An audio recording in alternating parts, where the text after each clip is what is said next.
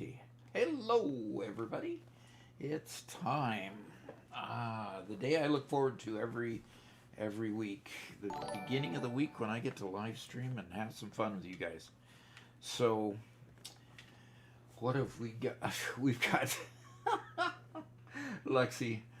Lexi subscribed, so tier 1, so 13-month streak, 12-month streak, 13 months total. It's been a while. Wishing an amazing stream. Thank you so much, Lexi. Appreciate that. All righty, and so we do have, Lexi and Twitch and Kenshin Himura. Noise still in time. Okay. Good morning, says Sports Freak. Good morning, says Kenshin Himura.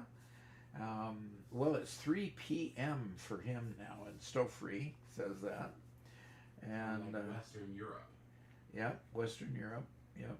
Ravnor Singh says 7:30 p.m. for him.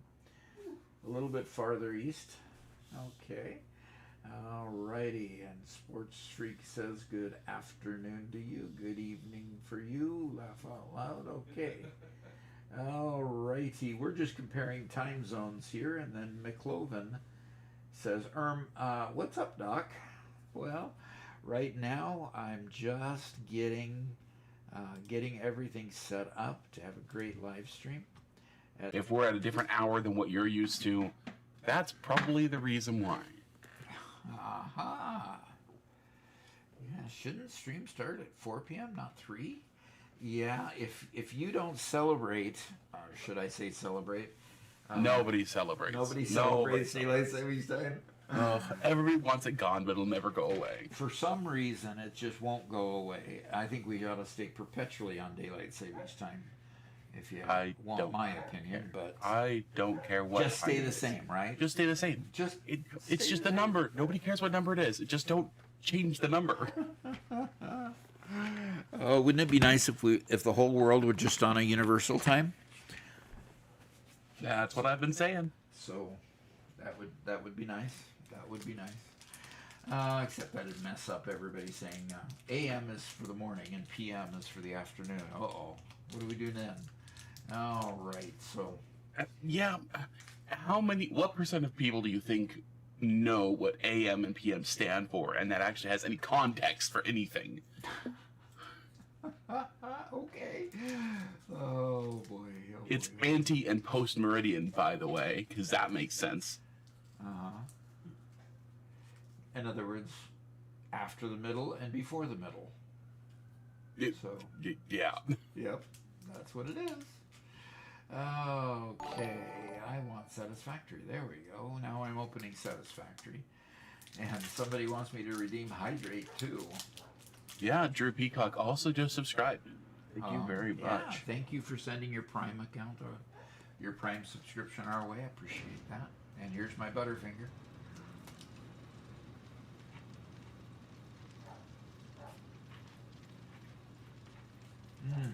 And Zhao says, good morning from Brazil. From where? Brazil. Brazil, yeah. Yeah.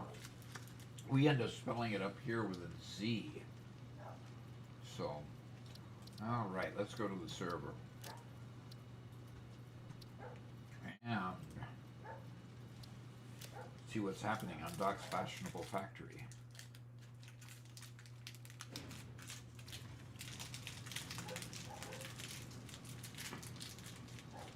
You know, Doc, a couple weeks ago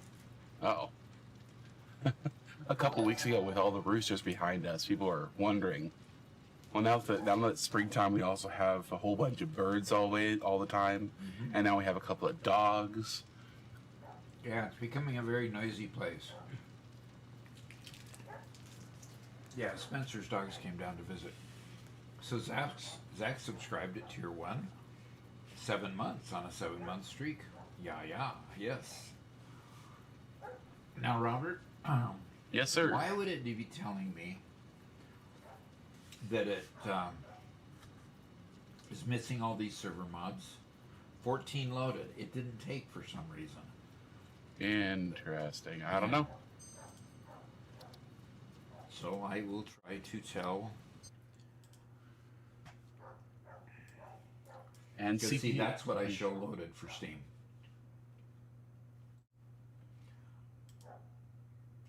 Just those. So I'm going to go vanilla. Yeah.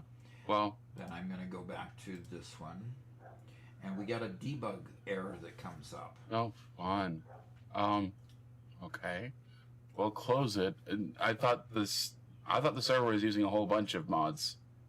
No, No. the mods that it's using is this, and it usually shows up as 8 mods when I actually get into Right. because Okay. the extra 2. Okay. But weird. Well, go ahead and launch it and let's see what happens. Well, this is the same result as what happened before. So it produced the error, then showed that I only had 6, and then when I got into Satisfactory, it said I still had 14. So let's see what happens. Well, the CPA Kevin's back. He says hello, Doc, in chat. Finally able to catch a stream. Fantastic. That is cool. That is cool. And now that we're an hour earlier, Lexi ought to be able to stay on with us longer if she wanted to. Starting at 3 instead of 4 p.m. So that's cool. One shot away says, just now bought Satisfactory on my Xbox since my PC couldn't run it. Excited to check out your videos for some nice tips and tricks. Okay. Where do you think I should start?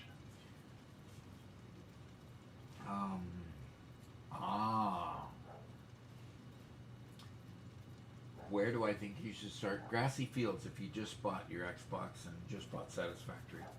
Pardon me, just bought Satisfactory. So yeah, Grassy Fields would be a place to start.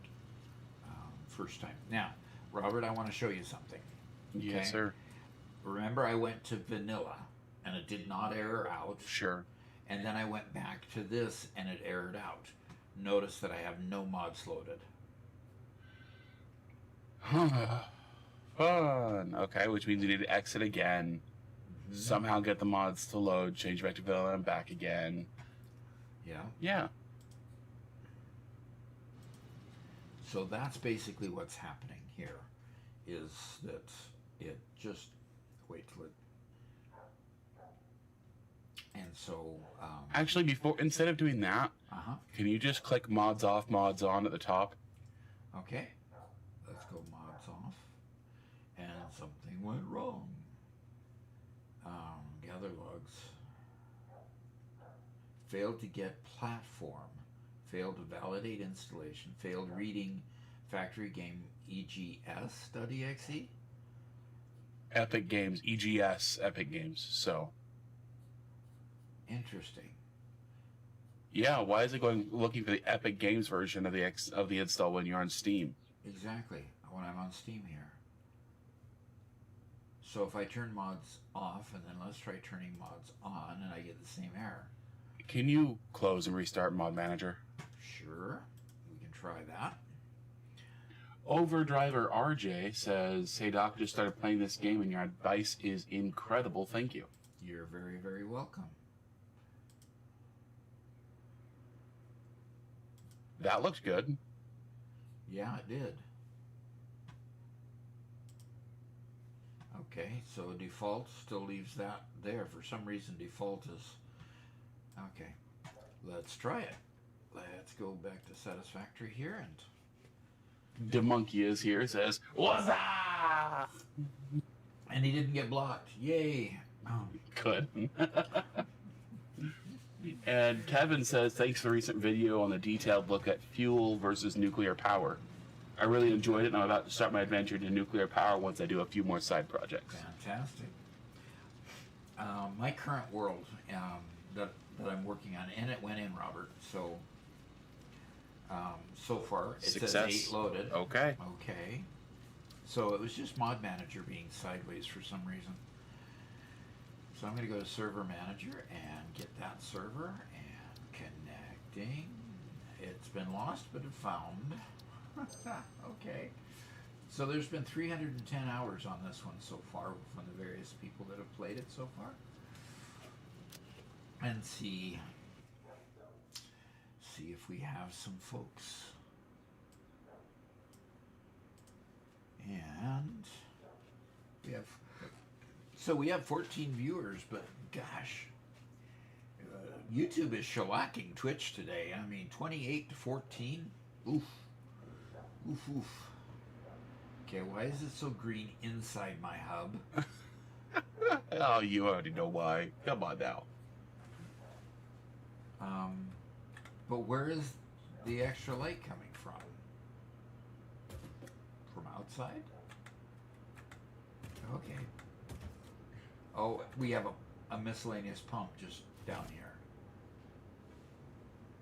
Strange, of course. The Sports Freak says, it's a slow day in the office this morning, knock on wood. So I'm hoping to watch an entire stream for once. All right. That would be good. Slow day at the office. That's always appreciated. To have a slow day once in a while. Alrighty, is this a door out? It certainly is. It certainly is. I found a door out that's right by the hub. Okay, we got the radiation filters over there. Okay. Has that monstrosity grown? I think it has a little bit.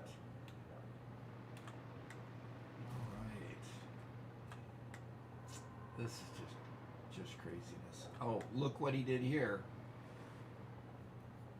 I think they call that a switchback. Yeah, a little more on the horizontal scale instead of doing it vertically the way you did before. Exactly. Okay. And so here we have a switching station, it looks like, and a bunch of stuff going on up there. That's pretty cool. Let's go see.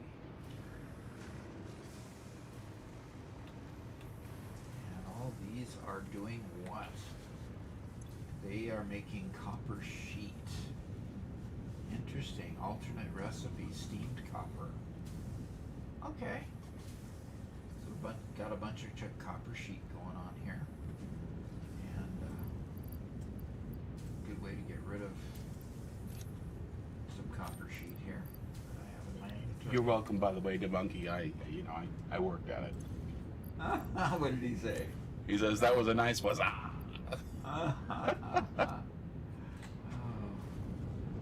And Dave Alamy. Oh, hold on one sec. I'm sorry. Had to be my computer there. Dave Alamy says, "Oh, hi, Doc." All right. Hi. Hi. That the video on power was a great amount of work. Robert is really really good at taking the information and getting it put into a script really well. And so, 99% of that was his work, and he really deserves the credit for doing such a great job on that one. I appreciate that. Zach redeemed a second Butterfinger because apparently we got a hiccup right after we started. Oh, really? Well, that means you get one. Awesome. Awesome, he says. Coming over the partition. Sounds like Perfect you even draw. caught that one. Yes, sir. All right. Overdriver RJ asks, will mods come to the PS5? Good question. I assume that mods will eventually come to the PS5, but it's right now, of course, it's just the mod manager is a PC product. So this is really strange. This seems to be a work in progress because we're making all these things here, but the train yard below is not attached to the production up here. See, it's just an end point of these. Maybe they're going. There's the sink. What is wrong with that sink?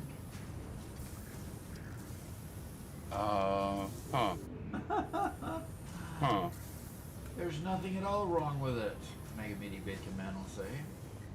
He probably shrunk it by 1 notch or something. It got Yeah. some of the graphic off. Probably shrunk it so it wouldn't go outside of the glass up here.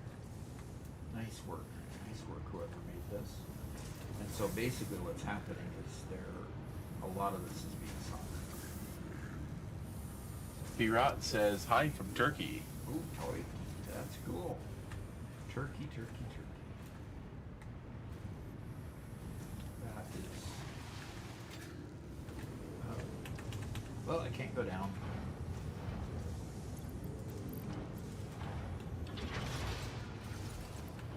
Alright. The usual server glitch. Okay, so that's a work in progress, and somewhere along the line, they're going to need to. Oh, I love how the stacks protrude out of the top, and export. There's smoke outside. All right, we've seen that. And Keeg says, good morning, Doc and Sons. Good morning, Keeks. Good to have you back. Okay. All right. Anything else? They're working on phase 5. Well, since last time, though, I do notice that the third item up there, where we needed 256 of those items, has been built. Last time, the nuclear pasta was built and filled in, but now we've got one more item there. So I am sure that we will be doing phase 5 here shortly, finishing that. And then what do we do next? We'll have to get with everybody. Wow, lots of stuff going on these conveyors, lots of work being done. Okay, way cool. It's less of a spaghetti mess than it used to be. That is way cool, so that's good.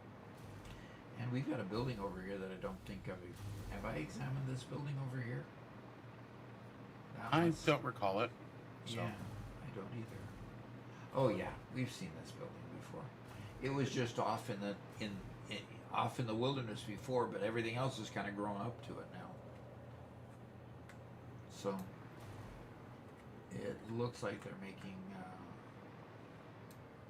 something here. What's this? Hey, Doc, can you pull your mic out? Oh yeah, there we go. Sorry about that, guys. Yeah, that I'm sure is better.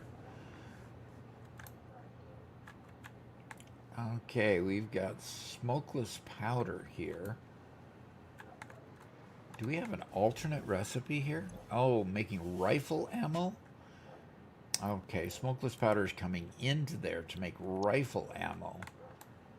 That's cool. Emo CD says, I recently found your channel, just started playing myself. Figured I'd tune in to check out your build. I apologize for ever launching the game. This looks insane, and I love it. Well, this is the member server. This is not, that over there is not the way I build. Okay, that is courtesy of Mega Meaty Bacon Man. And that's way better than anything you could ever do, Doc. I'm sorry. You don't have it. I don't think I could be that disorganized organized. I Right. mean, everything up there works, believe it or not. It just looks like a mess.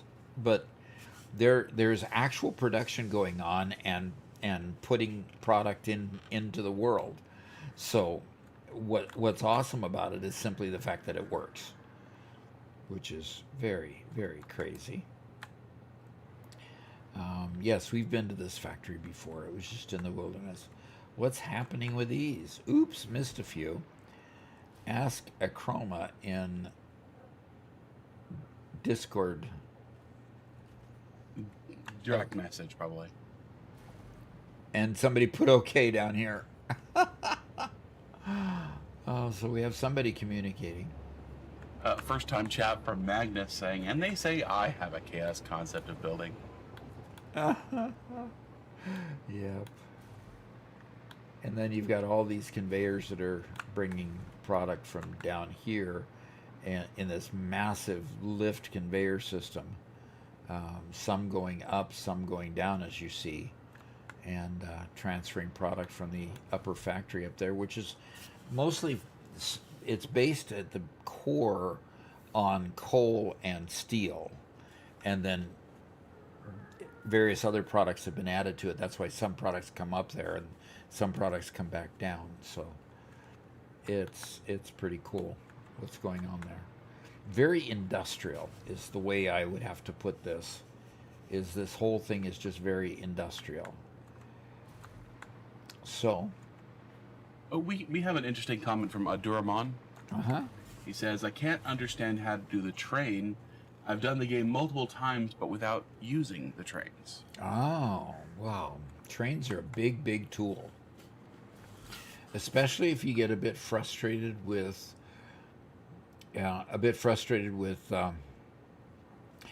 trucks that constantly need fuel, or drones that constantly need fuel. Trains are your very consistent option.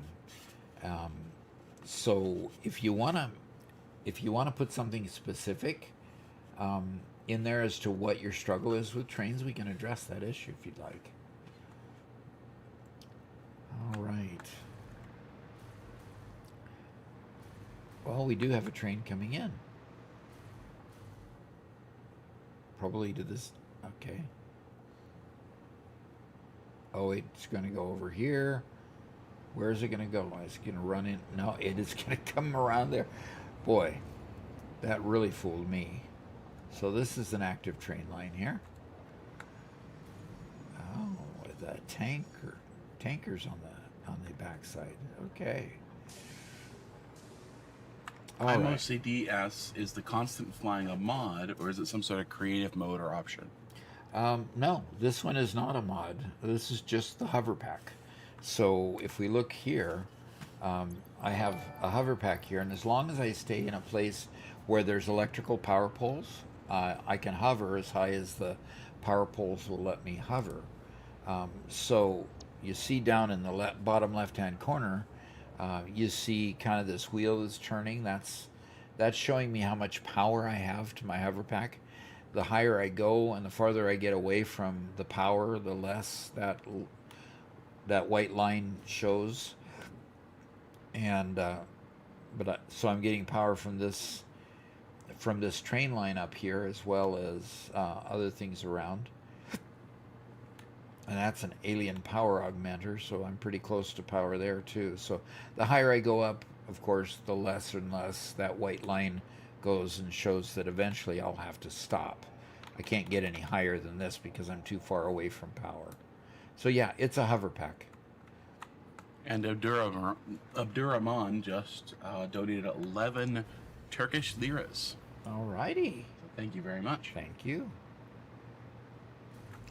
That helps keep the channel running, and I do appreciate that. We've bought a lot of equipment since Ping Players has been sponsoring us. And by the way, this is a Ping Players server, and you saw at the very beginning when I started in the office that above my head was a Ping Players banner, and this server is, compliments of them. This server wouldn't function very well with all of this extra stuff going on and the extra players online without being on a good robust server, and that's definitely what Ping Players provides. So if you want to get a server and play with your friends, use Doc35 to get 35% off your first time frame that you purchase. So, alrighty. Okay, so I think I've done as much damage as I want to here. So I think I'm just going to plant myself here. And I'm going to go to the other world, which means I need to exit to desktop and change my mods. So for a quick second, I'll be doing that. Chroma says, I got on briefly and worked on that second coal power plant. Unfortunately, my old man wants me to help him today, so I've been drafted as such. You bet. Hey, I understand getting drafted. Right, Robert? You understand drafting, yes. Yes, I understand drafting. There you go. Just like a couple weeks ago, we both me and Garrett live on the same property as Doc in our own house. And a couple weeks ago, our mom called us both over, and on a Sunday afternoon, and like, oh, would you guys like some hot chocolate? I'm like, sure, that's great. Would you like some sourdough? And she toasted some homemade sourdough bread for us, and we're both getting a little bit suspicious at this point, and we settle in, and she's just chatting and all bright, and she doesn't just invite us over and give us free food and just offering it very often. And she's like, okay, so, this is what we got going on this summer, and she outlines like 4 major projects that have to be done this summer to keep the property going, and so you guys are going to be there, going to be helping us out, because it's a whole family project. Yep.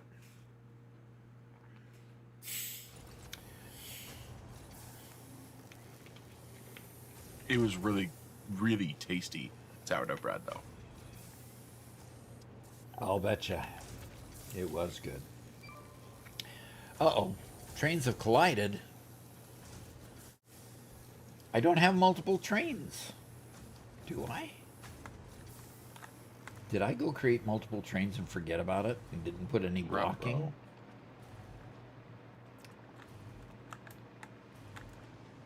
I probably forgot. A half hour to stream. Keys is first, by the way. Oh, okay.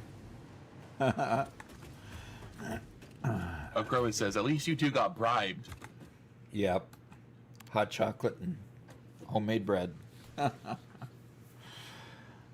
I'm OCD says, wait, are you all related? I love this channel even more. My dad and I play Valheim together. I'll use your code and set up a server here to get my dad in this game too. All right. Yeah, it works a whole lot better than trying to, play multiplayer and then if your PC has a hard time just running the game for yourself, now you're running the game for for the other person playing with you, and that can tend to be a challenge, that's for sure.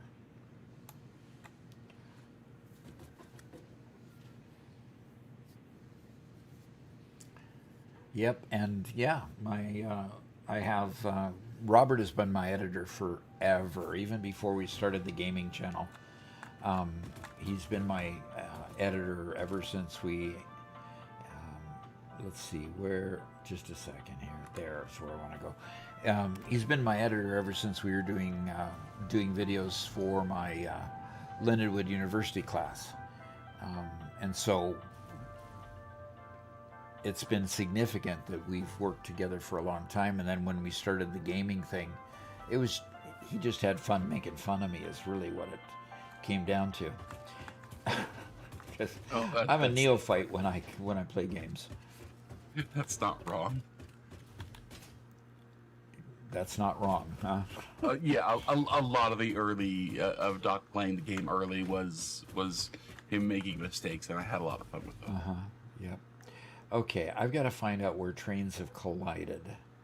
They would usually collide at a train station, wouldn't they? Yeah, usually, or some sort of junction, yeah. So if I look out here, I would expect to see there's the other train station. And yeah, and when you look at the other train station, that's where it shows they collided. Okay. I've just got to put some block signals. I just didn't do that. Kenshin says, how can I get you to do a very short visit to my world just to see the immediate area I'm working on or in? You said you're going to be in the desert. I just wanted to show you where I'm located. Okay. Well, there's 2 ways. If you want an hour of my time, you can go to my store and you can buy 60 minutes for $60. Or you could share your save in the showcase folder on Discord, and I don't think we've got I don't think we have a save to go look at for the next showcase yet. We could do that, but that's going to be clear the beginning of next month, so that's a little over 2 weeks away. So two ways to do it. Yeah, I think sharing it on the showcase is probably the best way to do it. Yeah. But that'll be the little ways out. So. Yeah. But be glad to do it. Ben's Decoy says Valheim's great for a close group of friends and family too. Say that again, Robert. Ben's Decoy, he was referring to the previous conversation about playing with your family, that the game Valheim is good for friends and family. Okay. And I have to agree with that. I enjoyed Valheim. And that's Valheim Requiem is the one that you want me to play, right? No. No? You're mixing up Resident Evil Requiem with Valheim. Okay. Valheim is a Viking-themed, what's it called, survival game. Okay. Which I enjoy fairly well. I'm not a fan of the combat, and basically the general progression of the game is all combat related, which I didn't enjoy a whole ton, but I love their build style. There's so many things about it that are really great.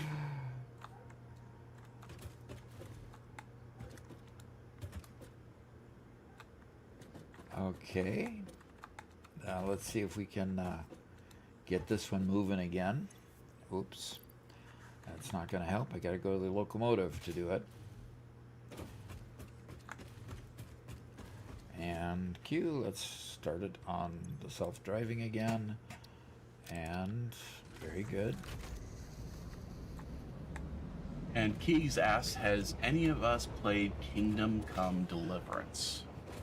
No, I hadn't heard of it. Have you, Robert? I have, and I have not played it, no. It's one of those, if I had all the time in the world, I would play it. But you don't, so you don't. Right. Yeah, that's part of the challenge with me playing other games right now is the fact that time becomes an issue. Time becomes a big issue.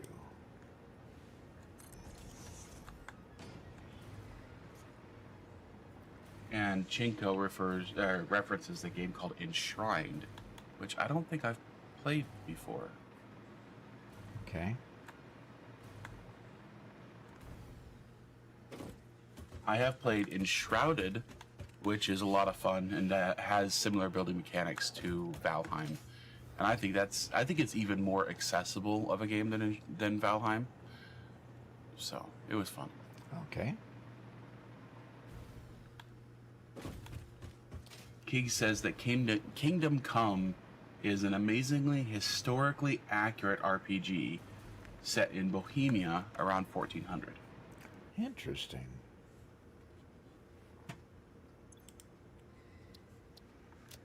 Yeah, I've heard a lot of really good things about Kingdom Come Deliverance.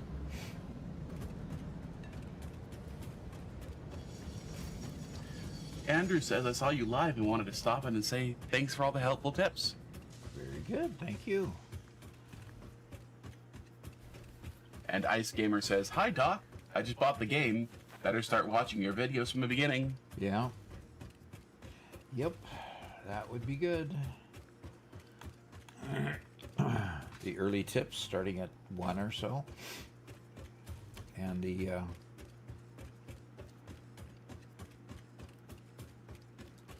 I'm just going to put block signals in front and in back of the of each train station there. Yeah, good call. And that'll keep them apart for now, because they're only going to those 2 train stations, to the box site and bringing them back. Soon to be more. Are you ready for your first university question of the day? I might just be. Let me finish running back to the station here and put those 2 extra block signals in. Then yeah, we'll take a break and go answer a question.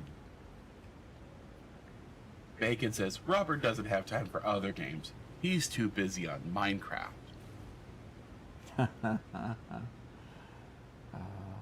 Well, he has been playing a lot on Minecraft, yes. Haven't you? And Kind of. Okay. Compared to my brothers, I've been playing not at all. Well, and we played. Robert kind of looked over my shoulder, and we played what was Slay the Spire 2. Slay the Spire 2. And after about 3 hours of gameplay, I made it through Act 3 to the boss. And then the boss at the end of Act 3 is just overpowered. I say overpowered because it beat me, of course. You know, Pretty brutal. it was pretty bad. And so, you know, I thought maybe, you know, it's just my inexperience and stuff. So Robert played it, and it turns out Act 3 is the last part in the pre-release of Kill the Spire. What is it? Slay the Spire. Slay the Spire. Act 3 is the last part of that. So he made it through to there, and he beat it once and then lost to it 4 times. So that last boss is pretty challenging. So it was pretty difficult. I kind of felt better after Robert shared that with me this morning, that it wasn't just me. That's a bad boss. So Andrew says anyone better than me is overpowered. Anyone else is a noob. okay. Yep. So Andrew actually says my wife is playing Kingdom Come Deliverance in the next room right now, trying to convince her to play Satisfactory. okay. Well, that might take a little bit, but you know.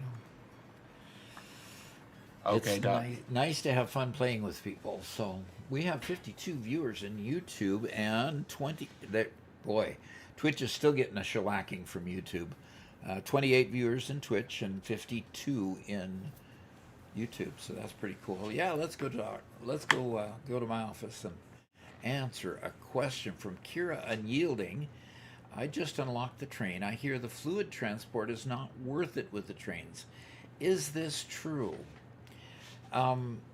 The fluid transport with trains is a little wimpy. You can, and this is what it seems really, really strange, is you can take and package the fluids and load them onto the train and carry more than you can in a fluid container on the train. So you can load a freight container with pre-packaged stuff and take actually more quantity of that fluid. I have wanted to experiment with the fluid trains so that I could validate that on the fluid side, because I bet if you got enough train cars, you wouldn't have a hard time with it. But you can carry more if you pre-package it. So that's where the rub comes when it says whether it's worth it or not. If you need to transport a lot of fluid, the fluid cars are not as robust as packaging it. So that's where it comes from. So if you only have to transport a little bit, don't worry about packaging it first, because that creates a whole ton of infrastructure. You know, you have to get the plastic there, you have to make the packages, then you have to fill the packages, then you have to load them up, and then when you get them to the destination, you got to reverse that process and unload them, and then send the packages wherever, to a sink or whatever, recycle them, reuse them, whatever you do. But the bottom line is, eventually you have to do all of this extra infrastructure, and sometimes it might just be easier to throw it on a fluid train, a tank car, and transport it and unload it, but just have more tank cars so that you don't have to have that added infrastructure. So I'm going to test out that theory in a save coming up here and see how that goes. So hope that answers your question, and let's go back to the game.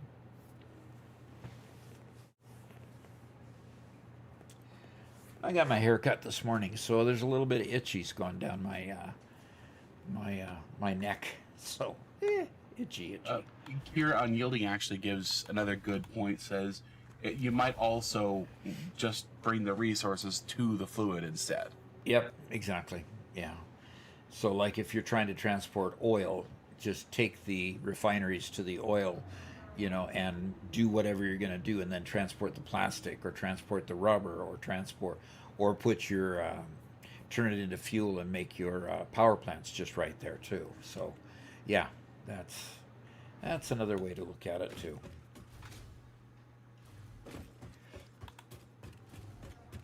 Then again, you've got sulfuric acid that can be transported. You've got all kinds of other fluids that can be transported, and usually are done in lesser quantities too. So that's always a point to make as well. Okay, I need to go downstairs and I need to unload a bunch of stuff from my bags. I went out. I went out and did a lot of exploration in between streams. My goal with the exploration was to find summer sloops, and you can't see it.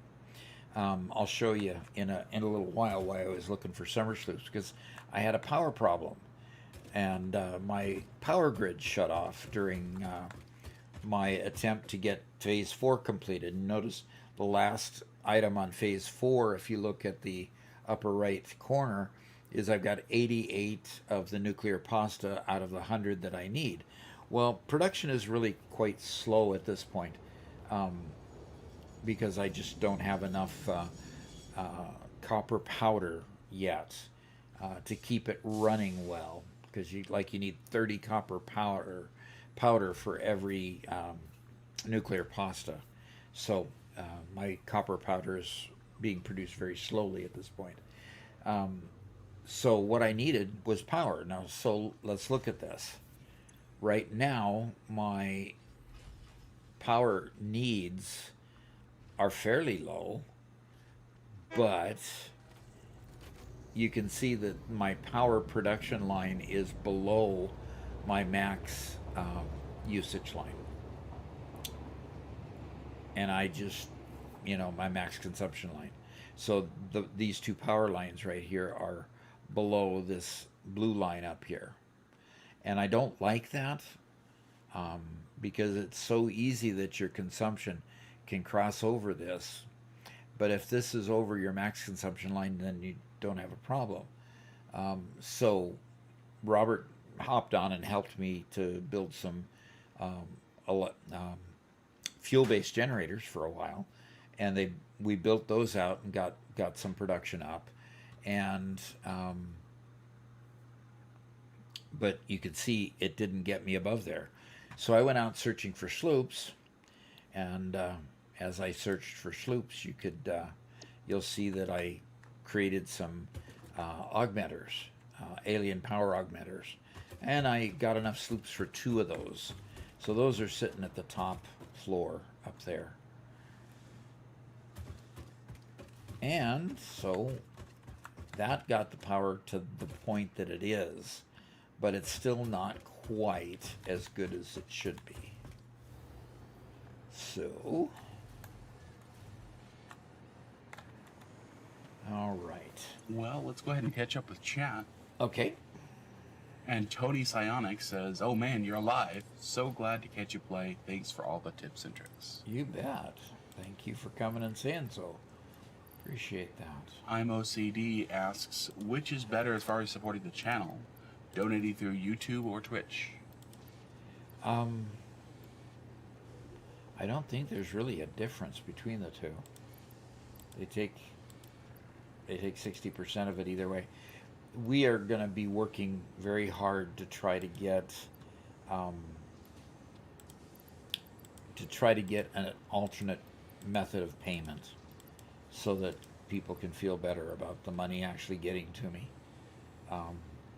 But every time we've tried at this point, we've kind of stubbed our toe in getting it going. So it's a matter of us getting Patreon set up or something like that. But at this point, those aren't set up at this point.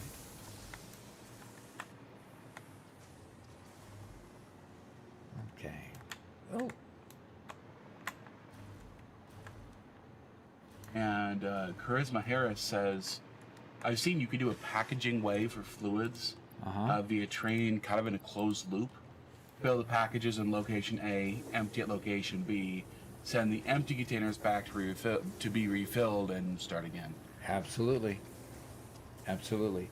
That does decrease the need to get plastic over there and make a ton of packages. So once you get enough flowing through the system, you can pretty much shut off the plastic coming and making any more. So yeah, that's one way to do it.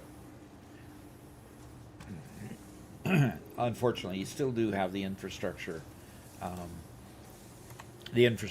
making the packages to begin with, and then the unpackaging at the next place. So that still tends to be a bit of a challenge.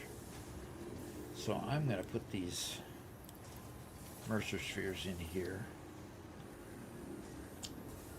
Jay Fallon arrives, says, everywhere should do away with daylight savings. Where I live, we already have. Do away with what? Daylight savings. Oh, yeah. I mean, Arizona has one of the states in our union, the United States. So, so Arizona is out of sync with the rest. So during winter time, they're in the mountain time zone, and during summertime, they end up in the Pacific time zone, based on what hour they are actually there, because they don't spring forward, in the spring like we did. So it's just kind of odd. So from us, in the summer, Arizona is 2 hours behind us, and in the winter, Arizona is only 1 hour behind where we are. So I'm kind of blown away at how few other states have adopted it. Typically with this sort of thing, when it's kind of a popular opinion generally, one state goes and then all the surrounding states start following suit, and it kind of cascades outward. But there's been no cascading. Arizona's been out of sync with the rest of the country for quite a while, and nobody else has jumped on that bandwagon. Yep. That's true. Which is kind of, it is kind of strange. Oh, come on, go down. There we Limp go. Noodle is on a 20 stream watch streak now, which is crazy. Okay. It says a 20-sided polygon is called an icosagon. Okay. Interesting. Is there such a thing as a 20-sided dice, Robert? Yes. Which is an icosahedron. A 20-sided die is the default size die for role-playing games. Ah. So it's quite popular. Second only to the 6-sided die. Yeah, the 6-sided die is your common 1 through 6 dice. Oh. Kitty Cat had a full night of mouse hunting last night. So she's sleeping on my desk over here, right over here. Oops, there. Yeah, she likes to be petted. She's my buddy. Definitely she's my buddy. Okay, where am I going? What am I doing? Why am I doing it? Oh, that's what I'm going to do, yes. Chinko has improved the power on the member server. Okay. So it's now producing more than what our max consumption is. Always good.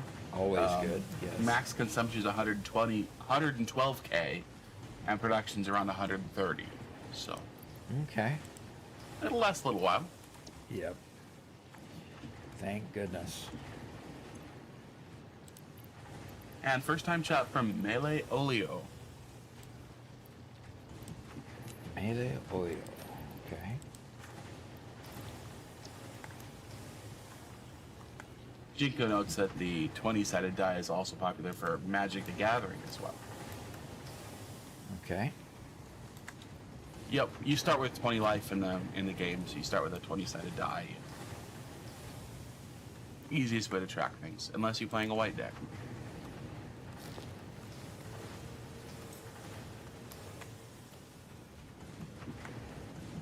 And Kenshin says Dungeons and Dragons, baby. The most popular D20 game.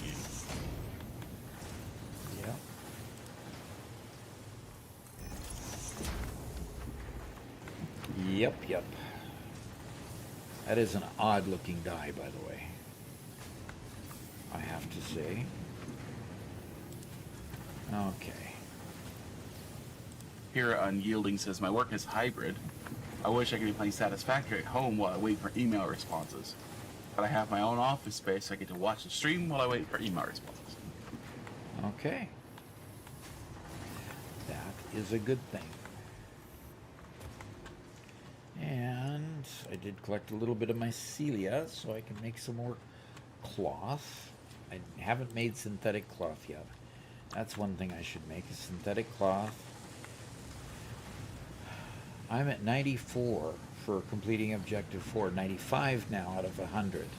So I think it's about time to go up and show you what I've done up at the top floor. See, with all this production going on down here,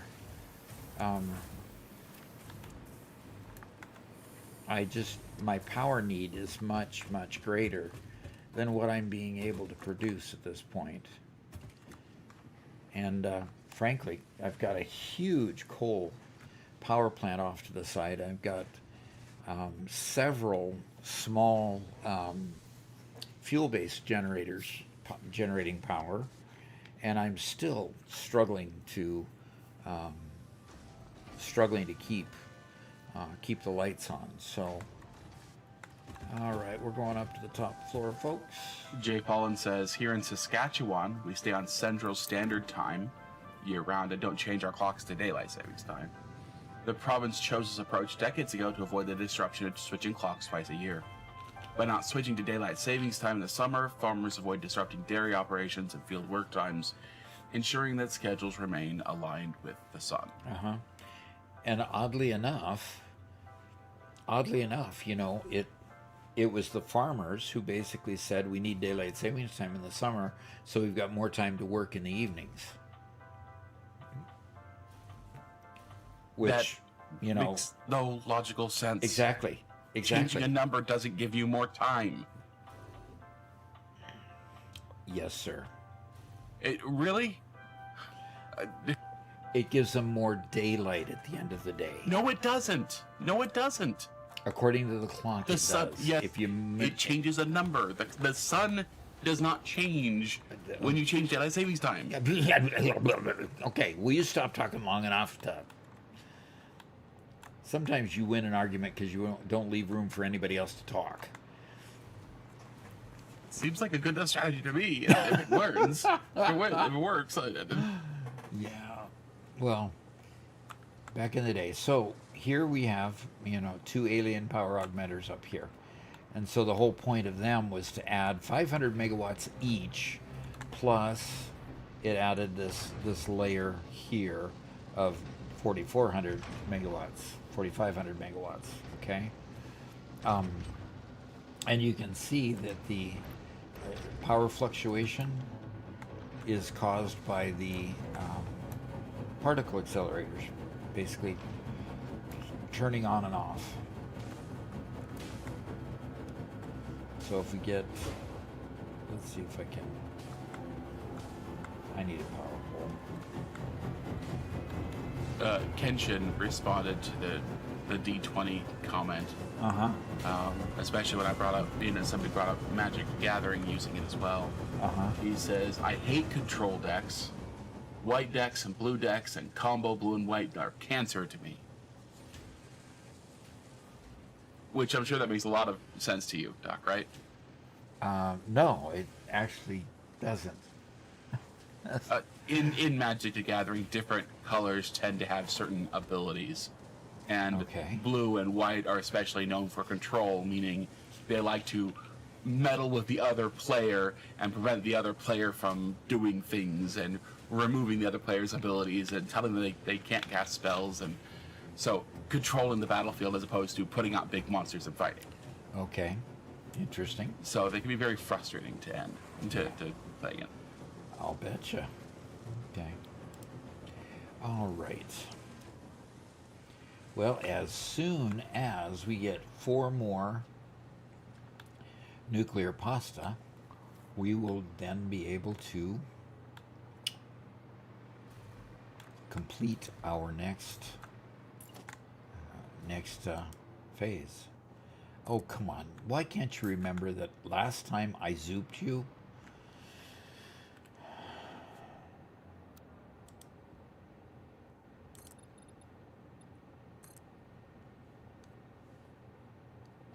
Yeah. Chinko says that black and blue has more control over the world than blue and white. That's my old Magic the Gathering brain feeling on the subject. Okay. Quite likely. I know blue is really big on control. I also haven't played in about a decade, so I can't say more than that. Magic the Gathering. You haven't played in more than a decade now? It's been a really long time. What's the game that you play electronically? Hearthstone? Hearthstone, okay. Which is kind of a similar game in a lot of respects, isn't it? Yeah, same genre, just so much more simple. Hearthstone is simpler? By far, yeah. Yeah, okay. Hearthstone is, I mean, you could pay to get a collection in Hearthstone. And by the way, I don't buy any cards on Hearthstone. I'm a free-to-play player. Because the idea of building a digital collection, paying for a digital collection, it irks me to no end. So if I don't get real cardboard, it has no real value. So you don't want to pay for digital. Right. You'll pay to have a card that you can touch, feel, see, and everything, but not... Yeah. Okay, that makes sense. Makes sense to me anyway. I think I'd feel about the same. It's kind of like buying an NFT, right? Yeah, probably about like that. Well, it's even worse than an NFT because at least an NFT is technically unique within that blockchain, right? Yeah. These are all fungible because, oh, you bought one, that's congratulations. I will now sell the exact same thing to another player. Mm-hmm. Yep.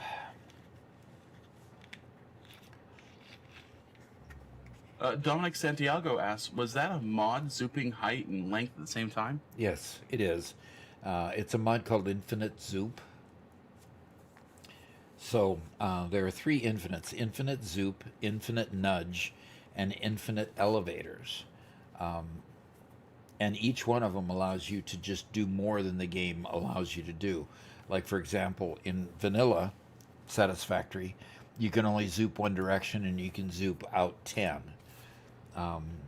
Whereas Infinite Zoop, once you get to the later parts of the game, you can zoop as far as you can stretch your mouse. And in 2 directions. Well, and the only restriction to that is the fact that your resources have to be able to cover how much you're doing. So, anyway, it's a great tool. Infinite Zoop and Infinite Nudge, both. Now, they did put nudging in the base game with the 1.2 release, but then Infinite Nudge came back and made it so that you could do other things, more things with Infinite Nudge than you can with the regular nudging in the game. So, if you'd like to check it out, because it's actually quite interesting to say the least. We've got 99 nuclear pasta. 99. Waiting for number 100.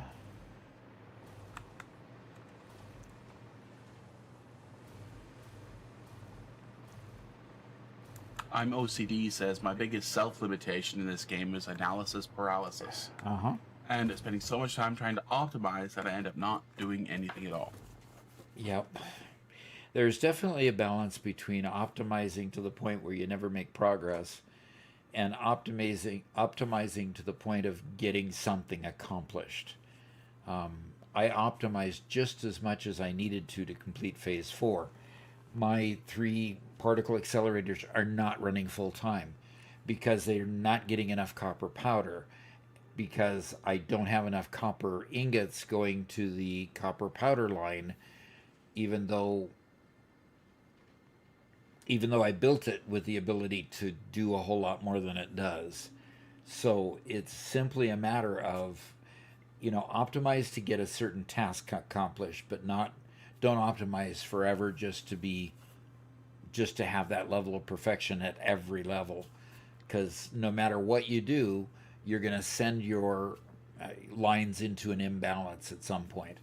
I think one good example is My Name Jake's. If you've ever been to his channel, My Name's Jake is the name of the channel. My name Jake's. My Name Jake's. Okay, I couldn't figure out where the S went, on name or on Jake. My Name Jake's channel. He has a certain building style, and he builds what he builds at the time. He makes it pretty, and he moves on. He leaves it exactly the way it was when he built it, even though he's got better escalators, better conveyors, and better lifts.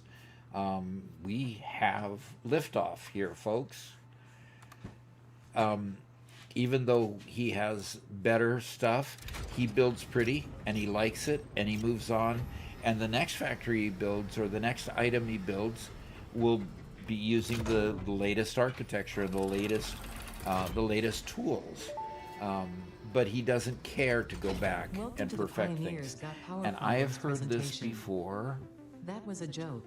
Anyway, you're familiar with the process. Just throw the Just lever. throw the lever. Okay. Phase 4 is really cool when it comes to what it builds up here. So we're going to watch. Propulsion systems completed. Okay.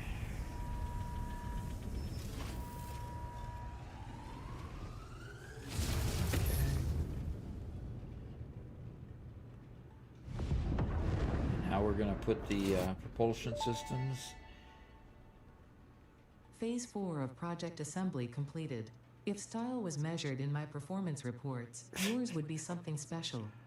Regardless, saving the day is within our grasp. Do not lose focus now. You must understand the weight on your shoulders, but you are not alone. I am here, and I know exactly what's at stake. This goes beyond Earth. Your actions will affect the universe at large. You might think I am exaggerating. Perhaps you will understand once you finish project assembly. Phase 5 awaits. All right. I expect She your expects best work. her best work.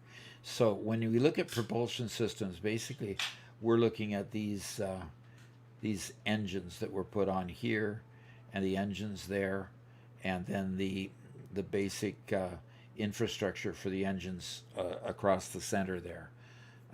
The next phase will make it really obvious what those propulsion systems are meant for.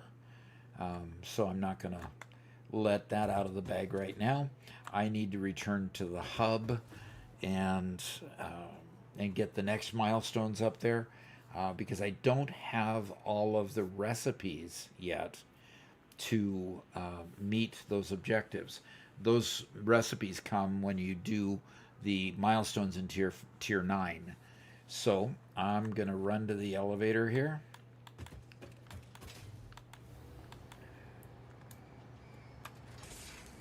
And I'm going to go back down to the train. Because that's where I have my hub.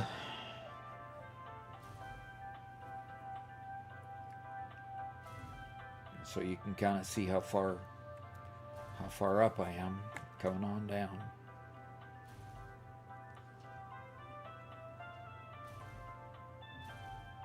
I think it's about time to change the music, don't you? Let's change.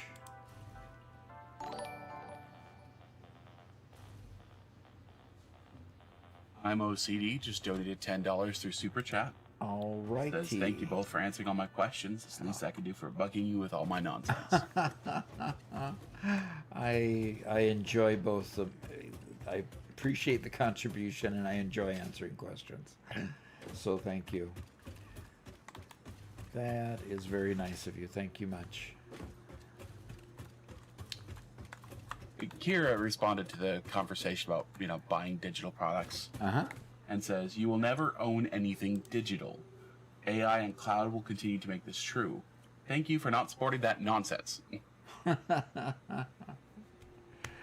Oh, gosh, yeah. Thank you for not supporting the purchase of digital products. Okay, so matter conversion is my next tier that I need. We get the recipe for a fixite ingot. Okay, come on, talk. And the fixite trigon. I was combining those two for some reason. Ingon. Okay, fine. So we already do the reanimated SAM, and we do the SAM fluctuator already. I don't know why they're listed here again, but the converter is really what we're looking for. And once we get the converter, we can do things like the time crystal and the biochemical sculptor. So that makes it, those make it doubly important. We do have SAM coming in, and we're making the SAM fluctuator, so hopefully we're ahead of the game a little bit there, but we've got to work on fixite and the fixite trigon, fixite ingot and the trigon. So that will be interesting. So let's select that milestone and get to work. So fused modular frames, radio control units, and cooling systems. So we can actually just go collect those items because I'm already making them. So let's just go collect some of those items and figure out what floor they're made on. The fused modular frame, let's start there and go collecting product here. And a lot of times when I go to collect the product, if I find that a line is not producing as much as it ought to, it's about that time that I'll take some time deviating from collecting to picking some of those things up and getting, improving the line so that it produces better. So let's go supercomputer. Fused modular frame is on that floor. Okay. And the cooling system too. So let's go get both. Bacon says, "I miss games coming in physical boxes. Game box manuals are always interesting with the artwork in them." That's what I miss too. Man, back in the day, I'd get a database program, and the database program would have a big, thick book in it that I could just sit down and read at my leisure. Yeah, I miss that. And yes, I am a little bit crazy. Geek says sometimes they come with extra stuff like game maps and stuff, which is great. Okay. So, we're not getting enough aluminum casing to keep the fused modular frame running as fast as it ought to. So, I don't have any storage, much storage here. I must have some storage at some point in here. Now, a little bit.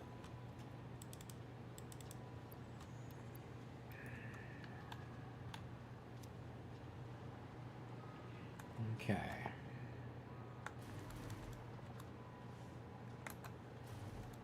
Osroy says, "You can own digital. Just gotta do it yourself and buy hard drives. Look up Hulu, F-U-L-U Foundation for self-hosted starting point. Or use Unraid or something like TrueNAS or Open Media Vault." Okay. And you can own it as long as your hard drives don't crash. Yeah, and, depending on what the content is, of course. I don't dislike something because it's a digital format. I dislike it when it's hosted on somebody else's server and I only have access until that server shuts down. Yeah. For example, Steam. Now, Steam has a lot of trust in the public because it's never done anything to break that trust. But the fact is that when Steam shuts down, you lose access to your entire library because all we have is licenses.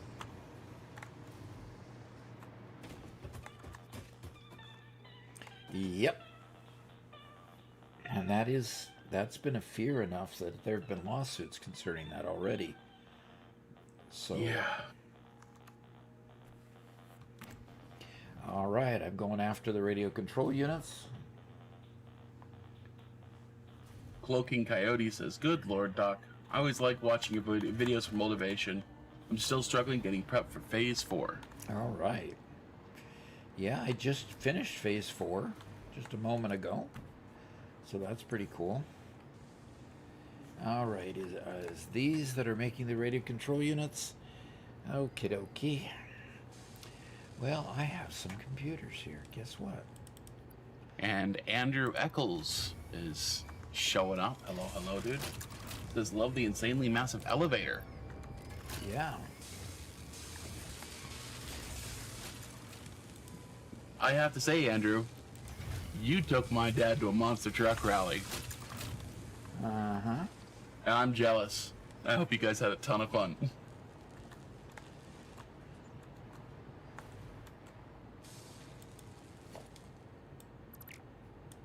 No Jussel says, "Don't forget to like the stream." Yeah, if you're on YouTube, please hit that like button. Yeah, It please. improves the chances that it'll be shown to other people. Yep. That's so true. So true.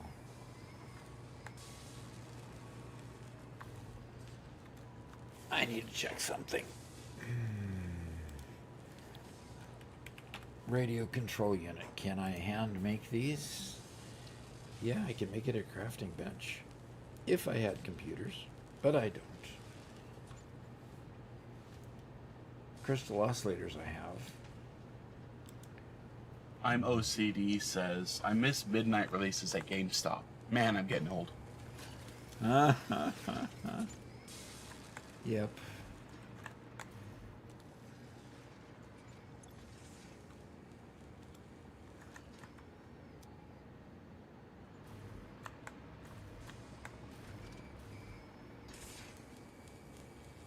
Man, I'm getting old. Gosh, I hate that. I hate that statement. I really do.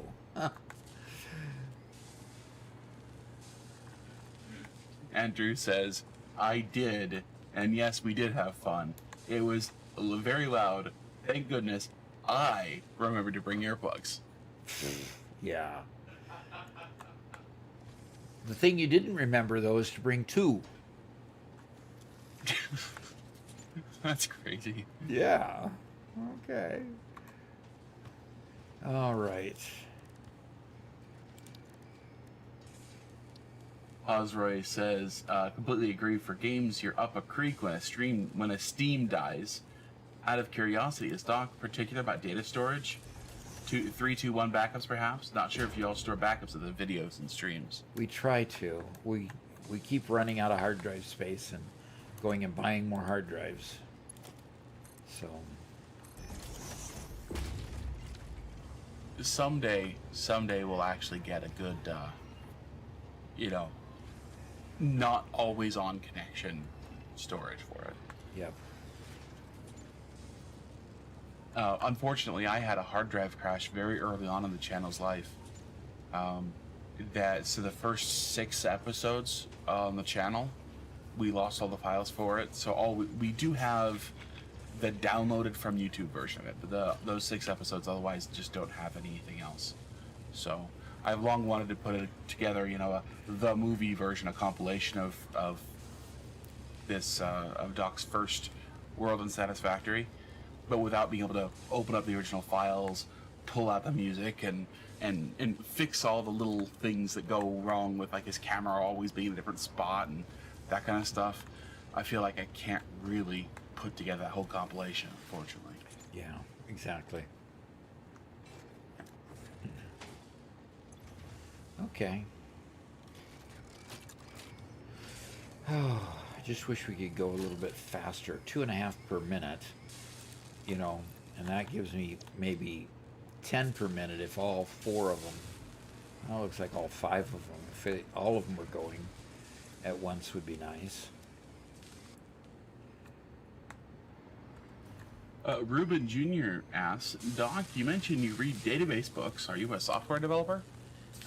Yeah, I was a database developer,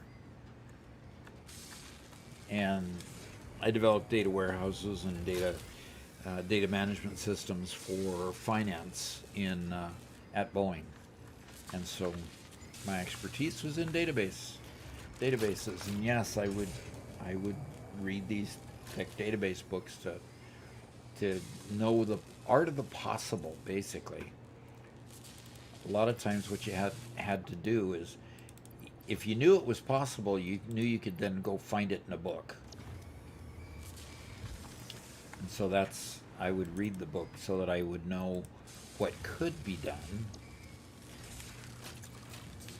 so that I could go search for it when needed.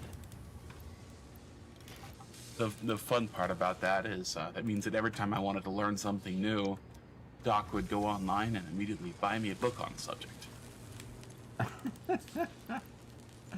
Expecting everybody to learn the same way I did, which they don't. I really struggle to learn a software program by reading a book. Mm-hmm. My problem is that I like going into the software and poking around and learning a whole bunch. And so, yeah, Doc bought me quite a few books for learning a bunch of different programs and stuff for tools that I need to do. And I open up the book and I start reading. It's like, yeah, I know that. Flip to the next chapter. Yeah, I know that. Flip to the next chapter. Wait, what are they saying? Huh? I'm completely lost. What's going on here? They aren't defining their terms. I guess I gotta go back to the beginning. I go back to the beginning. Yeah, I already know all that. And I just get lost every time I read through a book because of that. So. Yep. Been there, done that one too. Because, yeah, you don't want to tromp through a book when you already know the subject, you know? But, yeah. But you need to read the whole thing so that you get the gems that are hidden inside chapters that you don't, you know, the title says one thing, but the content occasionally takes these little bunny trails out, and that's where you get the gems, and then you move on. So, yeah. Yeah, that's, I think, ideally how it would work. All right, I've got 56 out of 250. I'm OCD says he was kind of joking about getting older. He says, I love getting older. You learn more and can do more and ultimately pass that information along and help others. Yep, so true. Yep, so true. And the thing about getting older is you don't feel like you're getting older until somebody points it out to you. And then you want to flog them because they pointed it out to you. Yep. Ruben Jr. says the fact that you're a database developer is so cool. He says, do you know about the ACID or ACID principle? Probably, but not by that acronym. If you could spell it out for me. Doc hates acronyms.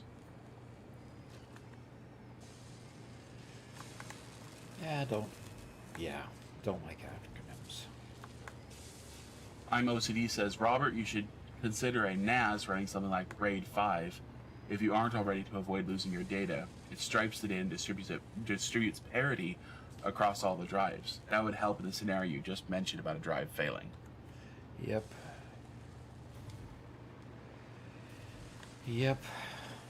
And the only challenge there is affording a NAS. Fancy Pants says, I feel like I'm getting older every time I walk up the stairs.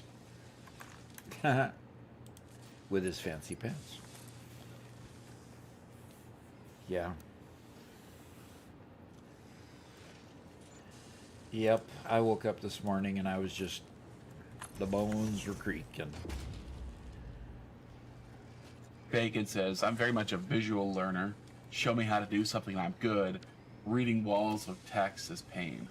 Yep. I understand that too.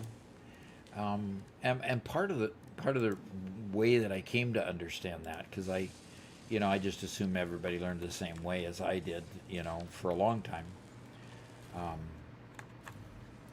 And part of that was being naive about other people's learning styles and patterns, which is a bad which is a bad assumption. Shouldn't ever assume anybody learns the same way. Anyway, so when I finally figured out people learned in different ways, it made my teaching a whole lot better. Hosroy says Doc doesn't like TLAs. No. Or FLAs or FLAs. 3-letter acronyms, 4-letter acronyms, or 5-letter acronyms. I don't like acronyms.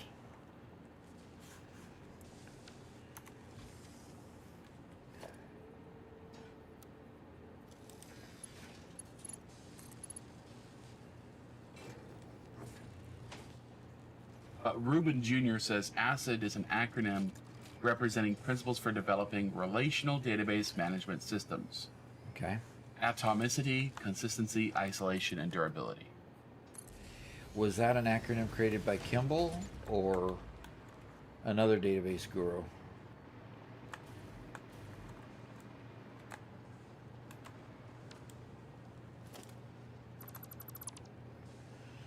Okay, I need a merger. Mantrid says acronymophobia is the irrational fear or intense distress caused by encountering, reading, or interpreting acronyms and initialisms. Acronyms and initialisms? Okay.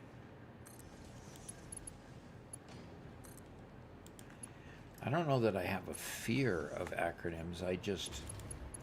I've had so many acronyms float through my head in the development of my PhD and during my time at Boeing that I can't retain them anymore, because I got to the point where Boeing, one division at Boeing would have an acronym and it meant one thing.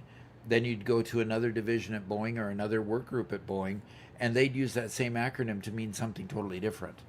So after a while, it just got impossible to keep remembering acronyms, because remembering them was of no benefit anymore.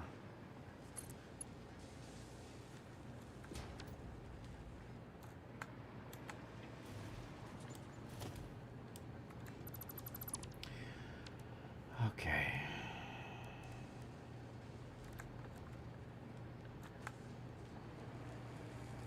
Osroy says, so it's actually a fear of long acronyms, also known as FLA.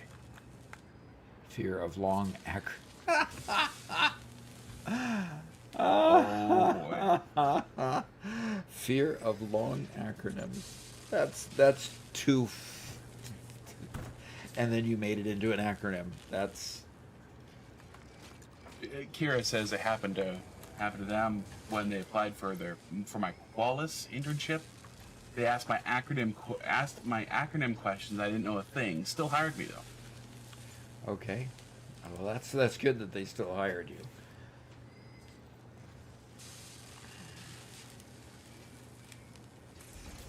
Bacon asks, what do you call a fear of spaghetti? And Chinko respond, non-Italian. Non-Italian? Okay. Mega Meaty Bacon Man, what's your answer to that?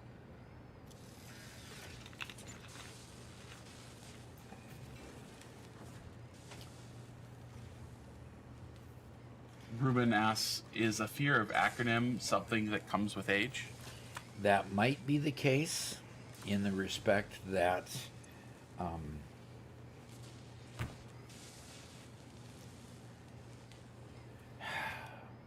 that might be the case in the respect that its age gives you so many acronyms in your head that no acronyms make sense anymore. Is basically, I think, what happens. That would make sense.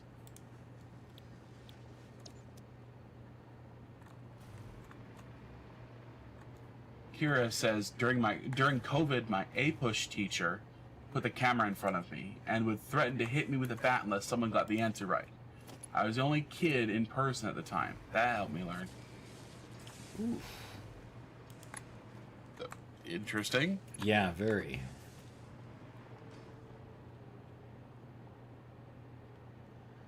Very interesting.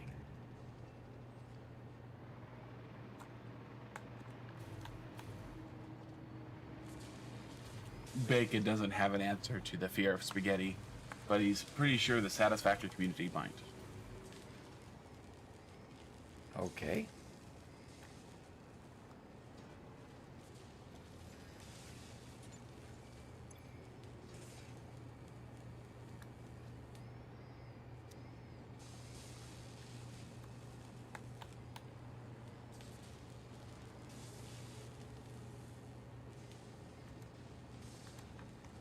That's wrong. That's just wrong.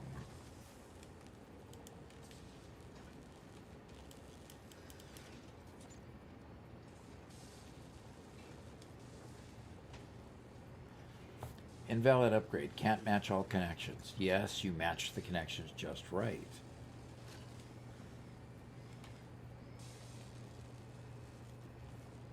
Weird. Yeah. I put a smart splitter here. Like, that's going to work. It's not matching properly. Exactly. So why can't I... Why can't I... Try making the splitter again, except the output. Yeah, try that again.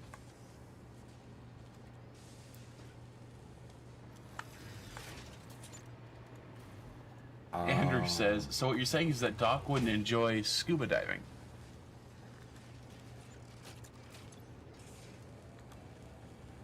Okay, we can leave that one there. So I wouldn't enjoy scuba diving. Why would that be the case? Scuba is an acronym. Ha ha ha ha. Ha ha ha. I still would not enjoy scuba diving, and I don't necessarily have a problem with acronyms. Yeah. No, thank you.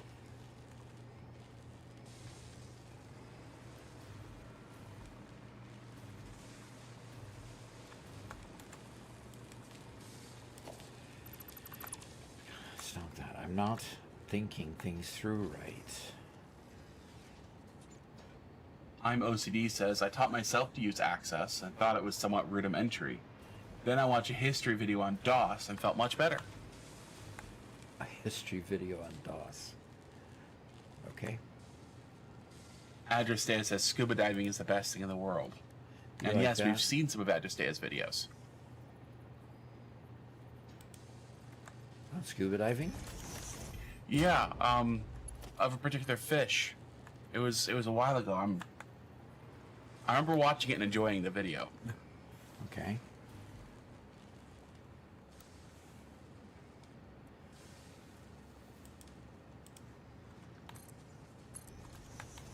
Kira says, I have ADHD, so my parents made me go to school in person. But the hostage interrogation kept me entertained enough to study before class. It was all in good fun, but now I'm on ADHD meds. Okay.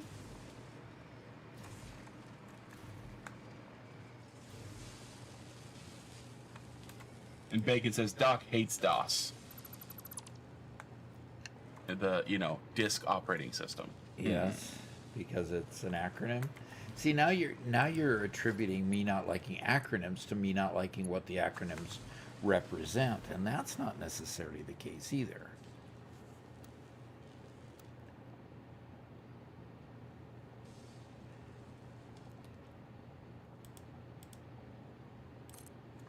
Andrew says, wait, don't you mean the self-contained underwater breathing apparatus? Let's take it easy on Doc. Not use acronyms. Oh, golly. And Sports Freak is back, says, remember when I said slow day at the office? Yeah. Well, I'm finally back. Life is never dull as an HR professional.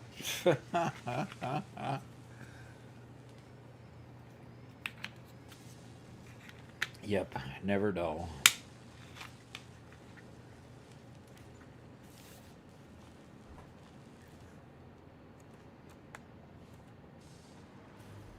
First time chat from Tender9 saying AAN. Acronyms are always necessary. Okay. Now we're getting crazy. Kevin says, wait, HR is here? I should get back to work. Yeah.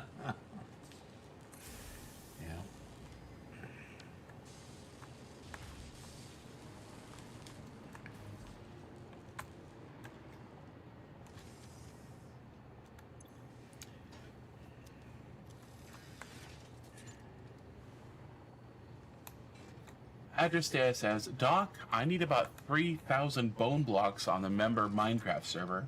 Please tell everyone to work at getting me those. The ivory tower must be built. The ivory tower must be built, huh?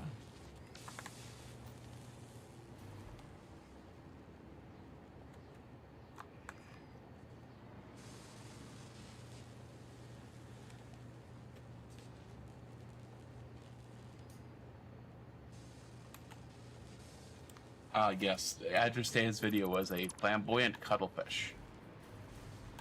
I remember that video. Cuttlefish, huh?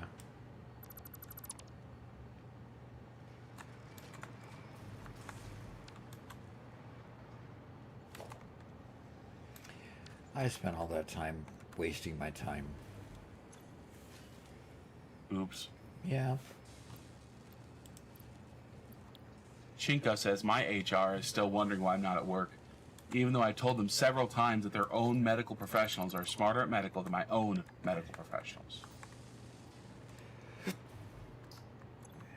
Well, okay. I will take Address Data's comment as a moment to kind of plug the server. If you guys become a member on YouTube or a subscriber on Twitch, you gain access to a couple of special things. First, a members-only forum on Discord. And sometimes on Fridays, Doc will record an episode, and when he does it during a live stream on Discord.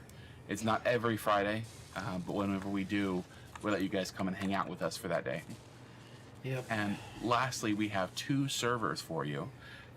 We have our Satisfactory server, which is provided by our sponsor, Ping Players. So you can come play Satisfactory with Doc on that server. As well as we have a Minecraft server, which just started about a month ago. And we are currently building up. It's still fairly new. And we're going to be building dungeons for Doc to delve and show off in videos later this year. Cool. So please join if you want to have some fun with us. Alrighty. Robert, just take over the stream for just a bit. Okay? Yes, sir. I'll be right back. Well, then, I guess I'll take the screen over to me, where I have been playing Slay the Spire. I just started playing yesterday after Doc. I'll go ahead and disable his camera for 1 second. There we go. I started playing last night after I watched Doc play for a couple of hours. I'm like, yeah, I like that game. You know, because I played a lot of Magic and later Hearthstone and whatever. Unfortunately, I don't have a very good deck just yet, so still fairly on in my run.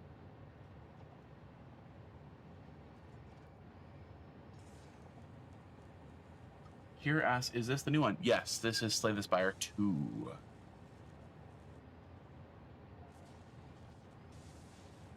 Sorry, I don't know if I haven't had the pedal pitch. Yes, this is Slay the Spire 2. And Address Data says, Robert, is that why you're AFKing in Minecraft? Yes. I also have Minecraft running in the other window, where I'm just AFKing at my farms. Well, let's go ahead and flame and bash. Now he has vulnerable. I basically have like one more just this turn before he's going to start dealing a whole bunch of damage to me every turn. So I have to actually start defending now. So we're going to shrug it off. Oh, so it only happens the first time in combat. Dang. Okay, well, I'm going to do that again because 25 attack coming at me.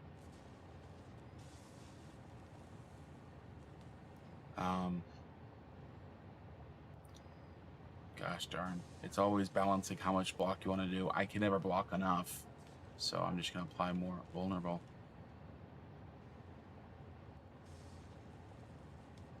Bacon says, Robert, I've been baby-proofing a trial chamber. I'll let you know when it's ready so you can pillage it with ease.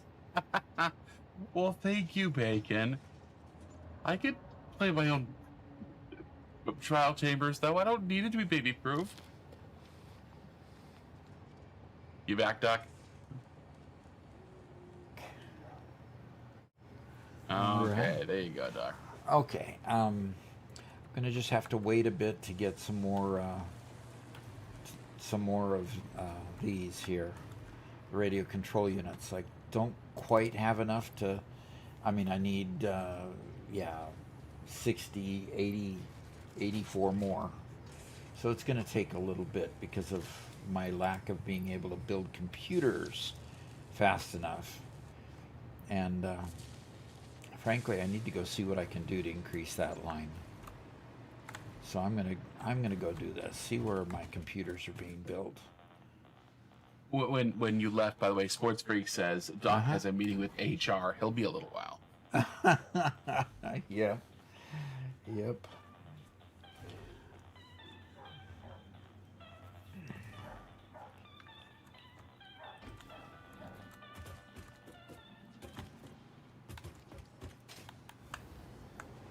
Okay, so the computers are being built here, and it used to be that plastic was the problem. Now cables are the problem? Cable is the problem? Okay, fine. Let's go search out our cable problem here. And cable is coming in where? Where do we have cable? Cable usually comes in from this side over here. There's cable coming in there. Kind of lazily making its way here. Kira says, my buddy took a break from Satisfactory to play Slay the Spire. He was one more day and I'll start progressing again. So, he has one more day and he'll start progressing again on Satisfactory. Okay, cool. That's that's a big deal. I found, and Slay the Spire, the Slay the Spire 2 is in pre-release, so there is only the 3 acts to play on it, but there are 5 or 6 characters, something like that, and each character has its own level of difficulty. When I say that Robert lost to the boss, he was playing those alternate characters, and it probably has to just build up a bit more before those characters are strong enough to beat that last boss. So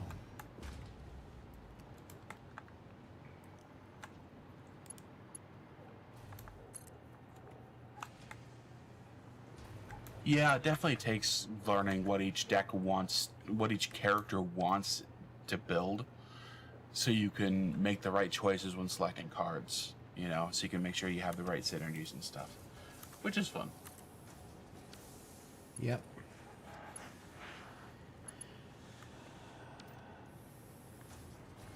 Ruben asks, based on your expertise in database design, what advice would you give to a person getting into it?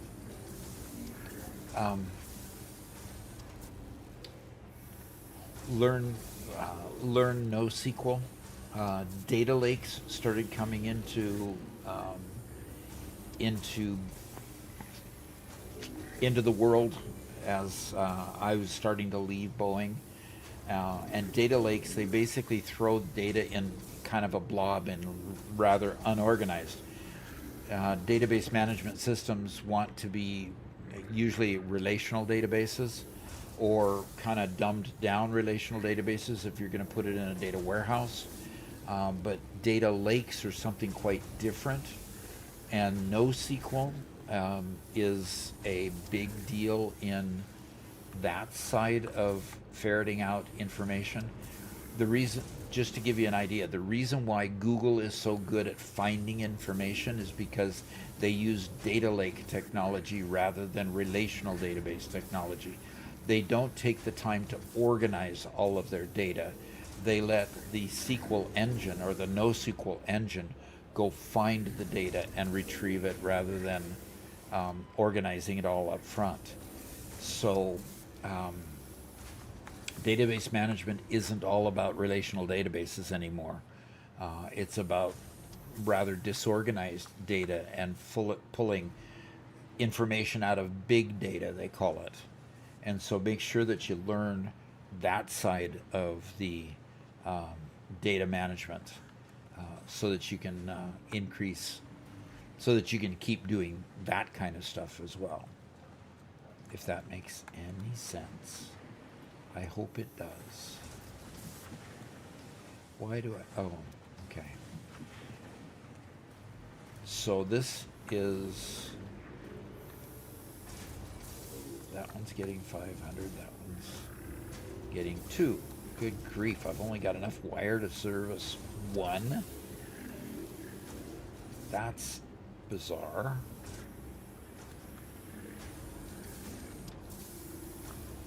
Boy, turning all these machines off really upset the balance, Robert. Yeah. All of these were really humming nice and humming along nice and producing well. And then we turned them all off and emptied. Basically, the machines got emptied. And after the machines got all emptied, they haven't spun completely up yet. So they're taking a while to spin up like they should.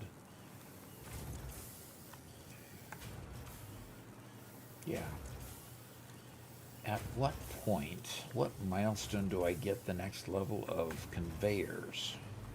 Because that's what's needed for this line. You see these yellow sticks at the end of this part of the line. Those yellow sticks at the end of this line are because I've got basically 1200 potential here and only 780 potential in the conveyor. So all of these conveyors struggle. And all of them are upgraded to 780. Oops. Is that one?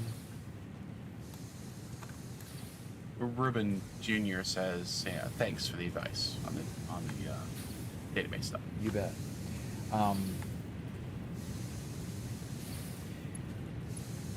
Once you get that part conquered,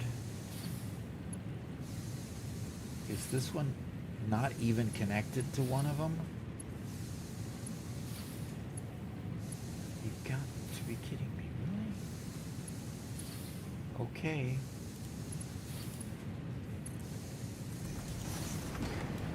The DC Zach says, hey Doc, I'm sure you've answered this or you have on YouTube. If you don't want to go into it now, I understand, but do you have any advice for a new player to get out of Phase 2? Seems like it takes forever. Okay. Phase 2. Yes, because that Phase 2 is what presents you the biggest challenge. I mean, phase 1 you get some basic parts and you basically just get the assembler. In order to get out of tier 3 and 4 and get Phase 2 unlocked is you get the manufacturer. And yes, it does take time.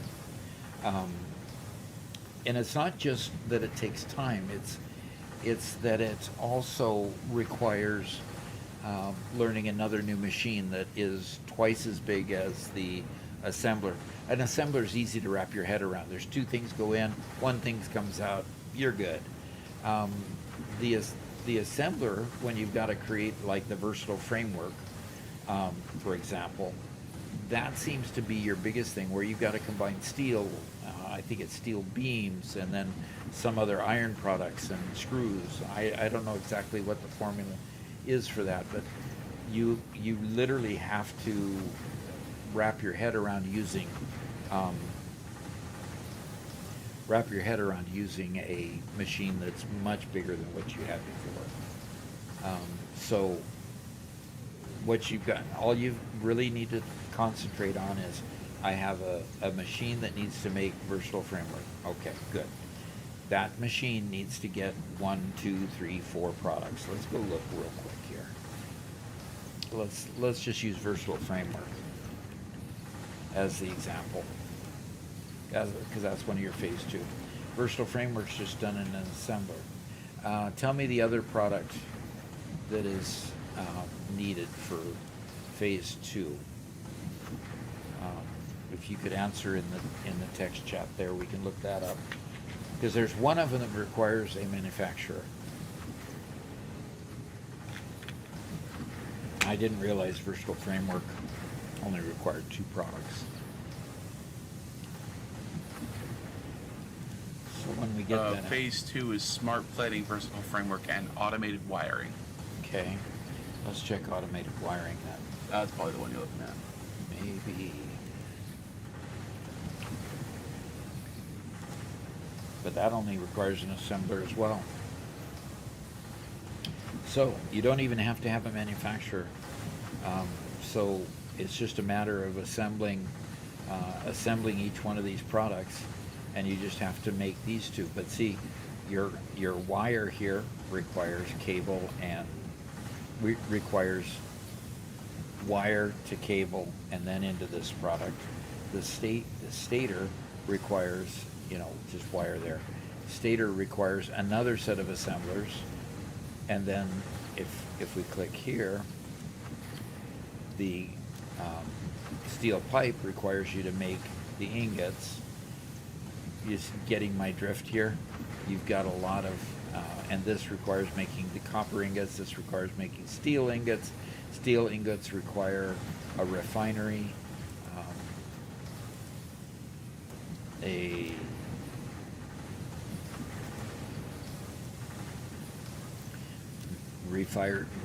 requires a foundry, pardon me, requires 2 products. So yes, it's a long supply chain. And literally with being a long supply chain like that, it just takes some effort to put together all those pieces. Now, you've already had to do this. Your key is to build it robust at the beginning, so you're making a lot of those. And the more you make, the better you are, the better off you are. So, hope that helps.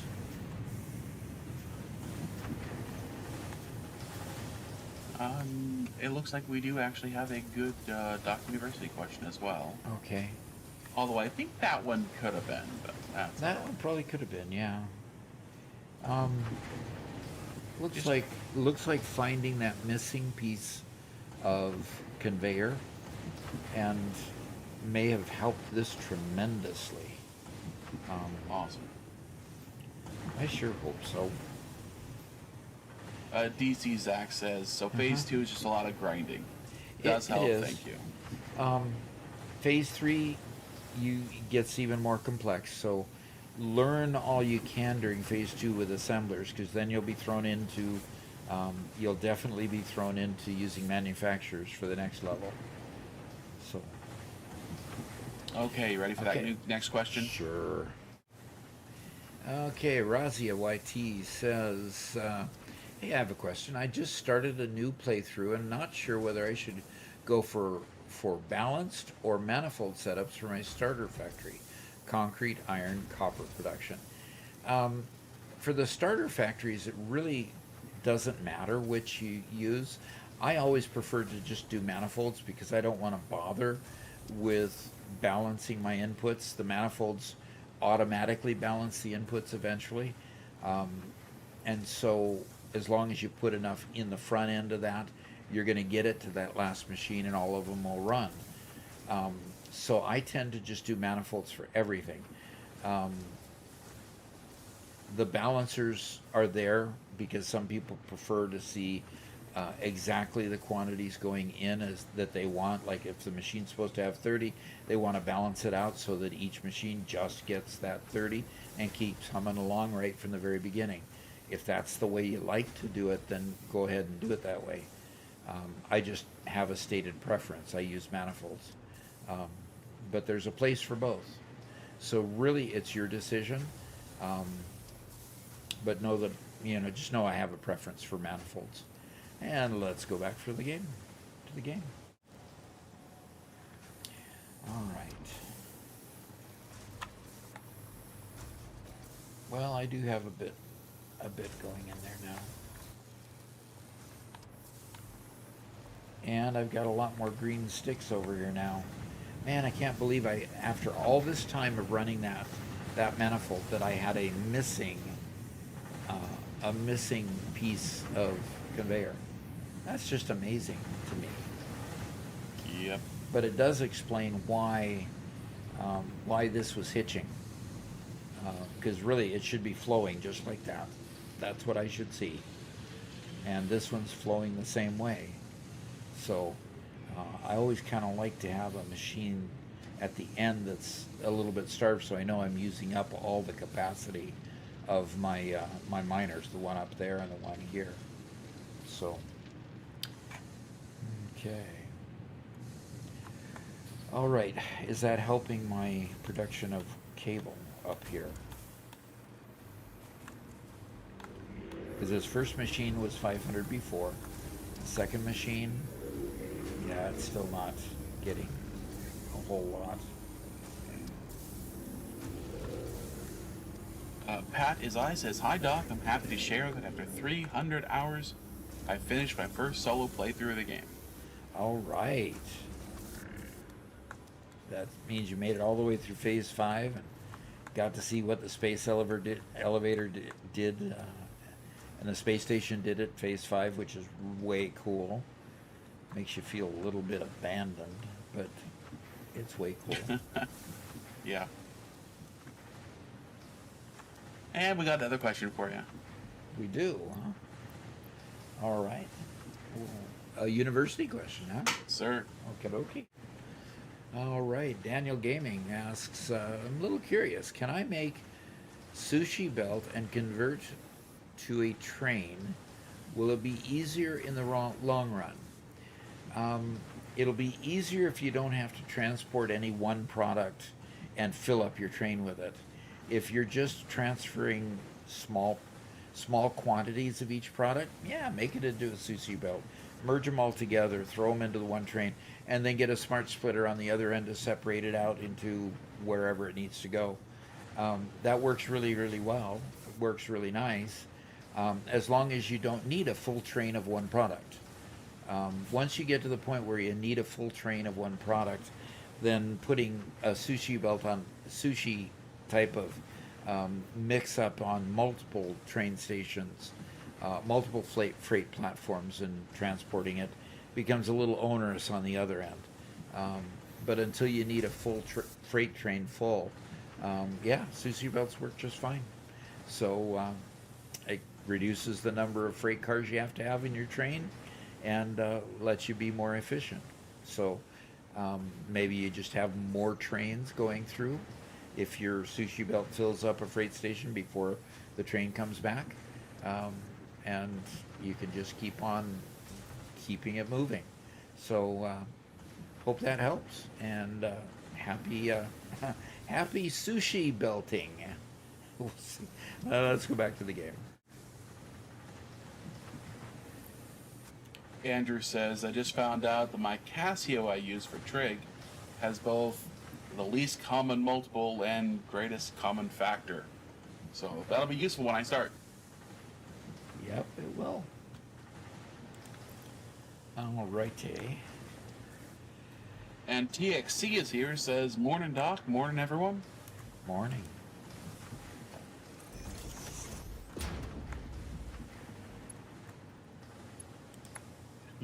Kira says, "Here's a university question. Hamburger with bacon or hamburger with egg? No in between." Bacon all the way.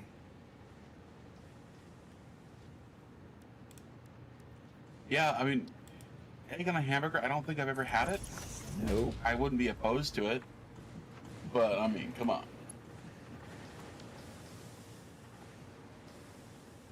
So Pat is I, who just finished the game, says, "I burned out a notebook in real life filled with math. It surprised me that I still went Fixonium rods, even though my math told me it'd be a net negative for power." Yep. Yep.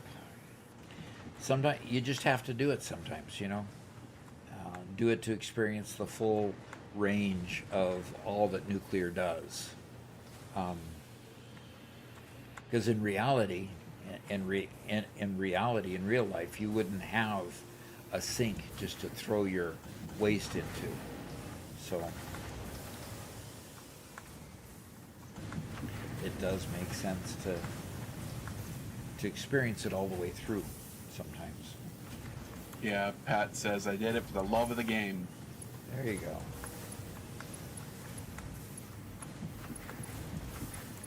I can't wait until I get the next level of conveyor. I'm gonna go see what's happening with my radio control units. 'Cause I really need to pass off this tier.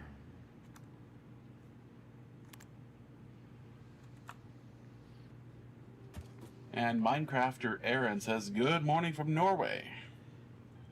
Beautiful Norway. Beautiful Norway, yes. And then he asks, Doc, how do you ensure that all your factories are 100% efficient? I don't. Simple question.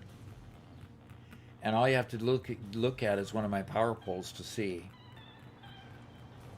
If they were 100% efficient, I'd be breaking my power system constantly.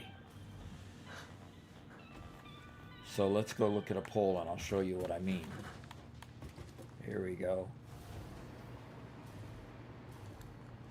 Okay. If I was 100% efficient, my power usage would be clear up here. And my power creation is down here. I can't be 100% efficient.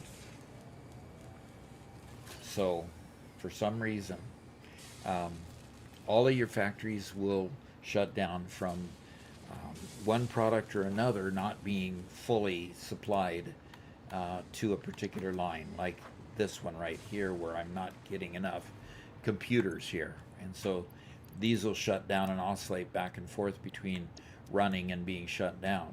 So, and I still need 56 more of those. And I just wish I could make more computers. Why am I not making more computers? Because the cable. Did I improve the cable? Oh, okay. Andrew says, this might be a stupid question, but what's with the starfish? And I think he's asking about what's in your hand. Oh, that's actually a mushroom. Let's see. That is actually a mushroom here.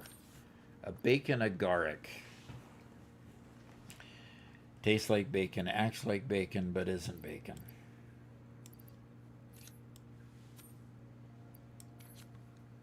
Kira says, what? No hamburger with egg? Where in America is this not a staple? In Georgia, there is no hamburger without egg. But don't ask anyone else if this is true. If this is true. I'm the arbiter of hamburger knowledge. Okay. I think I heard something in that comment that maybe, yeah. Okay. The thing is, I'm trying to think of all the number of states that I've had a hamburger in. And I've never had a hamburger with egg on it. Okay, if it's a big deal in Georgia, I've had Louisiana burgers in Louisiana. But you've got Alabama between you and Georgia when you're in Louisiana, yeah. So and I don't know about that. Okay, Alabama definitely isn't preventing the bad stuff from leaving Georgia. So, okay. I don't know. That's weird. I don't doubt that it's good. Garrett boiled a dozen eggs yesterday and made a gigantic pot of egg salad. So good. A gigantic pot of egg salad, huh? Yep. Interesting. The tap dancing penguin says, hey Doc, been watching your tip clips on YouTube. Me and my wife been playing a lot of Satisfactory, and it's been helping a lot. Cool. That's cool. Playing with friends. That's always way cool.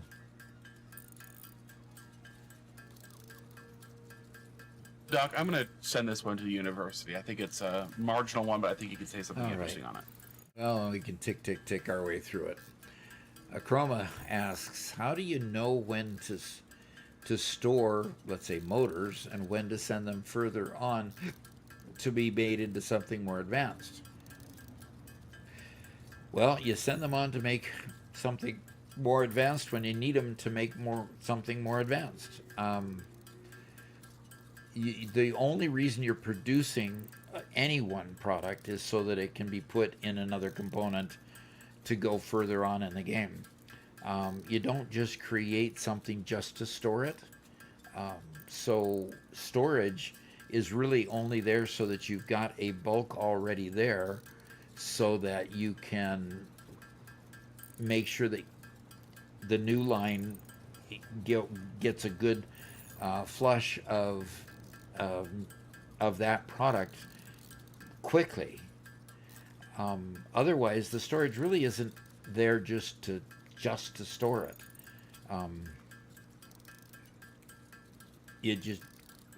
I don't know what to say more than that. If you need it downstream, you need it downstream, and you make it into something else. Like when you make a turbo motor, you need those motors to make the turbo motors. So, send them on downstream so that they are able to be used and advance the game forward. So, I think that answers the question. Let's go back to the game.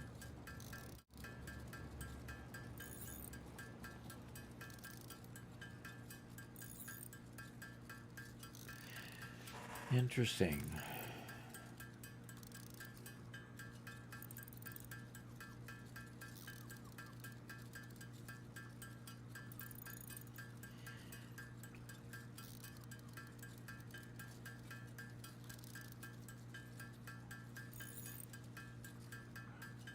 Okay.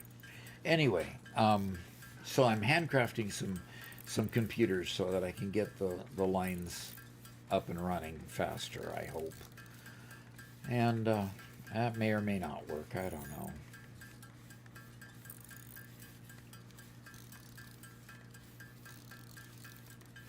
Kira says, I'm 140 pounds and all of my frame is egg burger. But 100% of the time, if you have an egg on a burger, it's accompanied by bacon. But it's a pretty common thing down here. I thought it was very normal.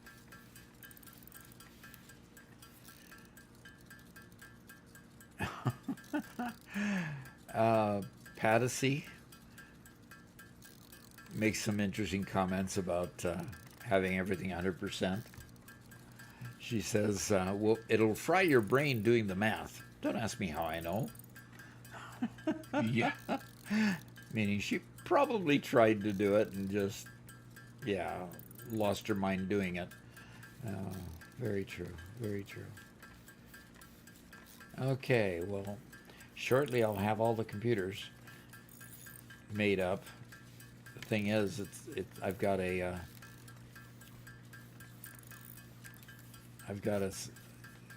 depots that are putting it in there almost as fast. Okay, so what is the laggard? Oh, the laggard is the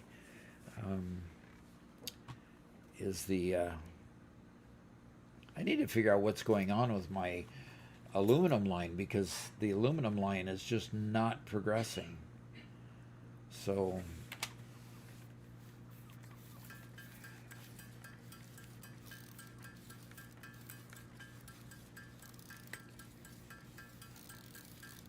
Chroma follows up on the previous question saying, I realized that came off kind of dumb. Like, for example, I'm making my first steel factory while making motors. Do I take those motors onward and store them, or do I just build motors ad hoc when I get them? Oh, I would put storage there for backup. In other words, if you're producing more motors than what you need, definitely have that storage there so that it fills up. And then take what you need going forward with another conveyor and send it down line. Also, be sure that you put a dimensional depot on there. If you have those unlocked, I'm sure you do. But have a dimensional depot on there with a hopefully a smart splitter or something, so that you can keep filling up the dimensional depot along the way as well.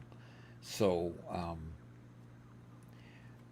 It's not such a dumb question. A lot of times you wonder, well, gosh, I'm going to drain what I have. Yeah, you're going to drain what you have, possibly.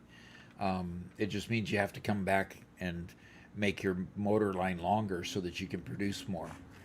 That's more the tactic you take rather than saving it, is you deliberately produce more than you need so that when you take what you need for one line and then the next line and then the next line, you've hopefully got some that are there in advance so that you can still keep moving forward. So I need to go figure out why I don't have any aluminum casing going into the depot, which probably means that the aluminum casing line is just not keeping up. And I already knew that. I made kind of a small aluminum factory. Probably should have expanded it to 2 floors instead of just staying on 1 floor, because I got plenty of bauxite coming in.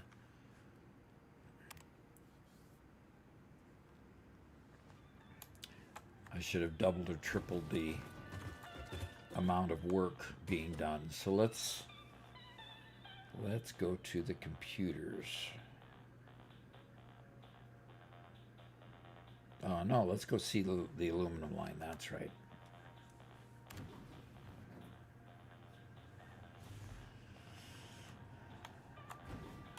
You did have a couple questions about why you were handcrafting computers. Basically to get the radio control unit so I can pass off this level and get onto the matter conversion milestone, get that passed off so that I can move forward. That's basically the bottom line there. In other words, you know, I'm kind of cheating. McGirdle says, your phase 4 looks so much cleaner than mine. Okay. Yeah, that just comes with a little bit of experience and frustration of having a line that's not working right. So we're actively producing these aluminum casings, actively producing them. It's just, I've got too many lines taking from it, I guess, is the big deal. So it's this line right here. And it's not getting enough ingots. That's interesting. We got another excellent question when you have time for it. Okay. Yeah, Oh. these just aren't getting enough ingots. First 3 are. That's a bit amazing.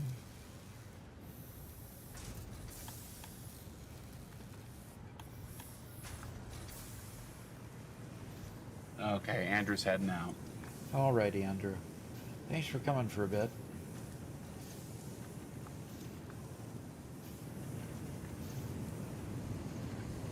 Well, looks like we can overclock some of these.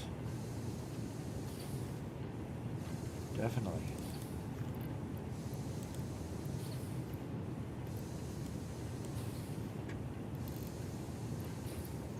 Let's see what happens here.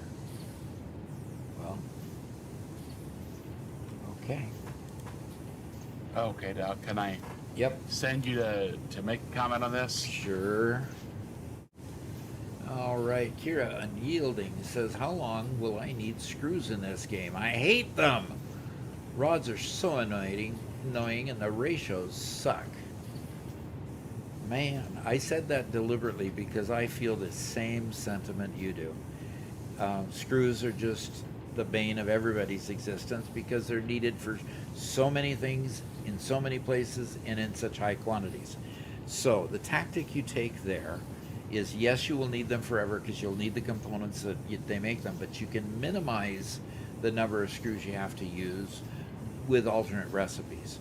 So search out hard drives, do all your unlocks in the MAM as much as you can to try to get rid of recipes that use screws at least so intensively.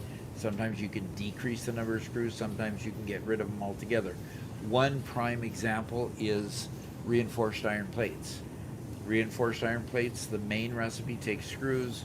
An alternate recipe called stitched iron plates lets you use copper wire instead of screws to make iron plates. Gets rid of all of the screws for that particular line. And that's one of those lines that, gosh, those reinforced iron plates seem to go into a lot of components later on.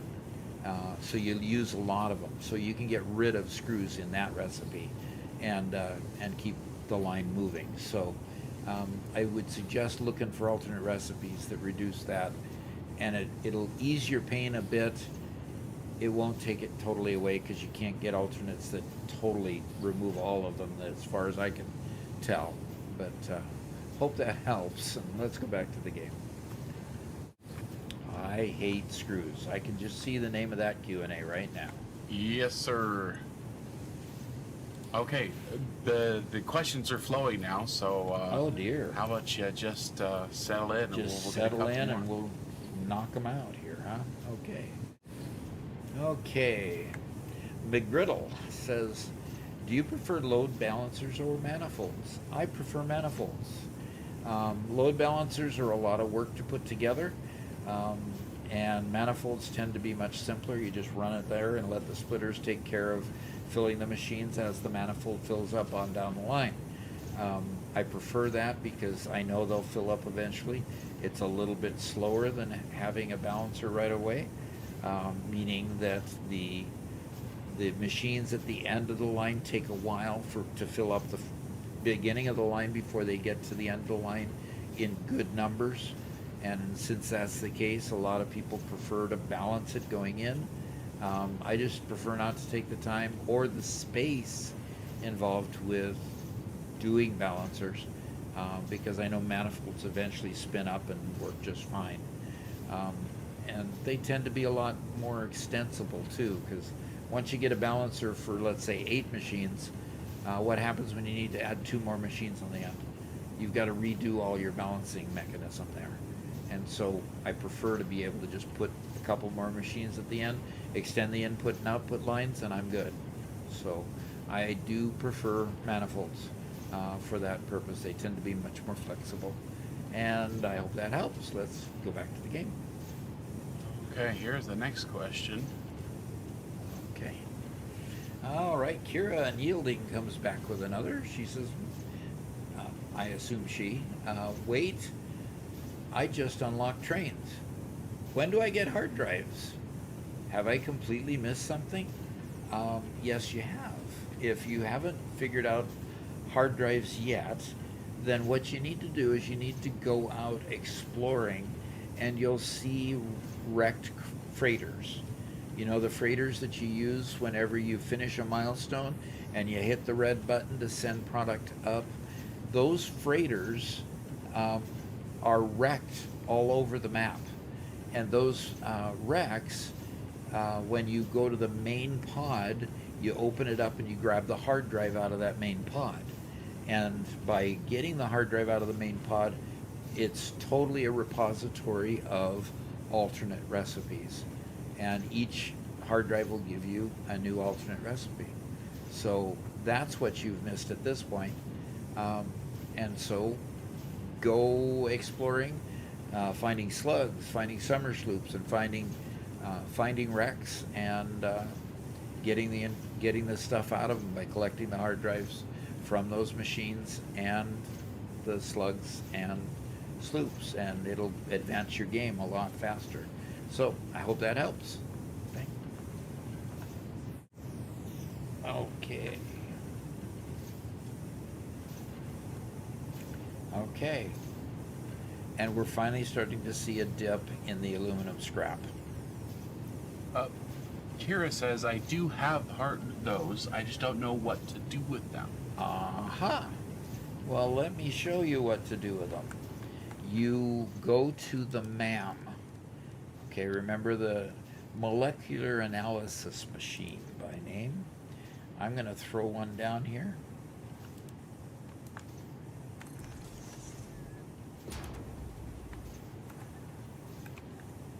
Okay, and when you hit E, the The top thing up here is hard drives. And if you click on hard drives, it'll bring up this here. And if you have hard drives in your inventory, like I have these 9 hard drives here, if you click on this button, you can then start scanning that hard drive. It takes 10 minutes to scan a hard drive. And once this scan gets done, if you go to this tab, this molecular analysis machine tab here, pardon me, go to the hard drive tab here. These are the alternate recipes that come out of those hard drives. Now, if you don't want it right away, don't take it. Just take a look at it, and if you can't use it right then just leave it for a bit later. Like right now, I don't care about automating miners, although that's probably a pretty good recipe. Instead of rods and plates, it takes steel pipe and plates. That's not a great recipe. The big deal is that one can be automated. Well, the other one can be automated too. No. Oh. The other one is manual only, Equipment Workshop. Okay. Which means if I'm going to lay down a lot more Mark III machines that require 3 automated miners apiece, then I probably ought to get to taking that one. Or aluminum beams. I can make beams out of aluminum rather than out of steel. So you think I ought to take this one, Robert? Aluminum, I'd rescan it. You use so few of them that automating them is silly. Okay. So I'd probably rescan. Okay, let's rescan it. Cooling device that probably is a little easier, and automated speed wiring. It's usually done in an assembler, and we're going to do it in a manufacturer to triple the rate, the speed of it. Okay, that's one idea. And then a cooling system that gets rid of the water. Okay, I don't know that really helps a bunch. Okay, so I'll just leave that one for now. And then quartz purification, let's add some sulfuric acid to quartz. Hey, Doc, we have a great question, which dovetails into this conversation, as well as you can address why you just leave stuff and never pick them, along with this question, okay? Sure. Okay, I've noticed you have 9 unscanned hard drives. Do the hard drives give you a recipe based on your level? That is actually yes. If you haven't unlocked a recipe, you won't get an alternate recipe to what you've not unlocked yet. So you have to get to a level and unlock enough tiers to get to a particular recipe. Like you won't get an alternate recipe for steel if you haven't unlocked steel production yet. Or you won't get an alternate recipe for aluminum if you haven't unlocked aluminum production yet. So it's those type of deals that restrict what hard drives what recipes will come back. One other limitation is that I have a lot of these that are left here because I'm not excited about any of these alternate recipes. And if I'm not excited about them, if I leave them in this list, then I've got 2 recipes that I'm not excited about that will not reappear in a new hard drive. So I keep on leaving them there until I decide to use them. Now, at some point in time, you're going to get over 100 scanned hard drives that don't give you a recipe. It'll only store 100 there, and then it forces you. It forces you to get the better recipes. So, when you get over 100, it forces you to actually accept a recipe so that you can get them out of there and scan a new one. So we have a raid from somebody. Defend from raiders now with emotes. Spam now. Oh boy, that's an interesting. That's funny. That is funny. Okay. Yep. Rating from Servo. Thank you very much. Thank you. Thank you. Rating with a party of 6. Thank you, guys. All you 6 folks. So right now we're learning a little bit about hard drives and scanning hard drives. I'm not sure that I'm all that excited about um, getting an alternate recipe that includes sulfuric acid um, when I've got one pure quartz recipe already. So, and I'm not interested in making canisters out of steel either. So I'm going to rescan this hard drive. Servo says, thank you. Been watching all your videos. You bet. Well, thank you. Okay, thank you. He says, really helped me during the oil and train stuff. Okay. Oh, okay. Look at this recipe, Robert. Which one? The radio connection unit. So I've got a radio control unit that I'm having a hard time getting enough computers to put in to make it. Ooh. But is that the cooling unit there that this one requires? Yeah. The heat Or sink. heat sink, yeah. That's not hard to make. No. And I've That got might be plenty good of for you. high-speed connectors, and I've got plenty of quartz. So I'm going to go ahead and accept this one, and I don't know that I'll necessarily rework the line quite yet, but may do that later. Okay, so we've got, looks like we've got silica almost always coming in. Let's see here. I do have to tattle on Doc a little bit. Oh, no. Because Kira says, Kira feels a bit embarrassed by having missed the MAM. For Doc's first playthrough, and you guys can go watch it on YouTube. It's all live there on YouTube. How much did you use the MAM? 0.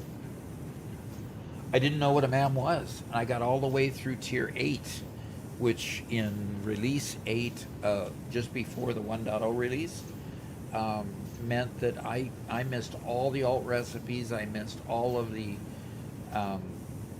unlocks that made life a lot simpler. I was using Mark 1 power poles all the way through tier 8 because I didn't realize you could unlock tier 2 Mark 2 power poles. I mean, I missed everything. So honestly, I played for what was it? From February all the way to September when they released 1.0 before I really realized it. Basically, yeah. And so I made a video basically on what I missed that I wish I hadn't missed. And it's posted somewhere there. You could put the link in there. It's the one we did for ping players. That all the things I missed. And I show my old world at tier 8 having unlocked that. And then I look out over the landscape and I see Mercer spheres. And you see slugs all over the place that I never collected. Didn't know what they were for. So don't be embarrassed. Don't be embarrassed. Been there, done that. Yes, I'm embarrassed to even admit it now, but yeah, I didn't know that stuff either. So you're okay.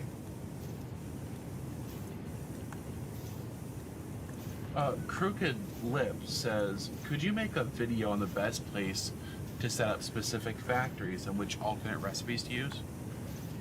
Wow. You're asking for something very, very big. Yeah, that would take some research, wouldn't it? That would really take quite a bit of research. I know my favorite places to build, fuel-based power plants. The Spire Coast in the north. Isn't it Spire Coast that's got all the oil wells in the north? Yeah. Spire Coast. And then over on the west, there's like 4 or 5 good oil wells in the far west, right over the ocean. So those are my two favorite places to build fuel-based power plants because there's a lot of oil in those areas. Bauxite mines are kind of clustered around the center of the map, so you tend to put your either transport a lot of bauxite around places, or you how do I say it? Or you build in nethermost parts of the vineyard, so to speak. other than those two, pretty much anywhere you want to build for iron or for copper is totally up to you. Iron, copper, what else?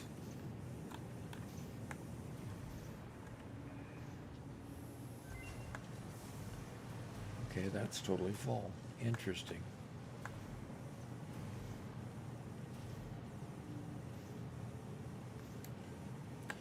Anyway, so that is a lot.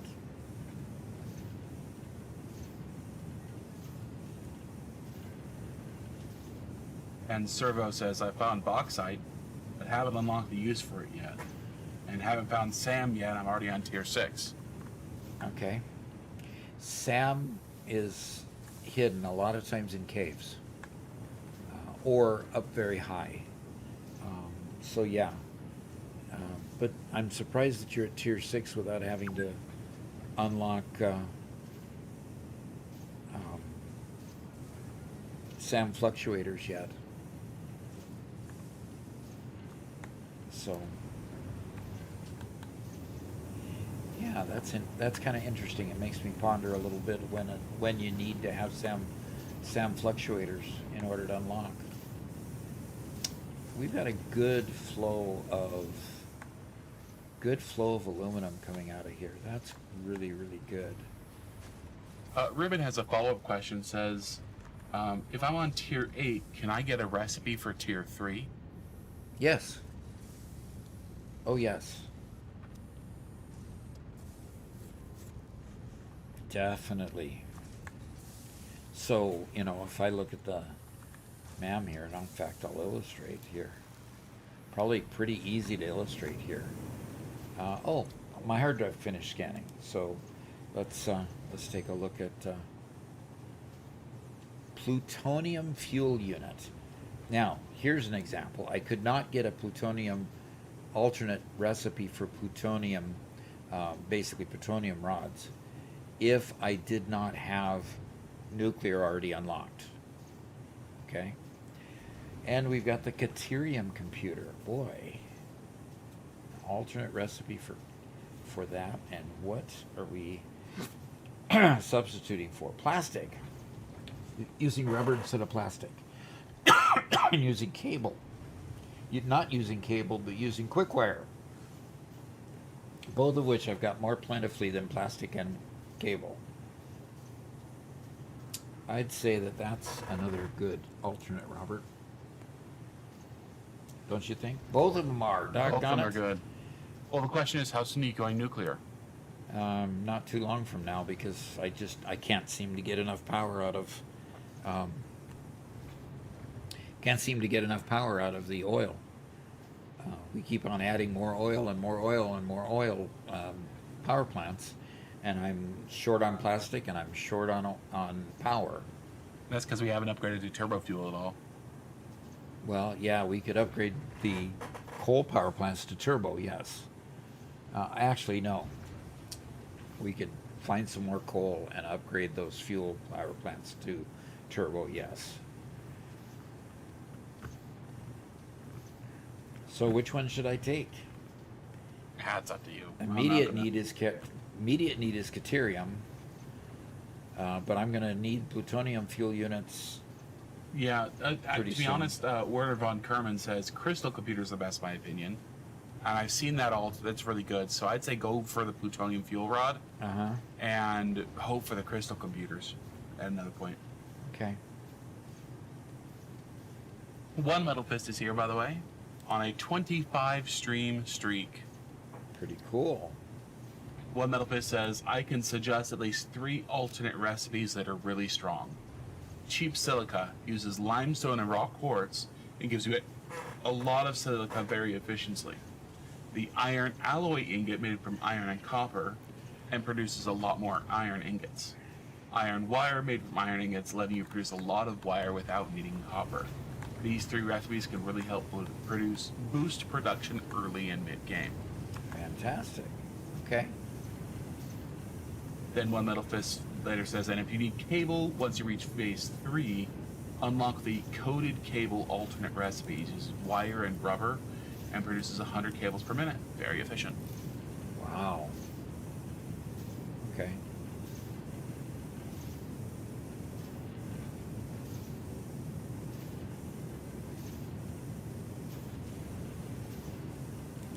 That's interesting, one metal fist, because typically we go the opposite direction. Here they're relying a lot on the alloys, on using the wrong input material for these items, as opposed to we typically recommend the wet varieties, right, where you add more water to get more out of it. So just kind of a different Yeah. take. Yep. Like the wet concrete and water added to quartz to make the quartz crystal.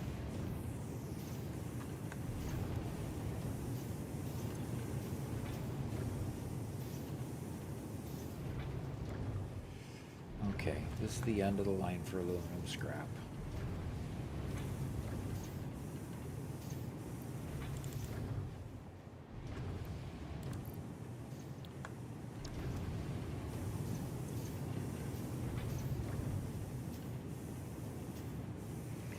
Let's see. No.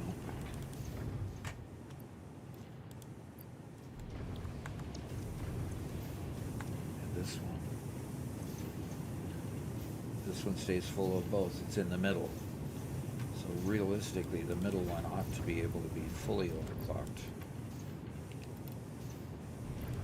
See, this is kind of an odd sort of manifold.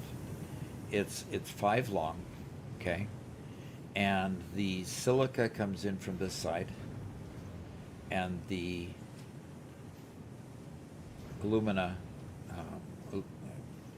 crumbled aluminum, whatever they call that, comes from the other side. So this middle one is technically the one that stays full. And so I can overclock that one 100%.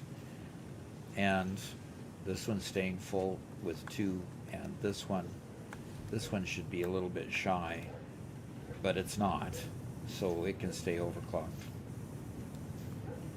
It's these two over here that have the, what is it? What do they call this? Come on, give me a clue here. Aluminum scrap, that's it. So it takes the aluminum scrap at the end of the line over here, and so these two aren't getting filled up. Oh, it looks like it's 5 long. So the aluminum scrap is what has a hard time over here. And it doesn't stay full of aluminum scrap, so okay. But that has increased the aluminum production a bit. Obviously, I don't need, what?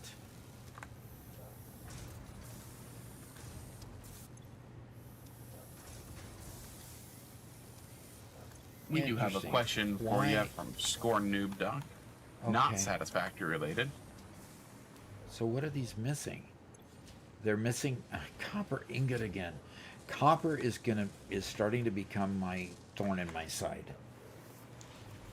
From copper ingots to copper wire to cable, all 3 of those are becoming problems. Anyway, we have another question? This isn't a satisfactory question. Okay, it's But not. Scorn Noob asks, Doc, why do you have a Discord server, but you don't ever interact with anyone? Oh gosh. Wow. That is really an important question. One that I really need to do better at, to be truthful.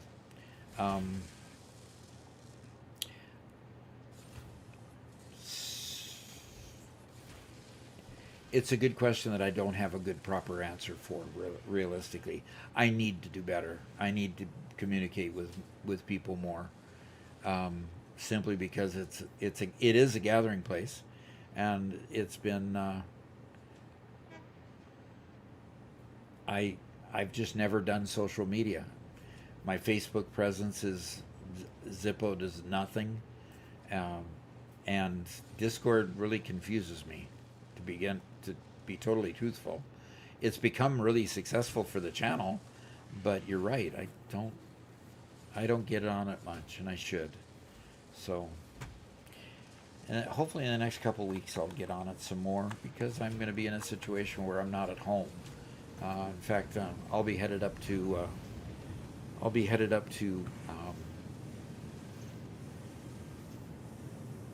Michigan? Yeah, I'll be headed up to Michigan to visit Spencer for a couple of weeks, and so I'll be broadcasting from up there. And we just have to get everything set up.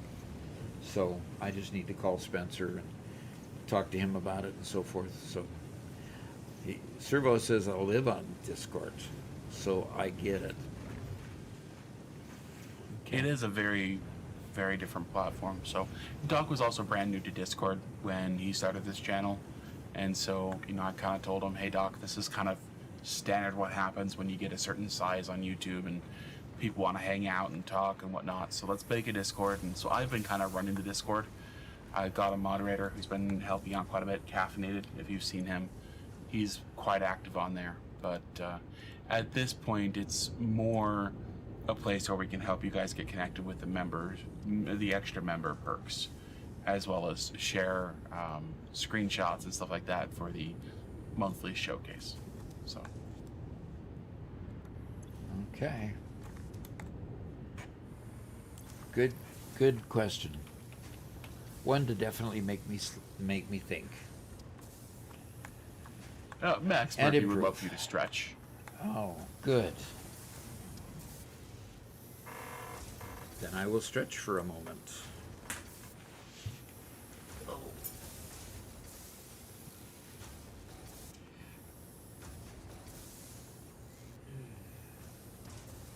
And first time chat from Kenty Gaming, who says, yo, yo, yo. Oh, that's funny.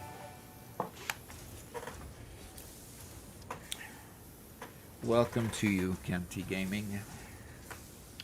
And Max Murphy subscribed with Prime, and that's 5 months in a row for him. So that's cool.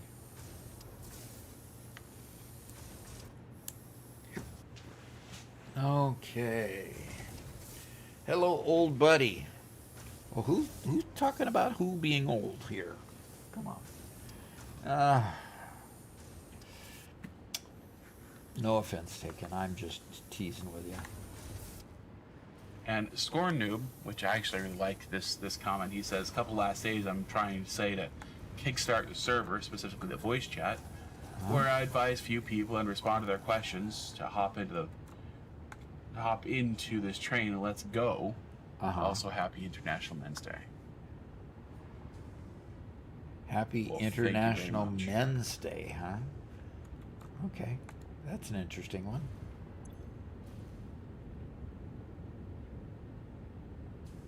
Fantastic. Things just, these refineries here are doing really well as far as how balanced they are.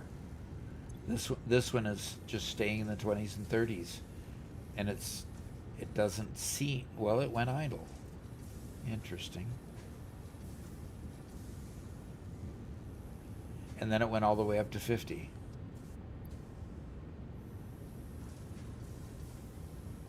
Interesting. Yeah, Kira says, now that I think about it, has Doc been staying hydrated this stream? Yes, I have actually.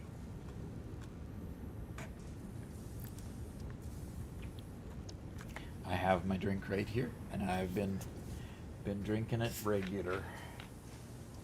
Jager X says, my thoughts on the Discord question. It's a great comparison from psychiatrists and psychologists. Both professions are helpful, but only one interacts with the public regularly. Doc's work is still very important. His build and perspective are incredibly valuable and a great resource to view. Fantastic. Wow. That's a nice compliment. And it's Wabbit Season's back. Haven't seen him for a while, and he just subscribed with Prime. Fantastic. And he's on a 12-month total streak there. Okay, I'm going to go back up to my radio control units.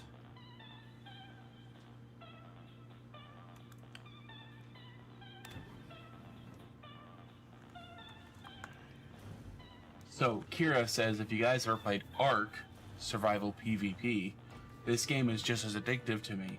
Ark took 8,000 hours of my life in middle and high school. Don't have time now that I'm independent, but I don't regret it. Okay. And Jaeger says, I agree, Kira. Satisfactory has taken over my free time like Prime Ark used to. I put in over 10,000 hours into Ark over the years. I've had Satisfactory for a week and already have 60 hours in the game.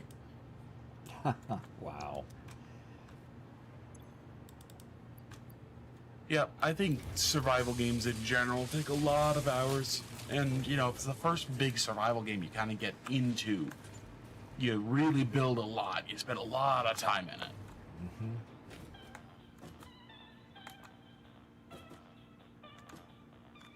All right. I have enough stuff to finish my matter conversion level. So let's run on over here to my hub.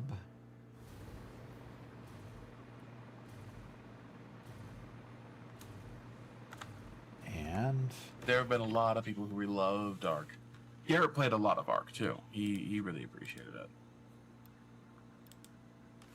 And there's the red button. And we sent it off. Milestone reached. The converter uses strange alien matter, abbreviated to SAM, to break down and transform materials at their most fundamental levels. I am sure even you can appreciate the power to manipulate atomic bonds. Most importantly, you are now able to locally create fixite, a highly adaptable synthetic metal, ideal for any kind of construction. It is everything we need to save the day. Okay, and One Metal perhaps Fist is its a comment. admirable And for those who don't qualities can know, inspire you. One Metal Fist is currently in a challenge where their entire factory is built using only alternate recipes. Only alts. That's amazing. So One Metal Fist says, Doc, this challenge taught me that one main iron factory with 3 miners can supply everything. All my recipes use only iron, so I produce all my basic parts from iron alone. I make iron ingots in one central iron factory and send them to other factories. With the alternate recipe I'm using, that single iron factory can supply 8 large factories, making more advanced parts. Wow. Okay.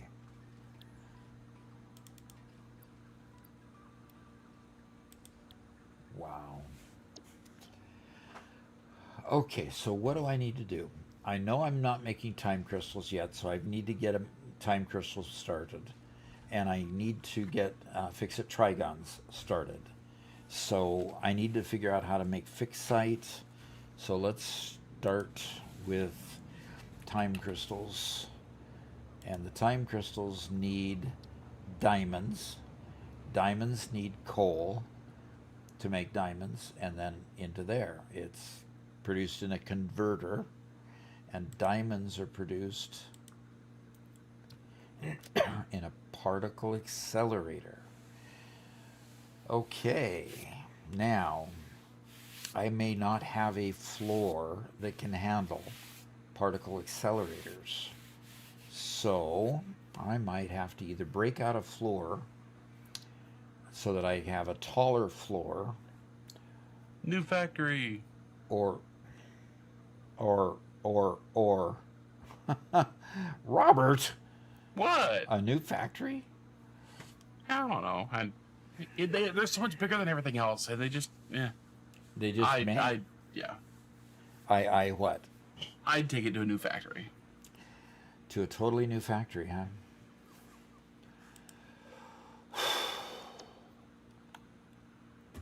Do I just need to build a build up on this one over here? You could. Max Murphy says you just put them on the side of the building. Oh, yes, okay. Because, see, I've already kind of expanded the floor up there, and I don't know that I want to expand that floor anymore. So, yeah, heading up from the train stations upward. I wonder, can you... Okay. Just make it up equal to that floor. I could do that. and then just make a big door opening here for the train to go through. Do it. Yeah, okay. We'll do that. Let's do walls here, and the trains See, will go and through Bacon these wants you to put on the ceiling. on the roof, not ceiling, roof. Pronounce it with me, roof. That's only if you don't put something above it. Then it's a ceiling, not a roof. Okay.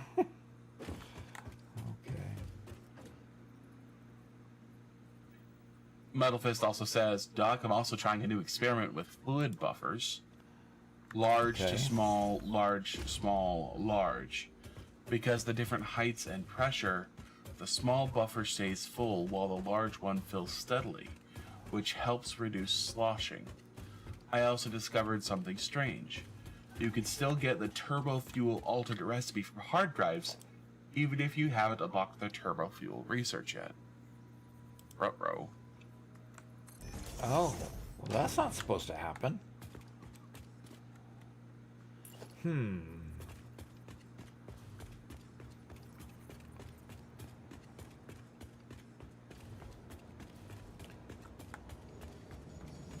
Bacon said he managed to get a train to drive in the ceiling during his testing last week. It was glorious. Who said? Oh. Of course he did. Oh. Okay, where are you going to put that in our world so that I can see it?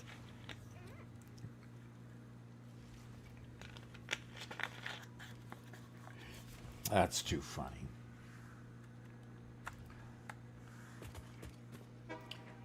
Okay, see, it opens it up, and away it goes. Almost makes it, but the train is just a little bit elevated, so it clips a little bit at the top.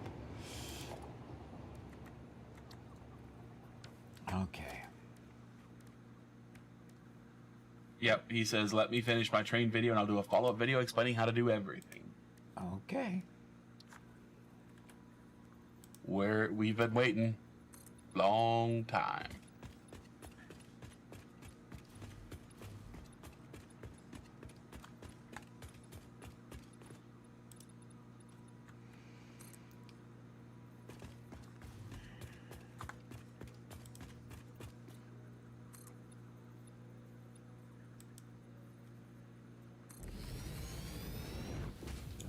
Forgot to put the second. Oh, come on. All good, Bacon.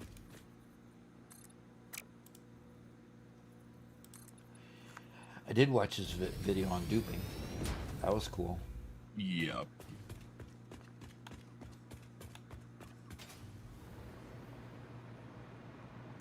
You know, the only thing wrong with this purple is it doesn't have the gold with it. Yeah. University of Washington. Yeah.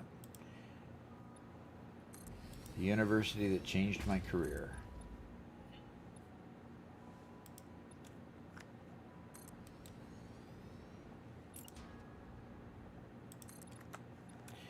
Yep. I applied to the University of Washington so that I could go into computer engineering, and they said no to getting into their program because I had a 3.4 GPA and they wanted a 3.8 to enter the program.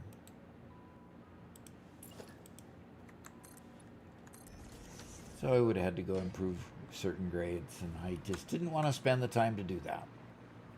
Not at that age. Nope.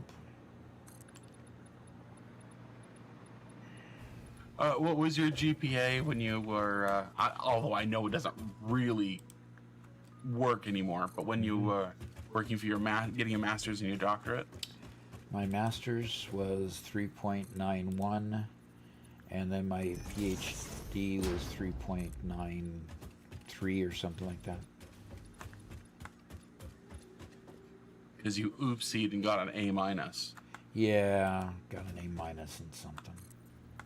Isn't that terrible? I mean, that is truly terrible.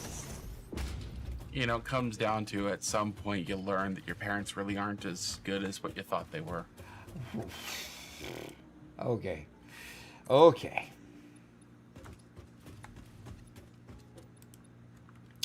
I do not know what to say about that comment whatsoever.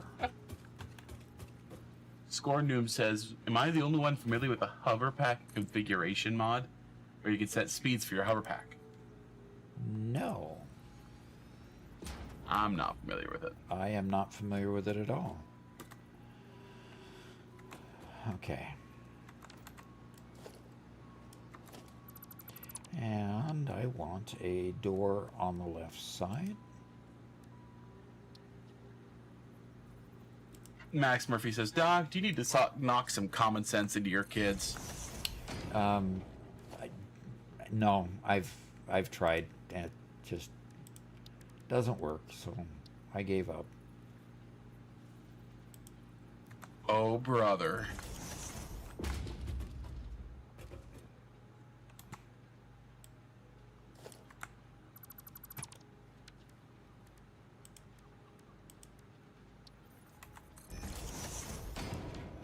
That was right, wasn't it? I just want the hover pack to be upgradable over time. Just give me like in like Tier 8 or something, a way to combine the hover pack and the jetpack together.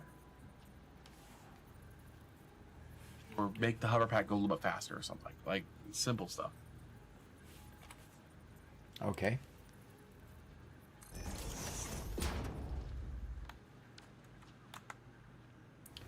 Just make the hover pack do simple stuff. That seems like an odd... Like not make you fall asleep while you're traveling from one end of your factory to the other. The hover pack makes you fall asleep. It's just so the whirring. slow. Oh, it's just so slow. Yeah. If you don't get a running leap, you can't go very fast, that's for sure. Even if you do the get jetpack you can't. The hover pack. Yeah, I just... Ugh.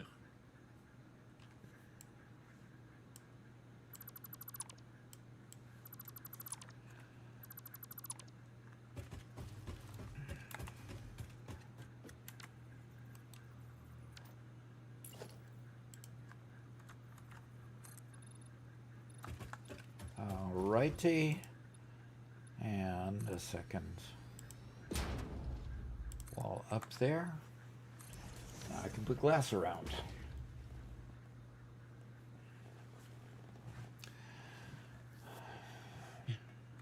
I wonder. Bacon says you could use the fast forward mod instead and just set the game speed to 10 times and fly across the map. Set the game speed to 10x and fly across the map. I mean, it would That work. means all your machines would go 10x too. Right.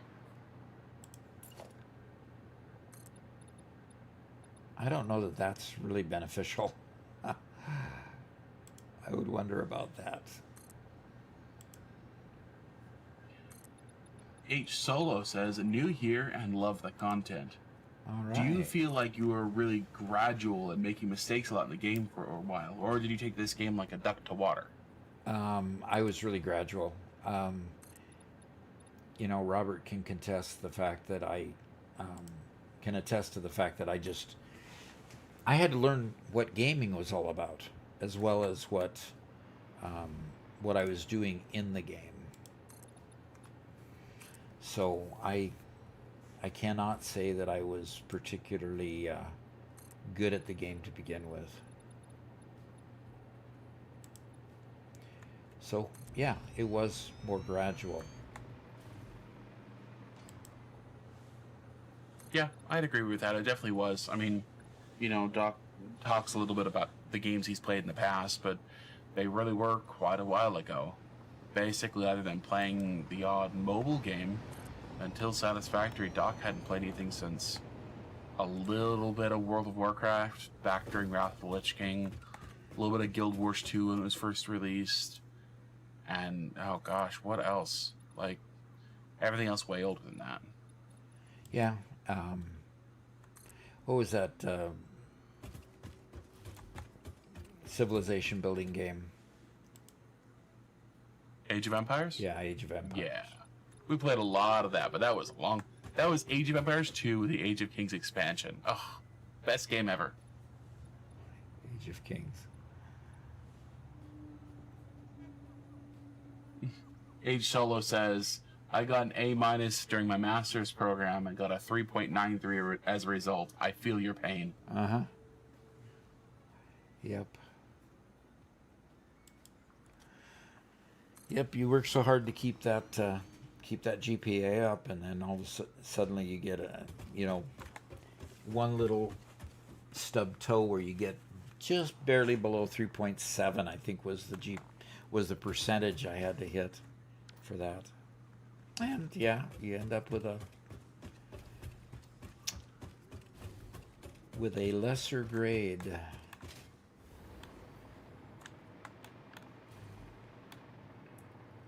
All right, we're going to put in a floor.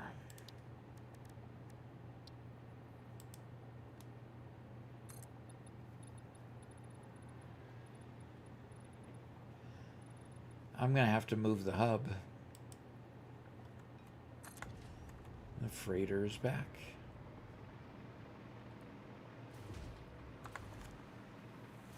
Okay. Luckily, our freighters never crash, right? Never, ever. And we're not supposed to question the fact that there are other freighters all around the map. Right. Okay. So I don't, if I go select milestones, I don't get new conveyors until the last milestone in Tier 9. That's sad.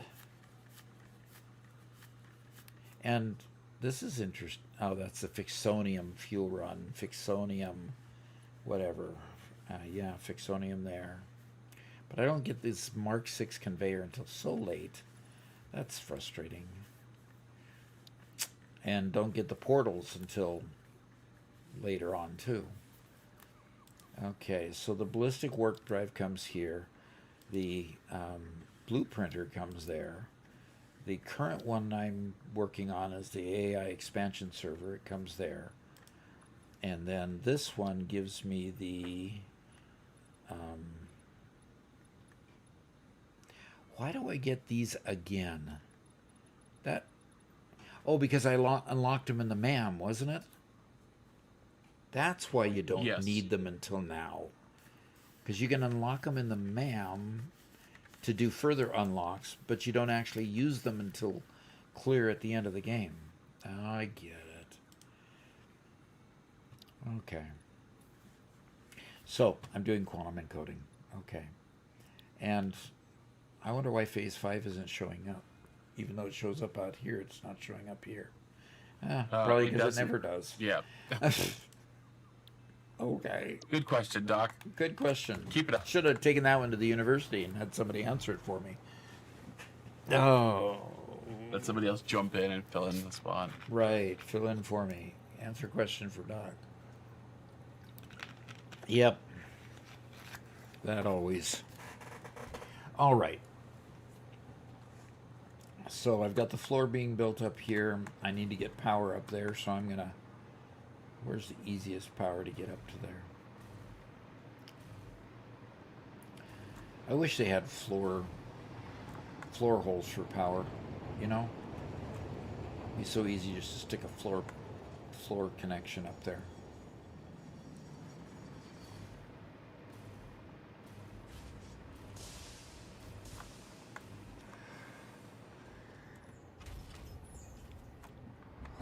There's the bowl.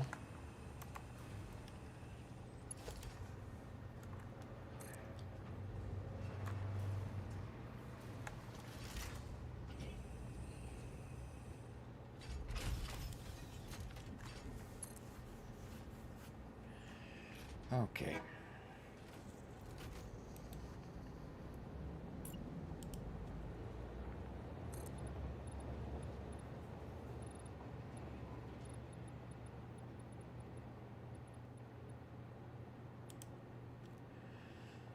Okay.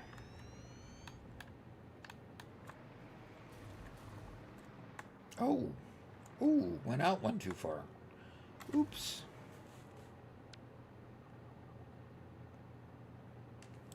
Save all that silica.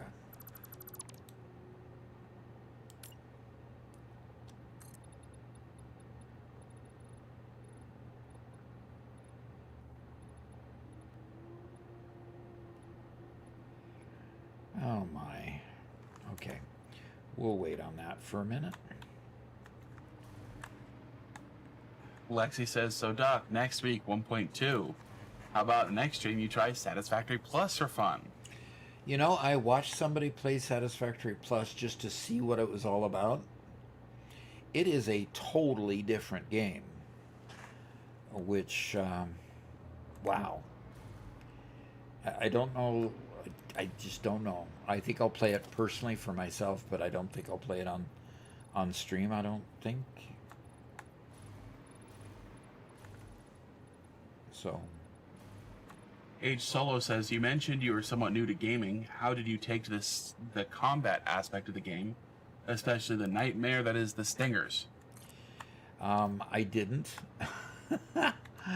I didn't. You go to options here and gameplay, and you just put it on passive so you don't have to deal with it. Yeah, Max Murphy about says, that? by turning it off. Yeah, that's how I dealt with it. Exactly. Now, I am playing Star Rupture, where I've had to deal with the creatures. And creatures are very much part of the Star Rupture game. So I'm learning how to deal with creatures now, where I was not willing to start learning it in Satisfactory. But Satisfactory, they're not very kind when it comes to creatures. Man. Star Rupture, you mean? No, Satisfactory. Okay. I find it very difficult to beat the creatures in Satisfactory. There's some of them that are just, they've got so much health. You got to hit them over and over and over again in order to just to make headway. It's just crazy.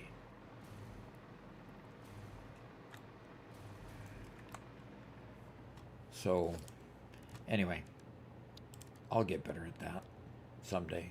But I don't know that I'd ever turn it off in Satisfactory, though. I don't think I'd ever turn them on in Satisfactory.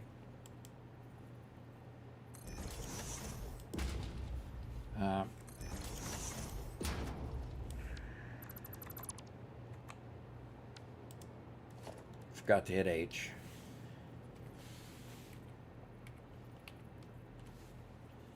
Okay, there we go. I'm OCD says, so you can kind of do floor power. What I do is place a 2 meter wall where I want the power, then attach the wall outlet from the shop at the bottom of the wall, then delete the wall. It even hides it. Mm-hmm. Not perfect, but I have been using those to hide the power tips and cables. Okay.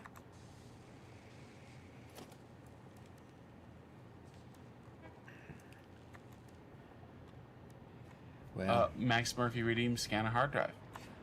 very good idea.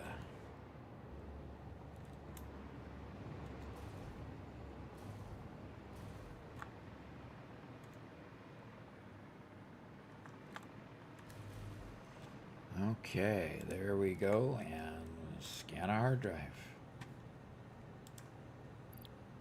Okay.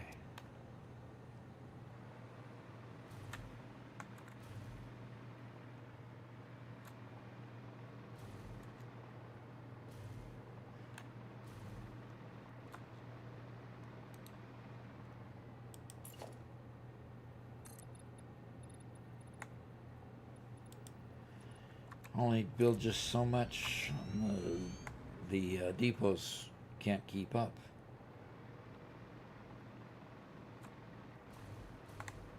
Huh. Okay. Well, that's interesting.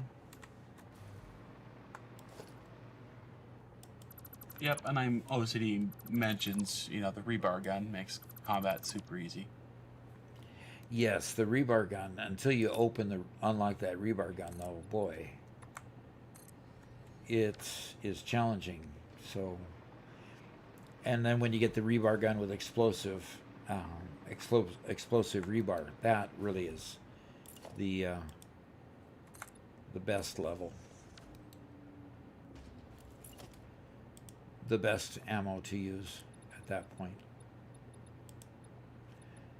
Okay.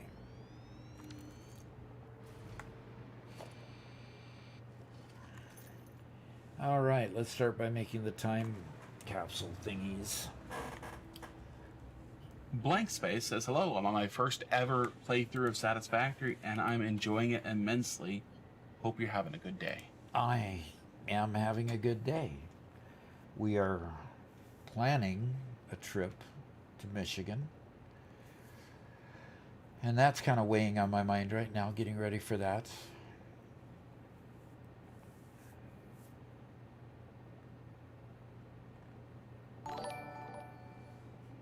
And Victor Hugo just subscribed with Prime. All right. And they ask, are you excited about the update? Yes. I wish it were coming straight to production rather than the experimental. But I'll live with it. I'll live with it until they get it there. I need to go down here and get a coal line coming up here. Max Murphy says something that's very relatable. Uh-huh. He says, I want to play Satisfactory, but things keep on getting in the way, and I have to decide that productivity is more important than escapism. Okay.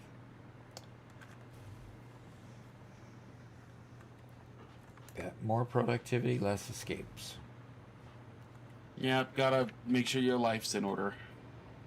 Okay, both of these are working and coming on. This one's also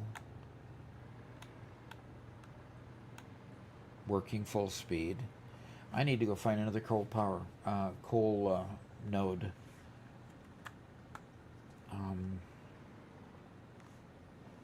Yeah, I need to go find another coal node. I can't take away from these. They're too important. What they're doing is too important for steel. So I've got to go find a coal node. So let's see if that's over there. See if I have any that are close by. Because I already got it in the lakes over there. Yep. There's one. Oh, great. 206 meters away. Yep. Blood Metal Fist says, I don't know about you guys, but I fight them with just a stun weapon and a lot of berries, nuts, and mushrooms. It's basically one human versus the creatures of Satisfactory. One human versus all the creatures in Satisfactory. Wow. Sounds like one human against the world. And Lexi says, Doc, how goes trying to bribe Mama Doc to place Anna with you for a stream? How goes it? Time. Although Mama Doc found an old book that she wrote on the hard drive. She says, what is that? She saw the name of it. What is that? And then she reminded herself that she'd written a book, 20,000 word book, so it's a little novella basically. And she's brushing it up, getting it kind of cleaned up and edited.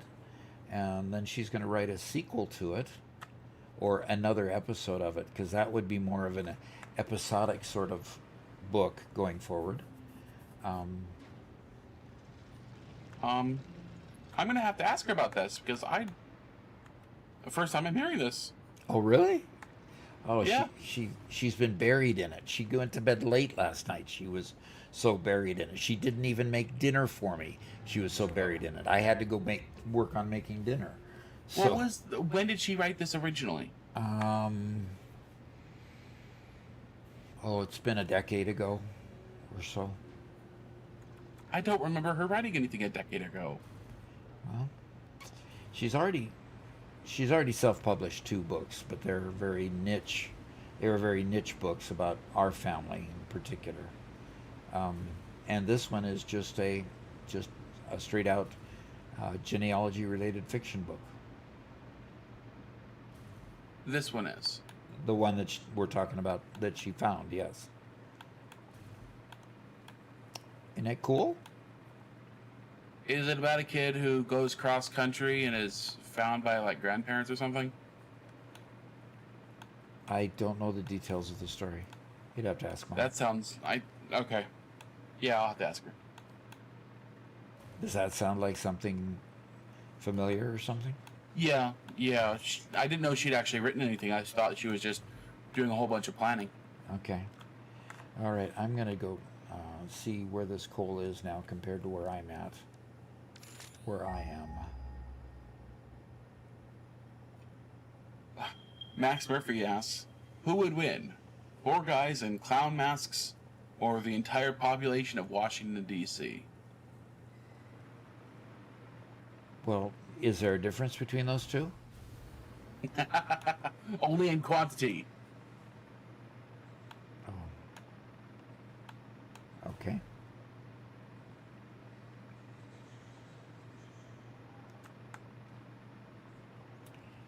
Does that look like coal down there? Yes, sir. No. Looks like badly formed shadows. Okay, so let's go ahead and do the coal again. It's only 40. Yeah, there it is right there. I'm not sure if I read this comment from Blank Space, but they said they're on their first ever playthrough of Satisfactory and enjoying it immensely. Hope you're having a good day.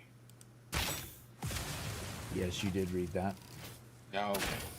My So bad. he got read out again. Well, there we go. His was double important then, I guess.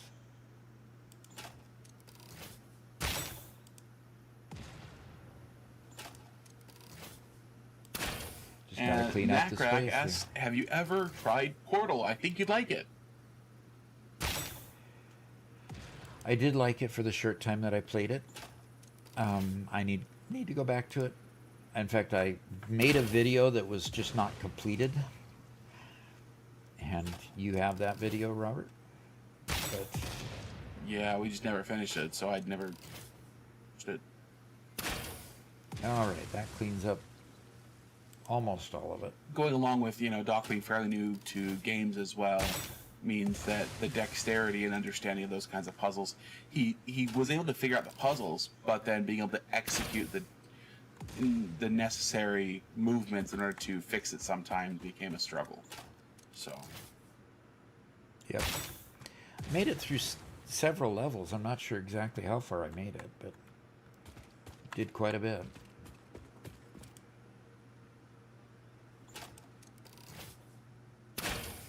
All right.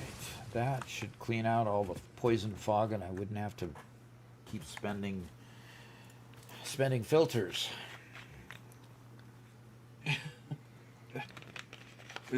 Blank Space says, I'm important, and put a heart. Yep. Yep. There he goes.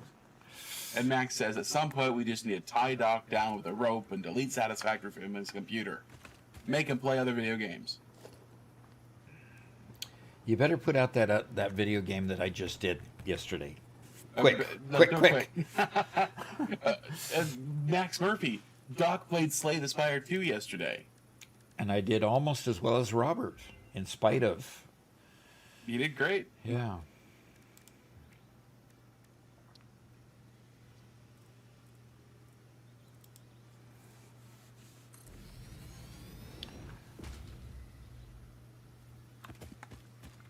I have a train station right up there. Can you believe it?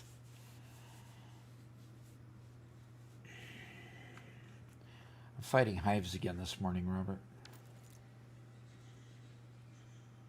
I do not understand the problem with hives. Yeah. Max says he did. He played Slay? That's amazing. Yeah.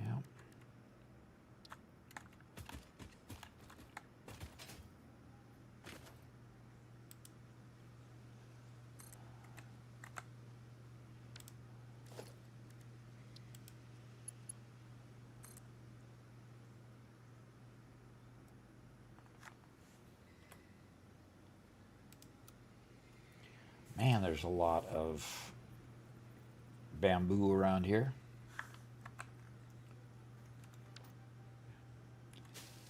Do I have to saw all the bamboo? Yeesh.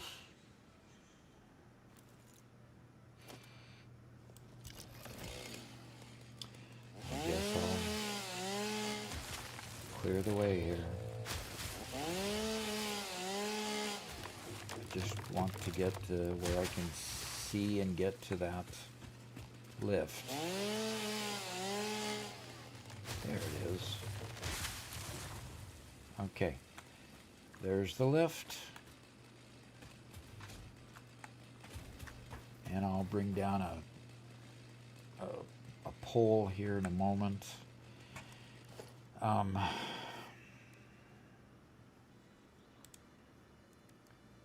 Let's do a lazy curve. Over to there. Very good. Yeah, that looks nice. No clipping anywhere. That looks good. Now I just have to figure out how to get up there.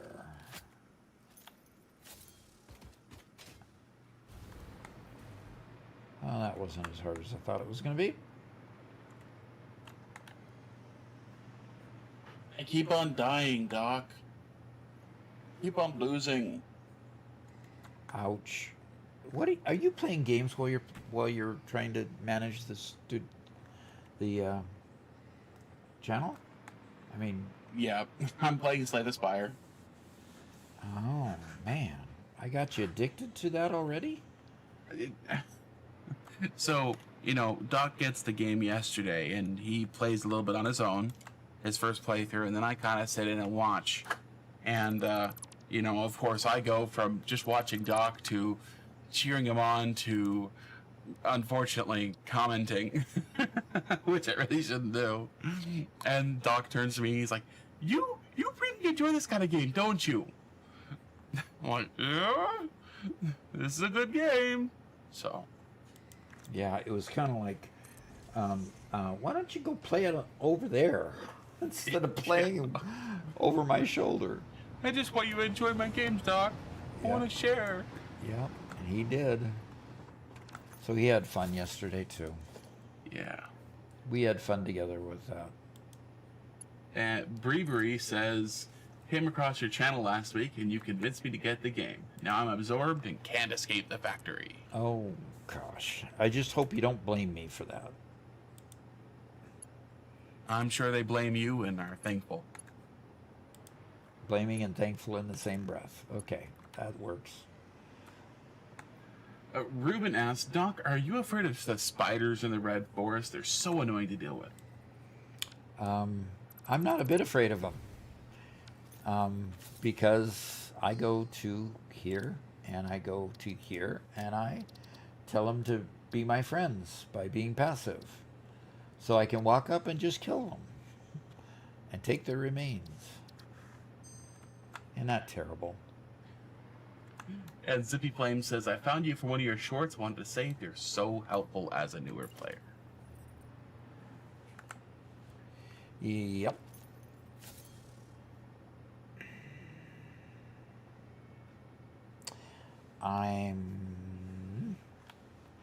I'm wondering what to do. How many train cars do I have on it? Because I've got to bring the coal in on a different... Too many. You have too many on it.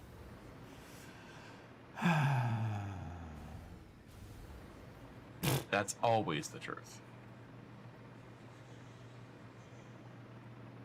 Okay, why is that blinking? Because it's going the wrong way? Is this a two-way train or one way? That's a one-way train. Block has no exit signal.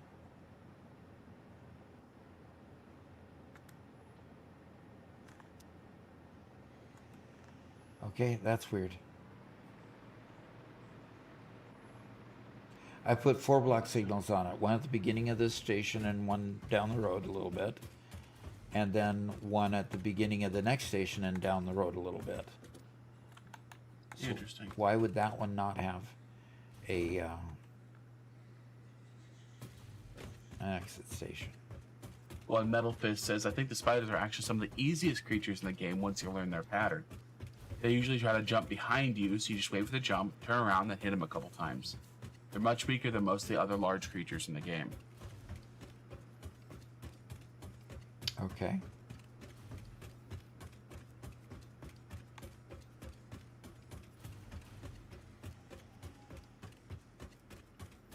Yeah, and you know, you only get one remains out of them too. And how hard it is to kill the creature gives you a different number of remains from each one, if you haven't noticed that before.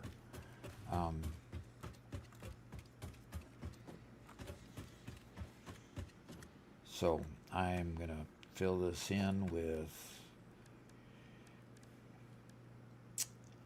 come on, transport here. Empty. Charles says because you deleted one station extension here. Oh, maybe that's it. Maybe it's just because I have a break in the train line, and that would make sense. Okay, so 1, 2, 3. Air Force Gaming would love to know how long one run has taken you. If I had completed a full run, I'd be able to answer the question for you. But at this point, I've not completed a run on my own yet.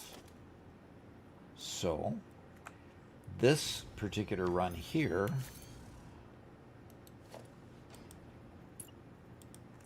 okay, that should, yep, Ed fixed it. That was it. Okay, the run that I have here, in fact, I'll save the game. The run that I have here, and I'm on tier 5. I've passed tier 4 and going to tier 5. I'm 273 hours into this game. So hopefully that'll kind of give you an hour. It looks like it'll take me about 350 or so to get completely through this. MacWiz says the answer is infinity. Okay. And it's infinity because you can play forever. Oh, is that it? Okay.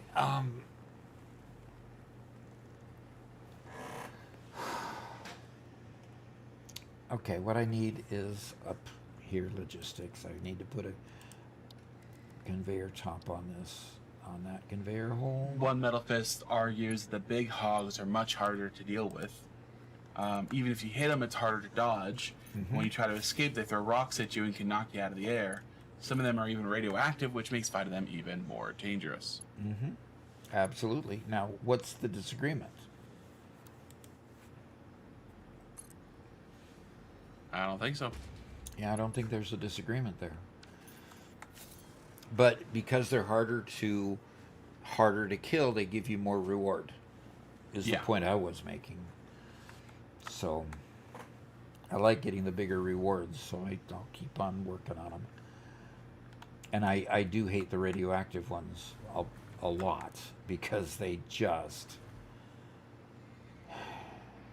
just terrible. And look at this. Power line straight from here. Victor Hugo says, I started a new run this weekend after finishing the game with my friend. He rushed the final parts by moving items by hand, and it feels off to me. I want to enjoy the slow process of creating good-looking factories. Yeah. You play it like, you like to play it like My Name Jake's game, because he also builds pretty from the very beginning, and that was his whole philosophy.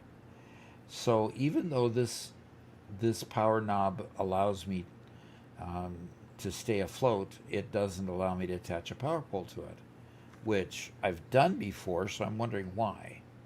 But oh well. I'll just go grab a power pole over here and bring it on over. I have a question I'm going to have you answer in the university, because I think it'll be interesting. Okay.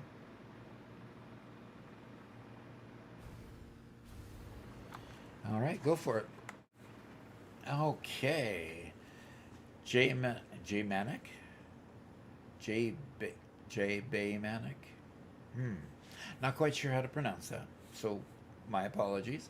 Hey Doc, is it really worth it playing this so close to the new update?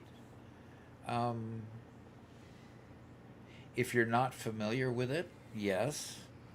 If you've already mastered the game all the way to the end, then maybe not.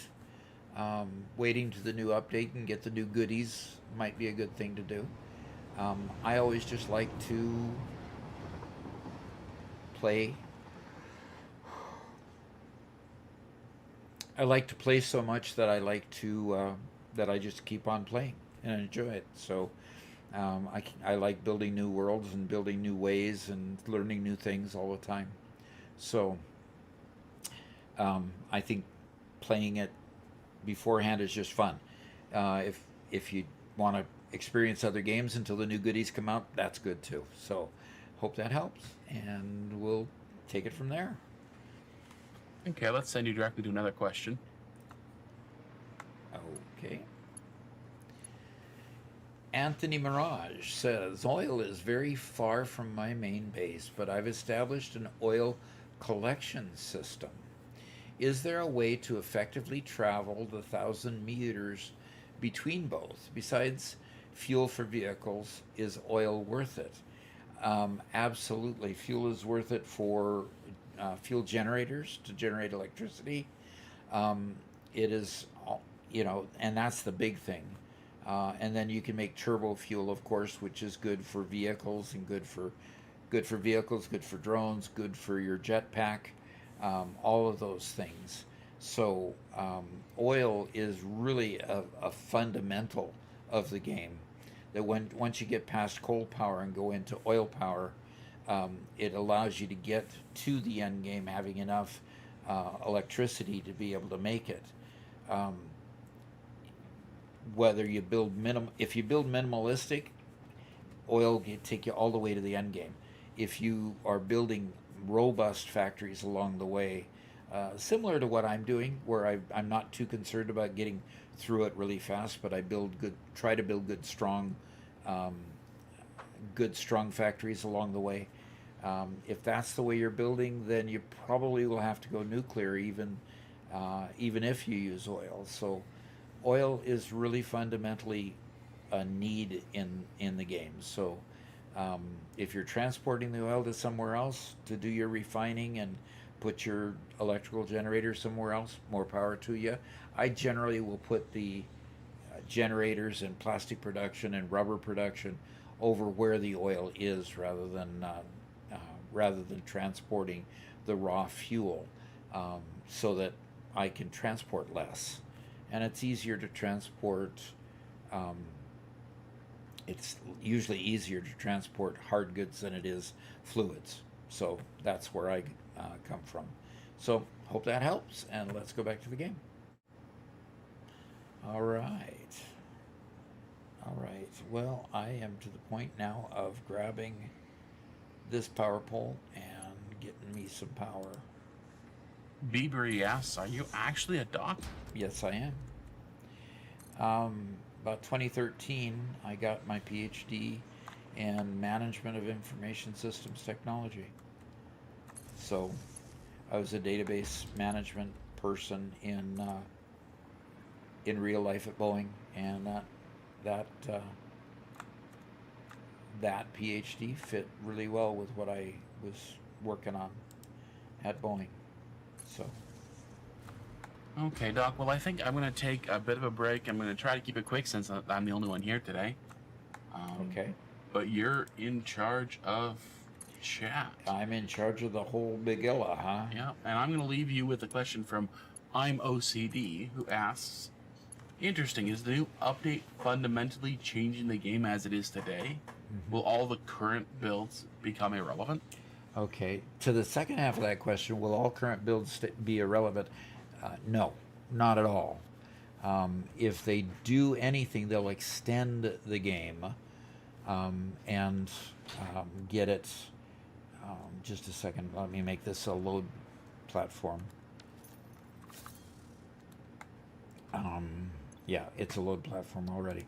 They'll extend the game instead of invalidating any piece of it.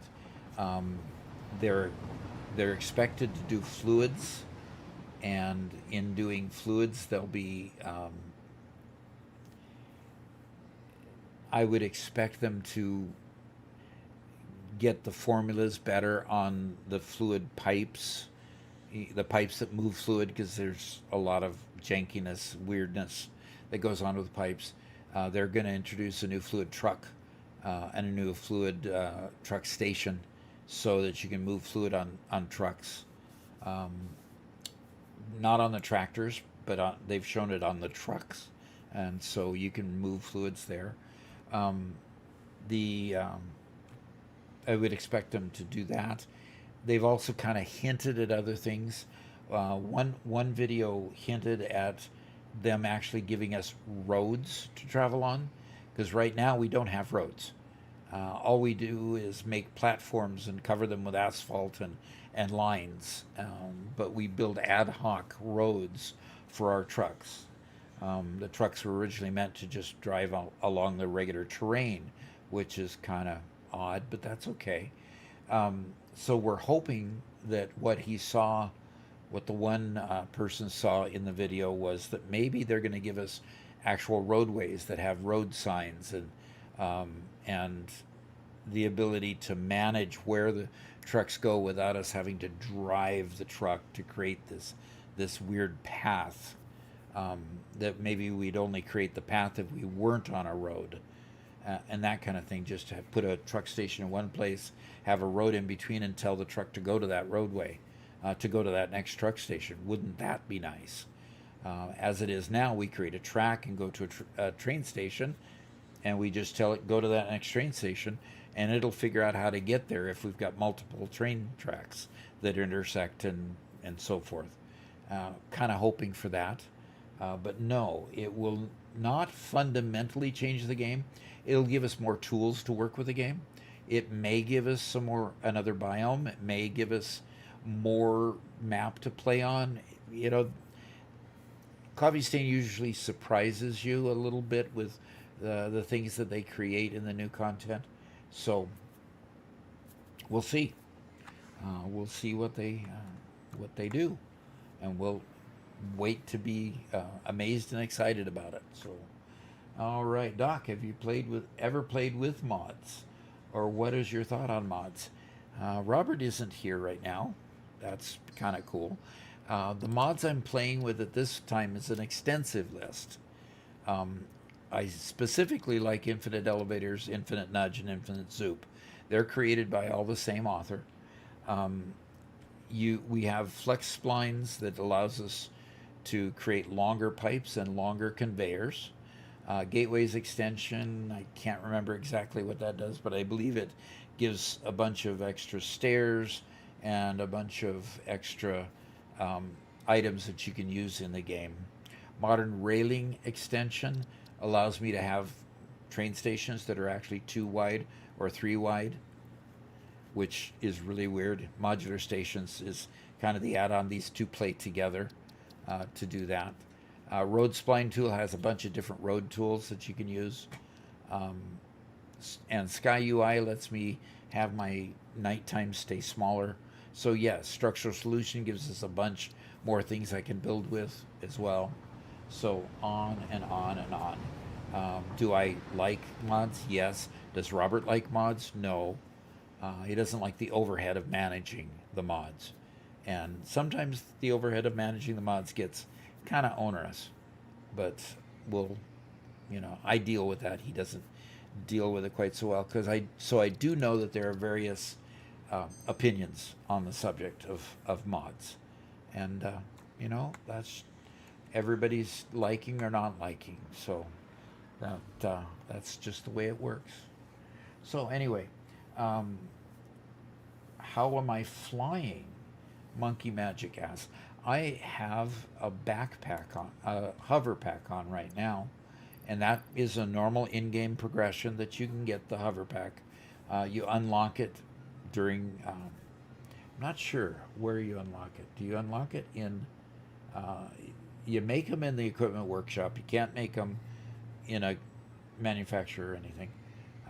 But yeah, the hover pack and the jet pack here is an alternate to that. And then you've got the parachute. And all of these things, I believe, are unlocked in the MAM, if I'm remembering right. And then you go make them in the equipment workshop. So, an awesome sync to fluid. I don't know.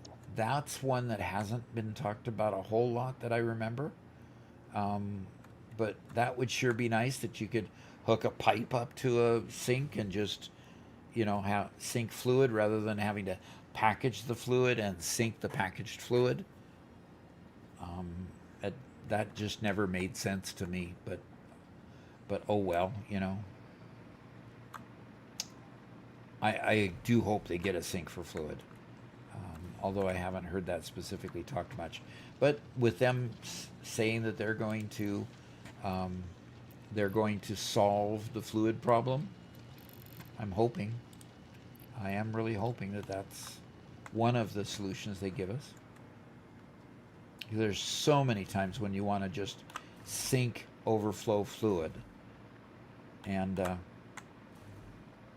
you want your system to keep running, and you don't want to you don't want to have to package it before you sink it. But at this point, that's what you have to do in order to make it work.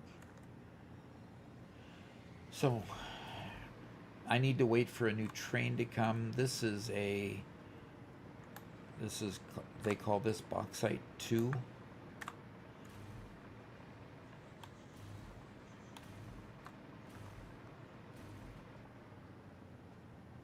Okay, I'm gonna take the 2 off of this, and I'm gonna call this coal and bauxite at this point.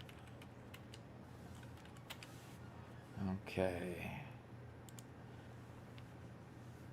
This is really weird. My max consumption goes up whenever it goes down here, which seems kind of strange to me. And then when it goes down up here, it doesn't go up dramatically here like it went down dramatically there. So I really don't understand what's going on with that.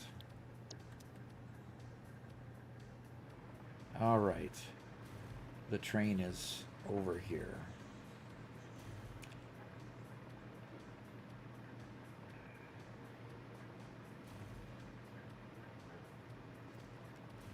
And I need to catch this train.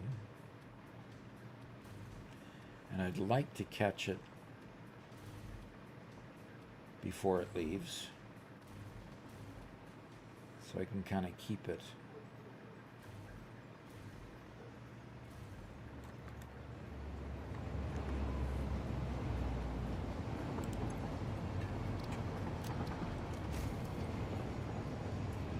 Okay. The reason I turned it off is it won't let you add to it unless it's off.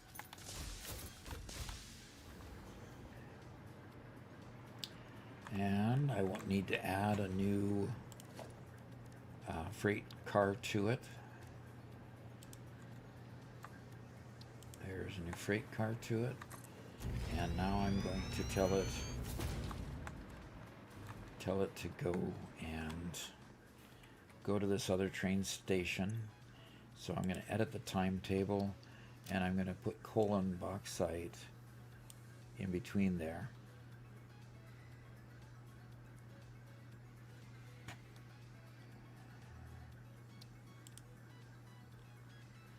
And I'm going to turn on self-driving.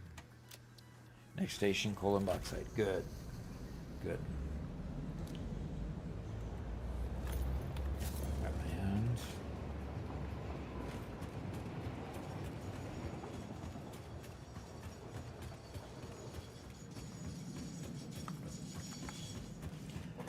And I need to put a block signal right at the head of this.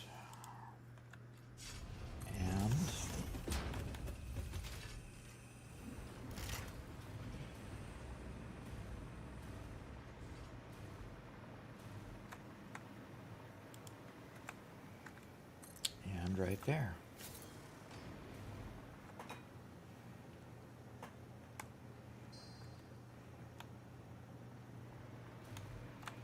So the two block signals, for anybody that's not familiar with it, the two block signals just make sure that the other train doesn't try to come into the train station when the other train is stopped in the train station.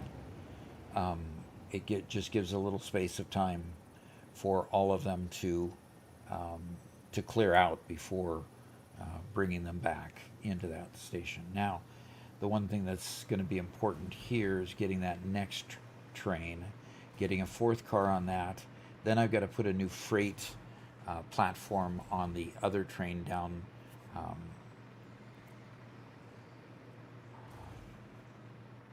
I have to get a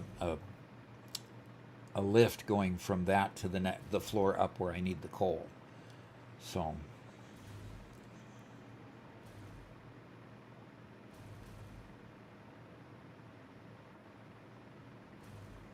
and is the train sitting over there?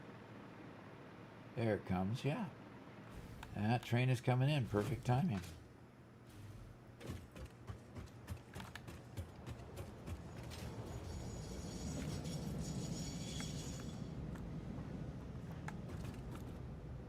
Okay.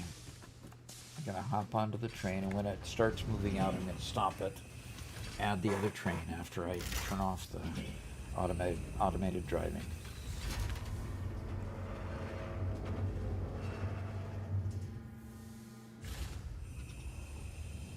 Okay. Does biofuel have a use once you reach coal, or should I just dump it into the sink? No, don't dump it into the sink, because you'll probably want at least... Okay, now I can answer this now that this train is going to stop. Biofuel does really get obsoleted. But you'll notice in mine that I've got a light gray line and a black line when you look at my power pole, and the difference there is my biofuel power plants that are still available to provide power if it goes below that power. I've got one place that I needed to set up biofuel when I was trying to get my system working again, and I just left those there. So those biofuel plants don't do much. Okay, they're kind of nice as a little bit of a backup. I use I should replace them with batteries, because the batteries are a better backup than those old biofuel generators. But what is still important is producing the biomass so that you can produce cloth until you get synthetic cloth. Producing the cloth allows you, producing the cloth with, what do they call that? I'd have to get completely off of here. I need to get off of there anyway. You need cloth to make the filters for the poison fog, and so keep your biomass working and store it until you are ready to start building the cloth. Now, the cloth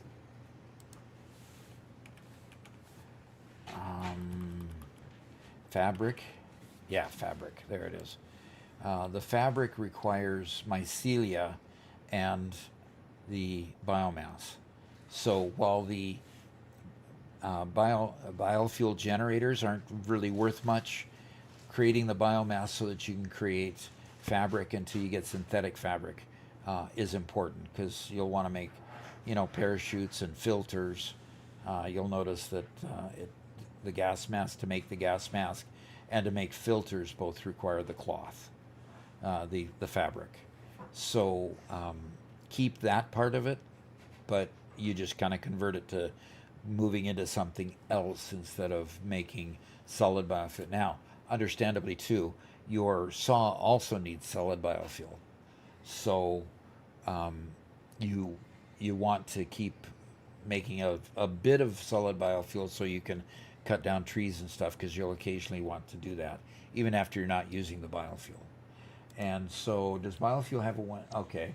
And then you have to use polymer resin in order to make synthetic cloth.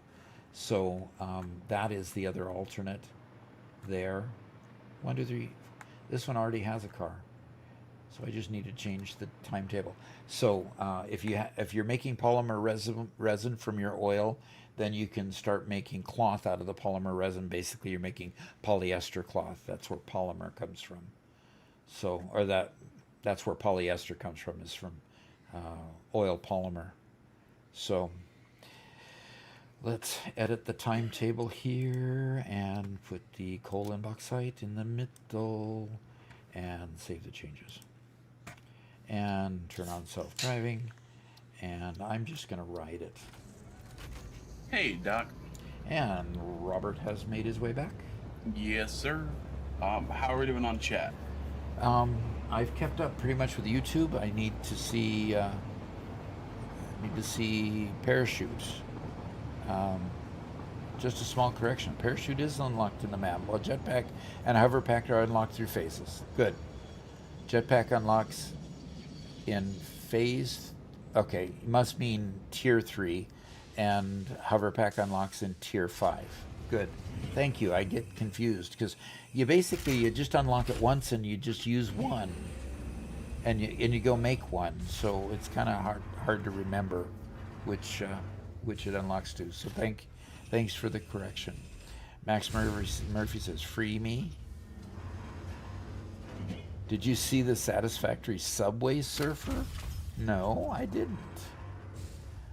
Okay. If that exists, I'll have to look it up. Yeah. And go ahead and read One Metal Fist. Yeah, One Middle Fist says another option is to use liquid biofuel for your jetpack. It works really, really well until you unlock rocket fuel. It burns longer, gives you much more flight time, and doesn't run out as quickly as regular fuel. Okay. It doesn't give you the same vertical ascent that regular fuel does, but if you need to just go a little ways but span a much longer distance, it's great.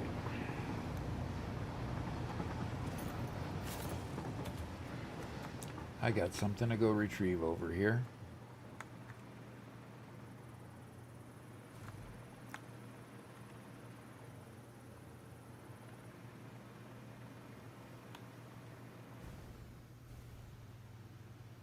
There it is.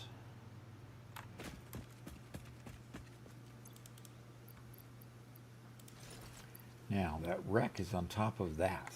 I'm going to see if I can get up there. And there's a spider on this thing. That is so weird.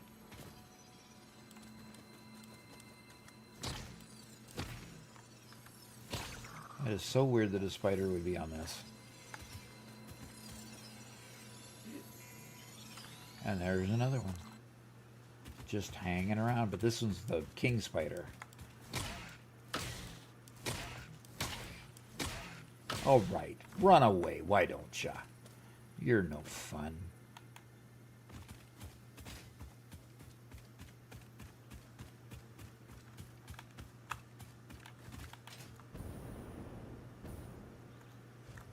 Washir says the spiders always jump scare you at the worst moments. Yes, they did a few times for me too.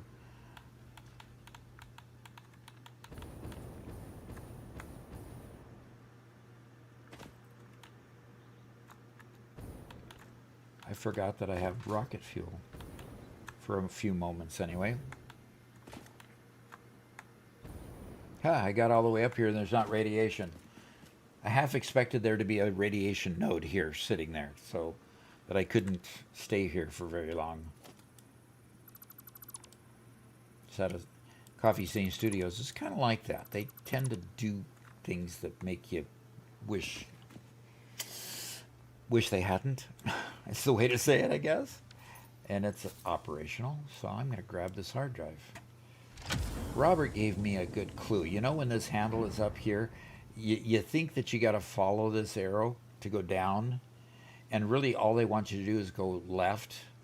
And so I was able to do that handle really quick that time because all I did was just go straight left. And so thank you, Robert, for that tip.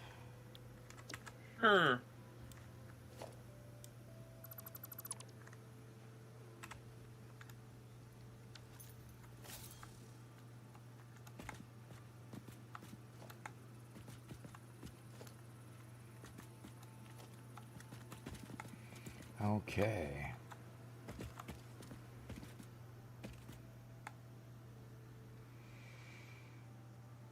Okay. I'm seeing what I can see from up here. Age Solo says, I'm not arachnophobic, but they're absolutely awful. The leap has got to be close to 100 yards. Yeah. You ought to try Star Rupture. I had so many jump scares before I got used to those things. Because all of a sudden, if you're not listening really well, you end up with a situation where they're just right on you and you hardly even know that they were there. It's just, ugh. Took a little while to get used to that happening constantly.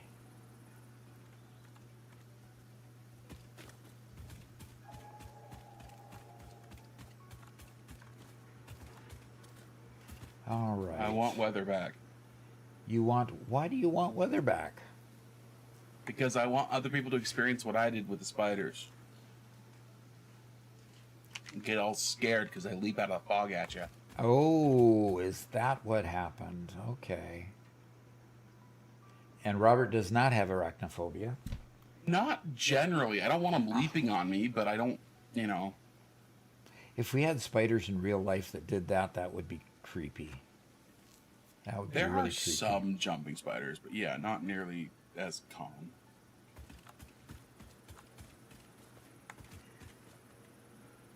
And Max asks, Doc, what are you doing? I'm over here exploring a little bit. Not Gay Huss asks, are there any utility mods that you recommend that don't really change the game completely?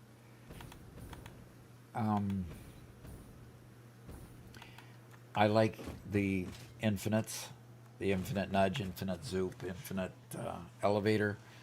They don't change the fundamentals of the game. They just make sure that you can, quickly put out foundations, quickly build up walls, and not have to,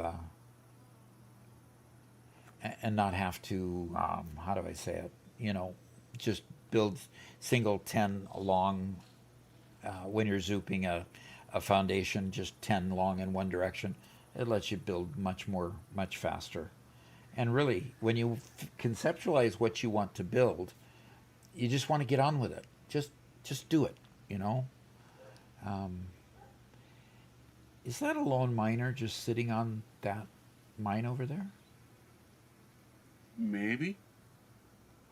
Okay. All right. What am I doing?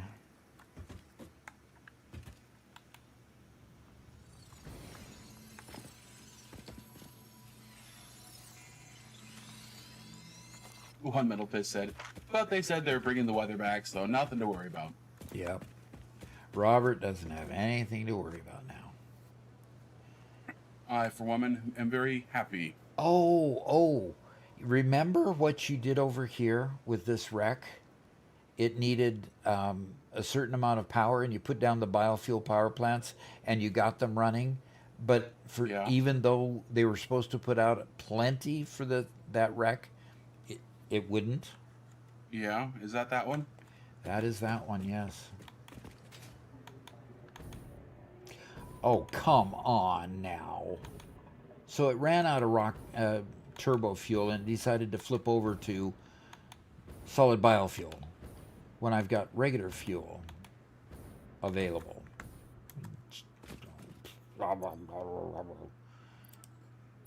We got a good university question. We do. Rescue me from the stupidity of how that changed it. Okay, go for it. All right, Brightside asks, when you're building a factory, what do you have in mind? Do you go to the start of the factory saying, well, let's say 60 motors per minute, or do you just make however much you can with a specific node? I make whatever I can with a specific node, and a lot of times I'll put down more machines than what the specific nodes will support. So I really let the conveyor belts dictate how much I make. If I've got a 480 per minute belt, I'll build the manifold based on that 480. if I have a 780, I'll build the manifold out for that. I don't target a certain amount per minute. Sometimes I calculate the amount per minute because it's kind of a cool number to know. But they've also got those indicators that you can put on conveyors to see how much you're actually producing, which is kind of nice. So no, I just start and build as much as I can. I usually let my milestones dictate what I'm building next. So with the milestones, like right now, I'm working on time crystals.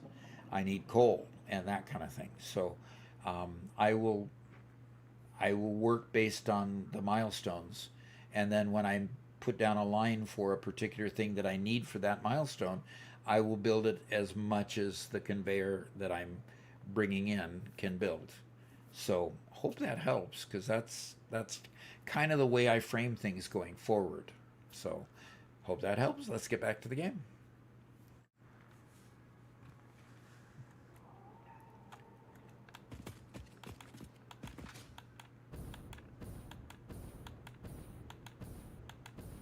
Why is it still on solid biofuel when I told it not to be on solid biofuel? Do you have any other fuels for it? Okay. Because I ran out. Oh, okay. That makes sense. We have a really long question from Kevin. So I think you might need to read it and then think about it for a bit, then we'll come back to it. Okay. Just entered phase 5. Yay! Finished recycled rubber and plastic factory turning 600 crude into 900 plastic, 900 rubber, but I'm concerned about my oil economy. Starting to do much bigger builds. I still need to do some upper mid-tier items, electronics, cooling systems, servo motors, fuse monitor frames, etc.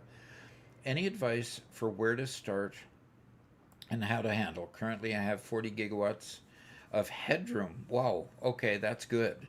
But that'll disappear quickly with these larger builds. That is absolutely true. And Kevin, I'm just going to go straight into answering that. If you want to do much bigger builds, the next step is really to get into nuclear. Build out your nuclear power plants, and then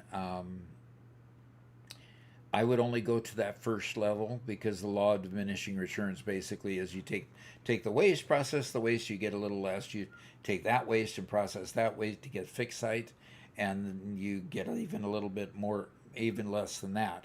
So I wouldn't go past that first level, and basically one normal node can support easily 8 to even more power plants.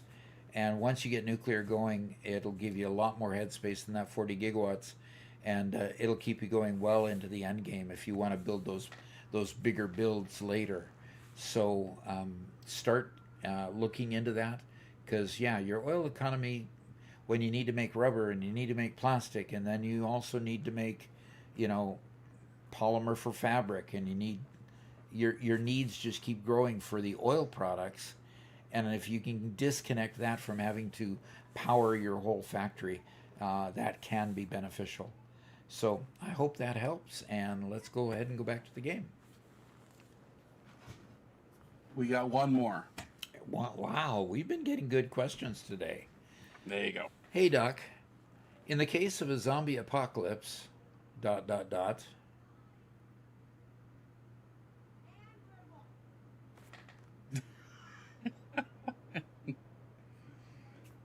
I haven't found any zombies in Satisfactory yet, so I think we're good to go.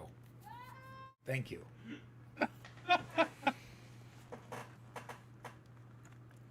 First time chat from LOL Later Cat says, how do I send a question? How do you what? How do I send a question? You just type it into chat, and if it's big enough, we'll actually put it out in a Q&A. Yep, just ask the question and we'll answer it. Yeah. Brightside actually responded with, after you answered his question, about how many decide how to, or when you're building a factory, You know what you have in mind? Yeah. He says, perfect, that does help a lot. I overcomplicate, try to make more than I'm allowed. End up spending hours doing math. Thanks, Doc. Yeah. I just, a lot of times I forget the math to my own detriment. Robert can attest to that, but Yep.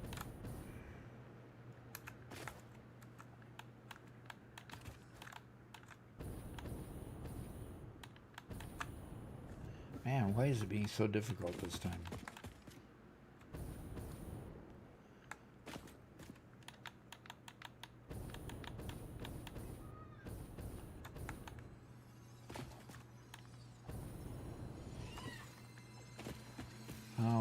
Okay. All right. I'm making my way back to my factory over there, by the way. In case it doesn't look like that, I am actually making my way back there.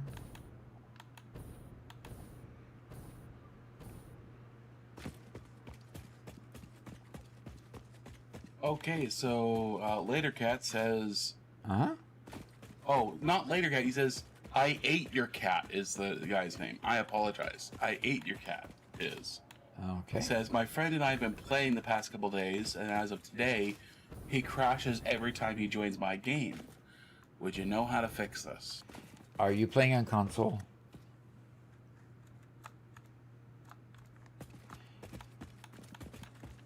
That's a good question. Because that was an early Steam. bug on console. You're playing on Steam, both of both you. of them. Oh dear. What is the error message that's being given? Do you have access to what the error message is? I have to say I had that error a lot when our world got big enough. Yeah, exactly. That was one of the reasons why we moved to a server.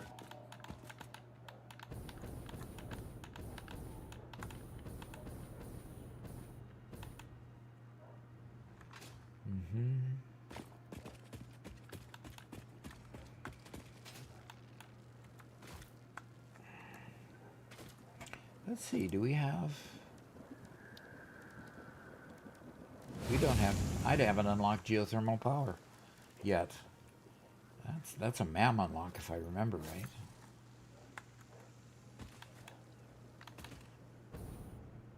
Am I recalling that correctly, Robert? Well, sorry, I missed that. That geothermal is a MAM unlock? Yes. I need to go see what I need for it. Because I just passed by 2 opportunities to lay down a geothermal plant and passed. Gotcha. Bacon notes that 1.2 they have been talking about some improvements to how the game functions. Uh-huh. So oh, yeah. Some of those issues might start going away with 1.2.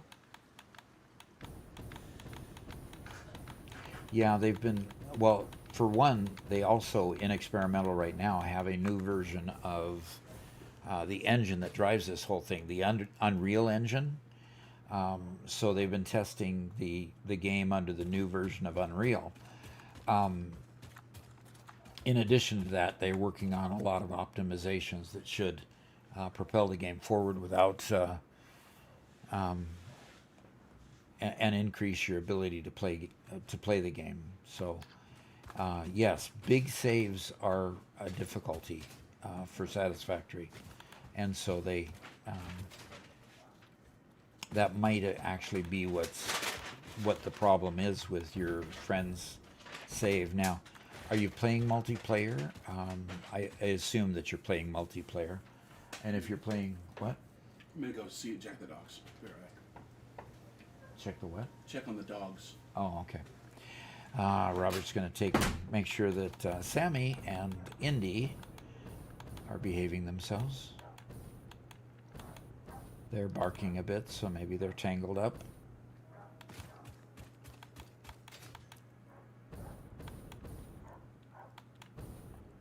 All right, I'm making my way back there. Don't need to pick up all this stuff at the moment.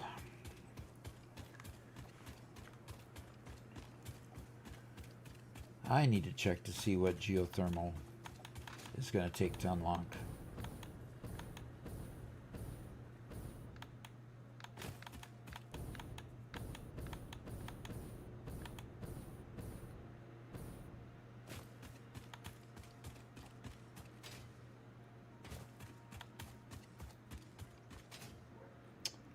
Okay, good, good, good. I think we're playing multiplayer, but we aren't very far. We just finished the second stage. Is that the second phase and just got coal power? Yes, you finished phase 2, so you're into the tier 3 and tier 4. Okay. The reason why I say look at the error message is because the previous, if you're playing on an Intel machine, the Unreal Engine and the early BIOS for, let's say, a generation 12 and later earlier generation 13 computers, the BIOS for that and the Unreal Engine didn't get along. And it was so bad that the Unreal Engine started deteriorating the CPUs. So I started experiencing it where I just couldn't get into the game anymore. Virtually could not get into the game. I would take 7 or 8 times trying to get into the game before I would actually get into it. And it was because of a compression routine that used a certain area of the CPU that was being slowly degraded. And so I had to replace my CPU. I hope that's not the case, but you'll, if it's a repeated error, just constantly happening, it's possible that that's the problem. So. I sent you my story. Oh, cool. No, this is my food. My food. I just have to remind my cat that my sandwich is my sandwich and not hers. Because she smells it and wants to come have some of it. Okay, so let's toss my wood. Okay, there's the wood. Just cutting that little bit of bamboo down got that much wood. That's crazy. And the leaves. Okay. All right, so I have my lunch. That's cool. Thank you very much. Well, Doc, the cause of the barking is the fact that Ella has their dog, Cricket, out there to meet them from 30 feet away. So we just have dogs barking at each other from across the yard. They're not tangled. They're perfectly happy. They're just meeting each other. Okay.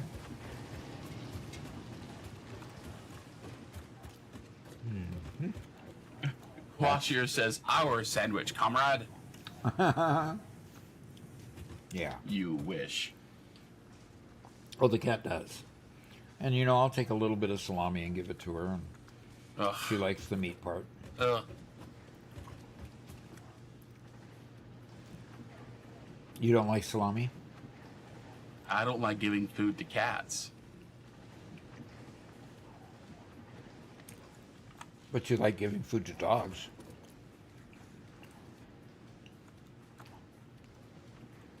Yeah. I mean, sometimes. Sometimes I'll share. With dogs. See, there's really no difference. A pet is a pet, you know. Nope. There's a difference.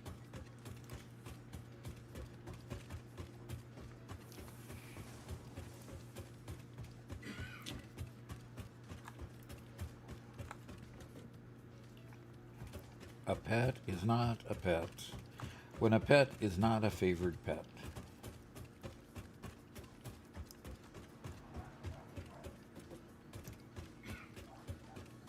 Bacon says, Twitch streamer Blander set his file not only to Satisfactory devs, but also the Unreal Engine developers.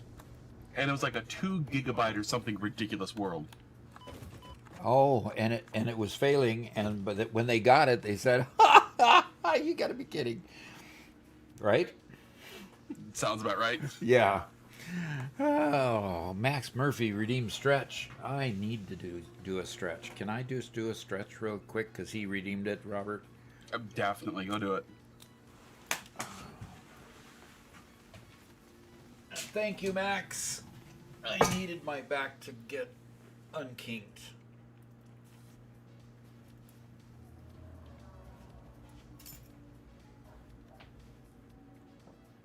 Yeah, make sure you do hydrate as well when you get back. Oh, okay.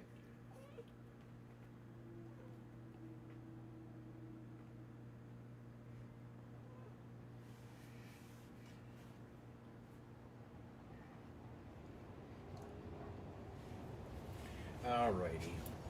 Alrighty, kitty cat. Just because I got up doesn't mean you need to steal my chair. Boss says we have an 18-year-old senior cat. He gets to eat any human food he wants. He has earned it. An 18-year-old? Is that what he said? Yeah. My. That is a long-living animal. You don't generally get that. Okay.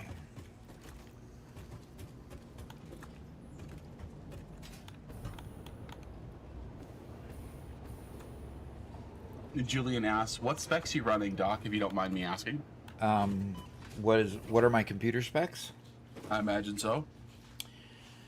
Alrighty, I have a 14. Oh, okay, there it is. A connection timeout? Yeah, that just means. See, that's what I got when my computer couldn't load the game to be able to join you. And yeah, that's the kind of message that kind of forced us to eventually get a server. Now, one intermediary step you can take, because you're on Steam, is you can run the Satisfactory server separately from your game. So the Satisfactory server, I don't know if it's available on Steam or because we ran it from Epic Games, but you could run the Satisfactory server separate from the game, and that significantly improved my own connection and my ability to play on it. And that let us continue playing for a while before we got to a real server. Okay.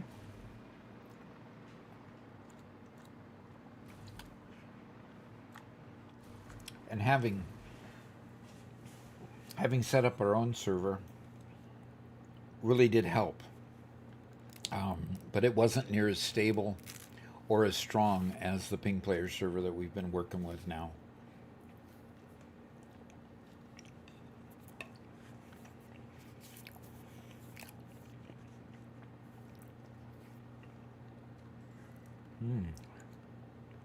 We have another university question for you. Is it how I would set up a server? No, sir. Okay.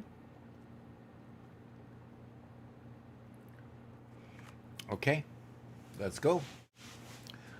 Alama here says, so Doc, I've been starting my nuclear energy setup. I have a huge mega factory in my mind. So should I burn the plutonium rods, or do you think it's too much hassle to make more uranium rods? Okay.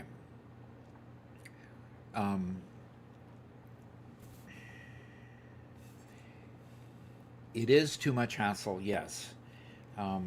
Part of the challenge with nuclear is that you got to understand you're just processing the waste from the first one, and while the machines individually will make more, you don't fill as many machines with the waste. So it's the law of diminishing returns.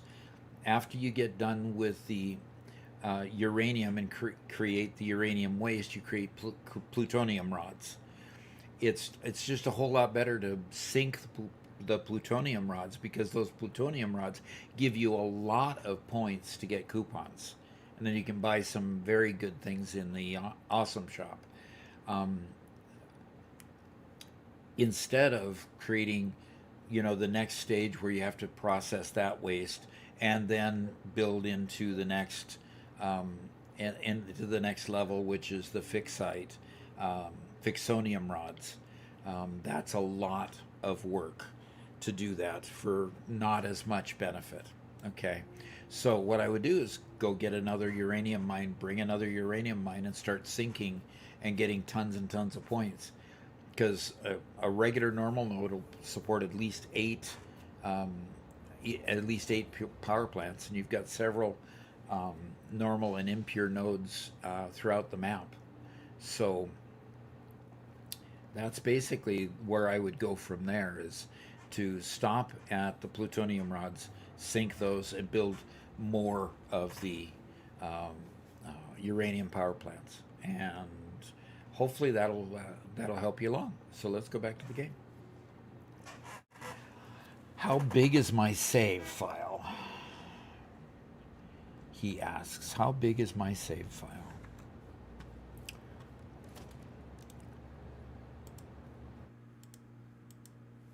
All right.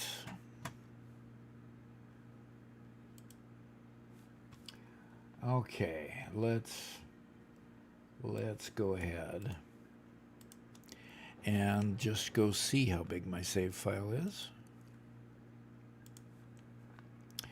And I assume that you're talking the current save file. I actually think Bacon was talking to I Ate Your Cat, trying to help him troubleshoot. That's fine. Well, mine is 4 megabytes. Just barely over 4 megabytes. Now, not very big. Doc and I are on the same local network. It shouldn't make a difference because I'm still connected to Doc over the web.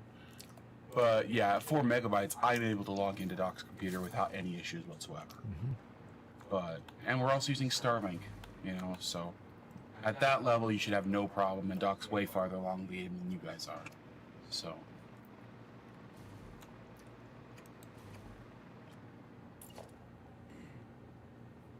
Daniel Gaming has a great request. Okay. He says, if you can and want to, could you do like a 6-hour live stream when 1.2 comes out? As kind of like an overlap from 1.1 to 1.2? Yes. Definitely. The day that 1.2 goes to real production, we'll do very long live streams playing with all the new toys. Now, are you asking me to do that when it goes to experimental? Because that could goes to experimental on the 27th, 26th. Do you remember, is it Thursday or Friday? I can look. I'm sure somebody in chat could mention. If it's the 26th, that's our normal stream day anyway, so we'll already be streaming 4 hours. So.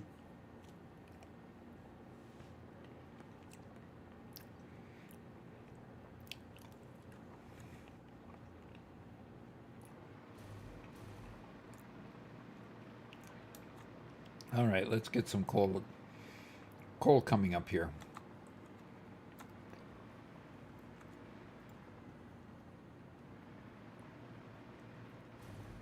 And this one should be filled with coal. It is. Yay. Because why not, dude says that I am echoing. Let me go in and check. Unfortunately, our audio system isn't the best at the moment, so if I ever talk a little bit more than... If I talk a little bit loud, it gets picked up by Doc's mic because we're in the same room. Alama here is very happy that you said don't do Fixonium because he says he even headaches thinking about it. Yeah, exactly. And it would give you headaches actually trying to implement it too, so yeah. Okay. All right, let us bring this down here. And I'm not going to worry about extending that any further. I am just going to... It's going to jog because I got it on the wrong place, but I'm not going to worry about it. And there. And up comes coal.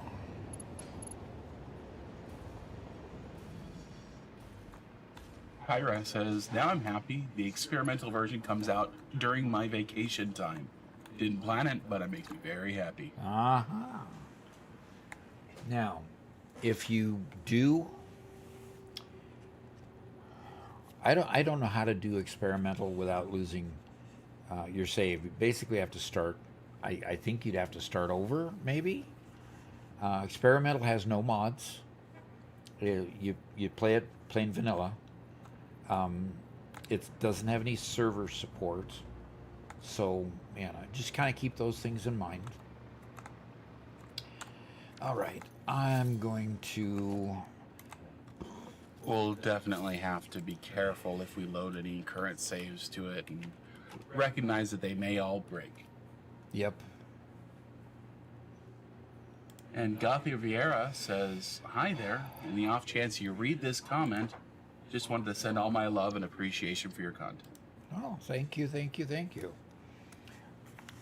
In the off chance I read the comment, well, that's one thing about my channel is I've really wanted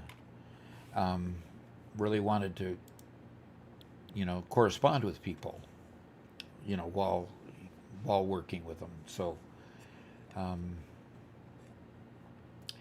30 per minute. It makes 30 diamond per minute. So we try very hard to read all the comments as they come.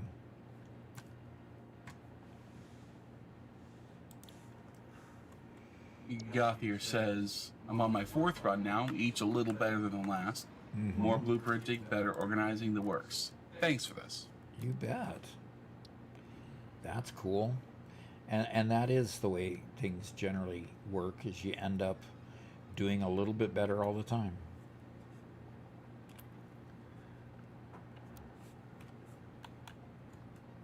Okay, I need to leave enough room in the back for it to collect what's going out, but I don't need to leave room over here.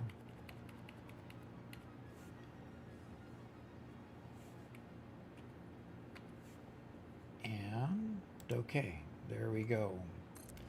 And I'll put the next one right next to it here, and then I'm just going to make it with 4 here and turn this around.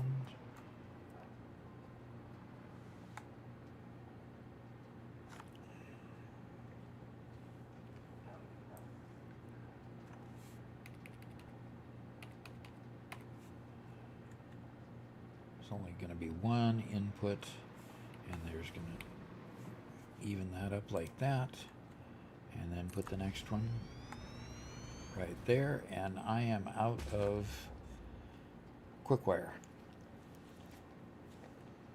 And it's just a matter of waiting. Alima here says, "I think you can do experimental safely if you get a backup of the save. At least that's how it's worked out in the games I've played." What I'm wondering about, mostly though, is if you brought the save that you did in experimental, the only time you can bring it forward is once they move 1.2 forward to the main save, or else all the things that you built in that experimental that are the new stuff, they won't be transferable. So I guess that's what I'm most wondering how to work out, is to make sure that I guess whatever I put there has to stay there until we move over. So any of my main saves I can't really use there. I can play around with it, but I can't really use any one of my main saves that way. Am I making sense? I think so.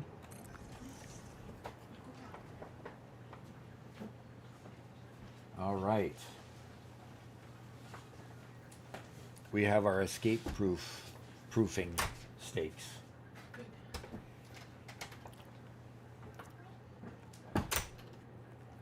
We, as we've said before, we're currently watching my brother's dogs for him for a few months, and they are both escape artists. It's a couple of golden retrievers. One of them just straight up jumps over the fence. We had no idea that this was a possibility beforehand, and my brother even helped us build it and didn't really think about it. The other dog digs under the fence and has dug under the fence. Like, if you give her like an hour, she'll dig under the fence. So we've been buying these rebar stakes to just stake the bottom of the fence into the ground. It's a chain link fence to try to keep them in. And where we've been able to stake it, it's worked. But That dog is persistent. You know.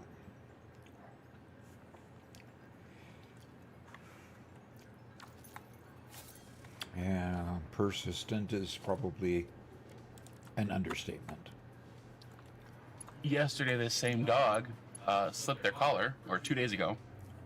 Oh gosh. And oh boy, I am not a very fit individual. I am the opposite of fit. And, Doc's not able to run like he used to. He used to be a runner when he was a kid.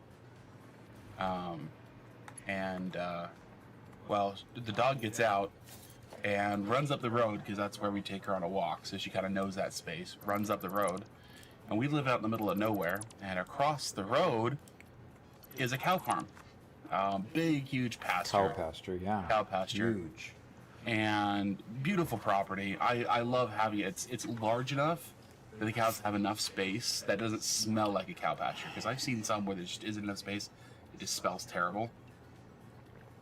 I'll interrupt my story to say, Doc, no conveyors for 10 minutes. You didn't have to interrupt. I saw the bad news come. But she ran up the road, then she saw the cows, and then she ran up the cow pasture, and she caused them to run to the next field, and so then she runs forward and she slips underneath the fence and goes to the next pasture.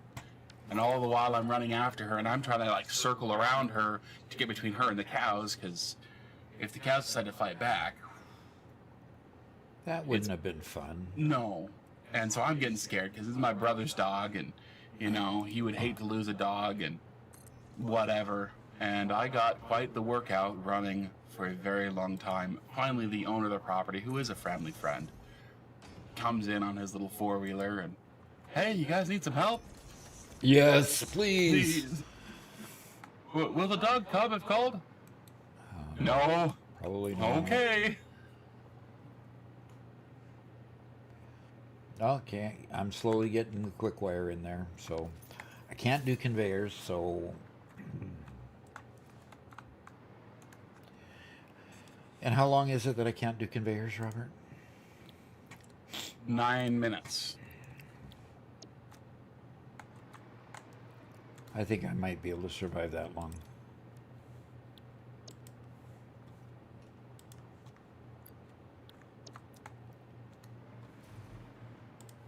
Oh, I just copied that so I could paste it, and then I didn't paste it.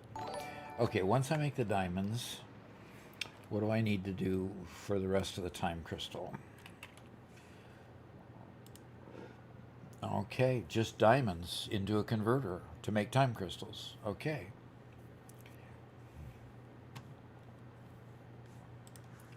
And if I have four machines, 600 coal per minute. You got to be kidding me. Okay, then. That's half a node on a Mark III miner. No kidding. I mean, okay. I will be slimming down my offering here. And Lenny just subscribed to Tier 1. Fantastic. Thank you very much, Lenny. We've had quite a few subscribers today, and I really, really appreciate that.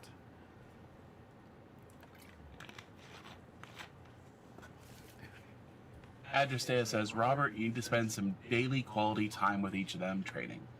Food not in a bowl, but train them with kibble. You bet they'll come when you call after doing that for a bit. You're absolutely right, I do. Unfortunately, those dogs, because my brother's been super busy, that's part of the reason I have them here. They haven't really been trained at all, and it's two golden retrievers, so they're always super happy, and it's a mother and her son, and so it means that it's a bit of a situation with the two of them really riling each other up a lot. So we're intentionally taking them on a walk every day separately, so they can start to learn how to heal, learn how to work together, or work separately. So it's a chore, but we're working on it.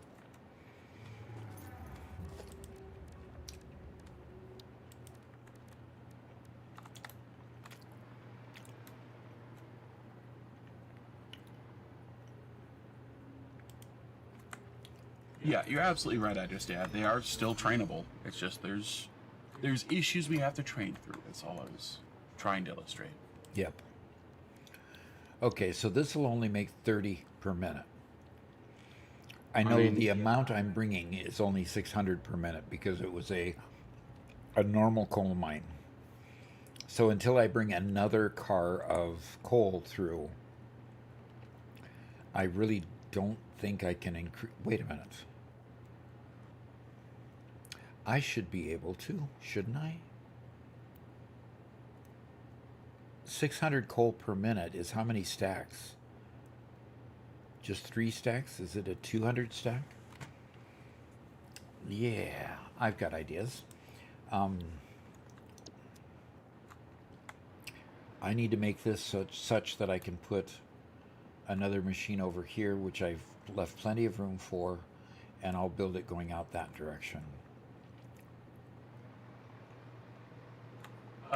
I Eat Your Cat asked, does it cost money to have a server? If you make your own, no, other than the cost of the server. If you go to Ping Players, for example, and which is one of our, which is our sponsor, if you use Doc35, you can get 35% off the first one. Mark isn't here today, but Mark actually bought a server from them, and it was amazing how inexpensive it was. Servers are not that expensive; they're like $22 to $25 a month, and you can get them configured for a modest number of players, which is what we usually use, and just you can buy more memory and get more consecutive players too, but at the base side of it, it doesn't cost very much to have a few players. So if you can afford, let's say, $25 a month, use my code and get it even less. You could probably get by pretty cheaply. So I hope that fits in your budget because it is a good solution.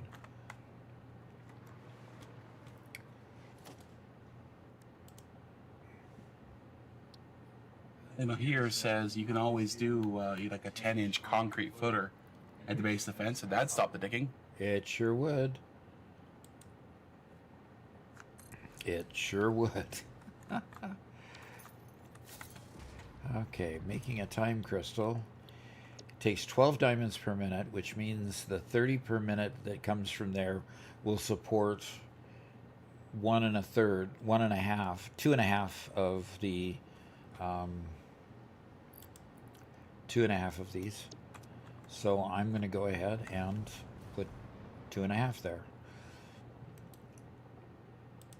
meaning that I could put 3 across here and underclock this one by 50%, and it would keep all of these busy. So that works.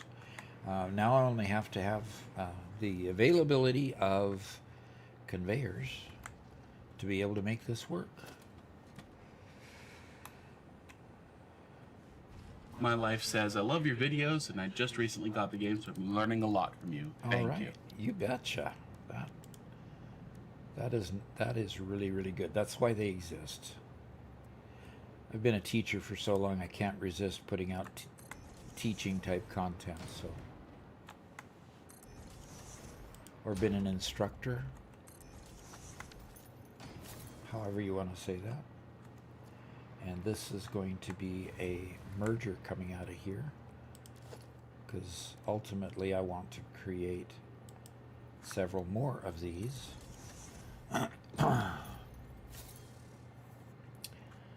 Okay. How long until conveyors come back online? Another 2 minutes. Okay, cool. So that gets my time crystals.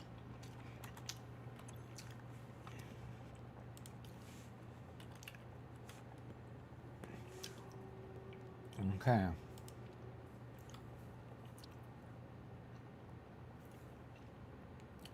So fixite trigons are made from fixite, and I have 3 different recipes for fixite. I think I might even choose. Okay, so, and Fixite is made in a converter. Okay.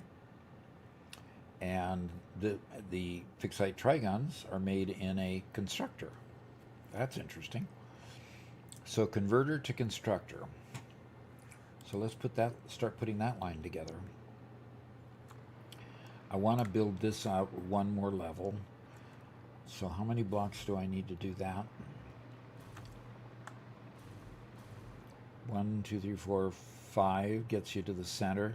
1, 2, 3, 4, 5 is going to be out to here.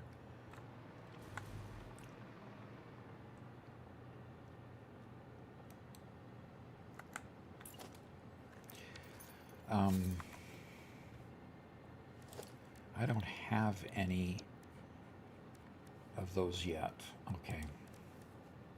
My Life asks, can you use a save file to start a server when using the Steam dedicated server? Yes.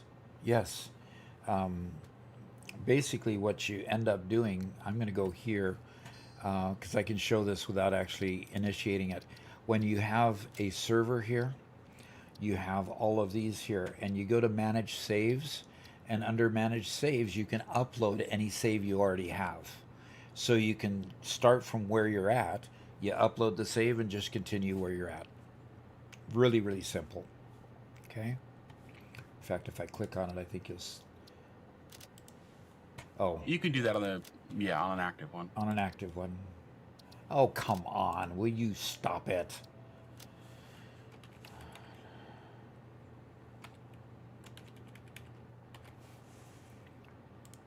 For some reason, he has to re-authenticate every single time. So here, under Manage Saves, you go Upload a Save.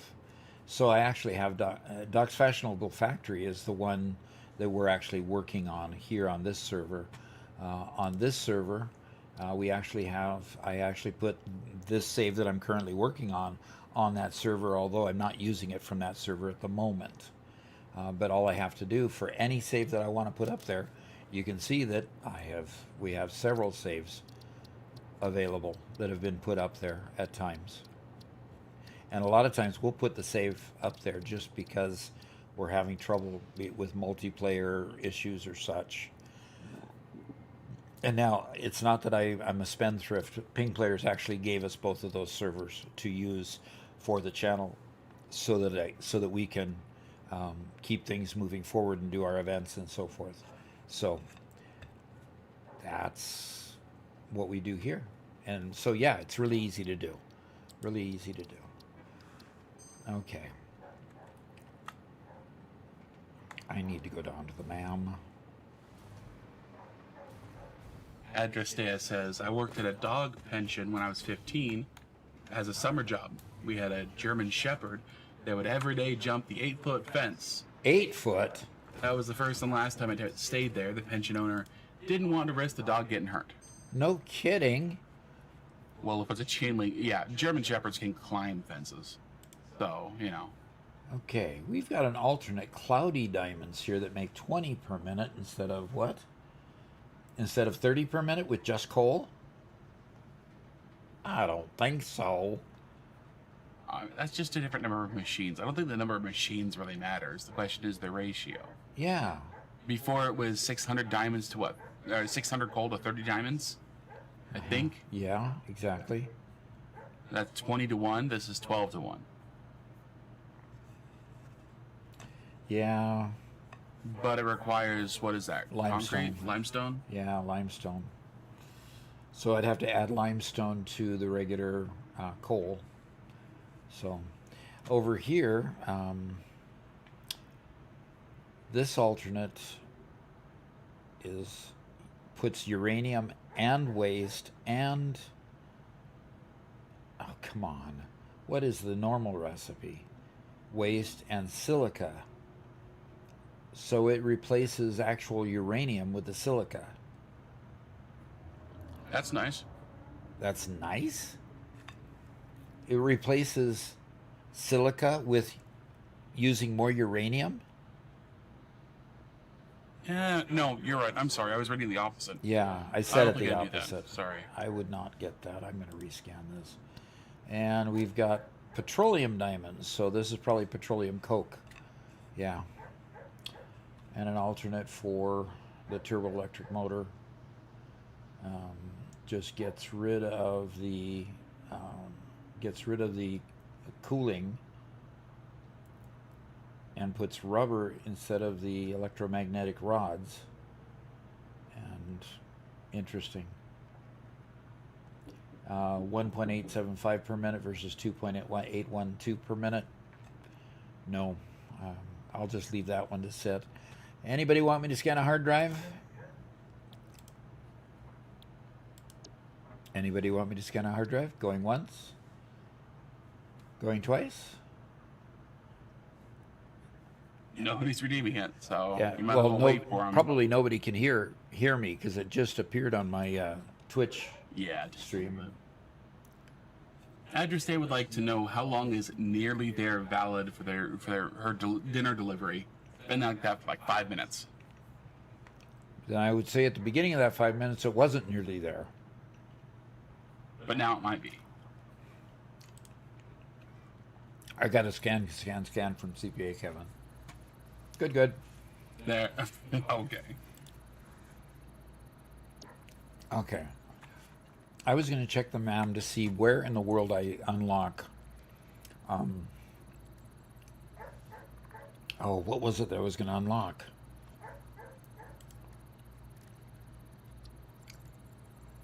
Okay.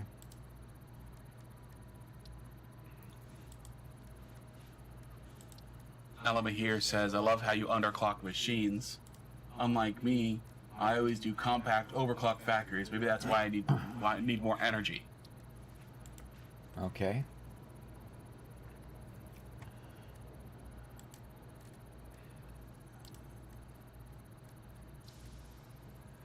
I'm not remembering what I wanted to unlock.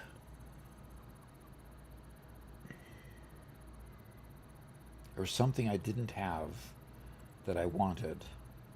Do you remember what it was? Nope.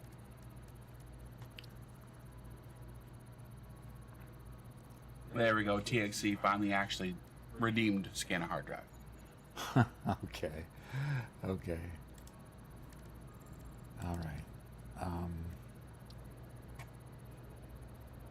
I don't.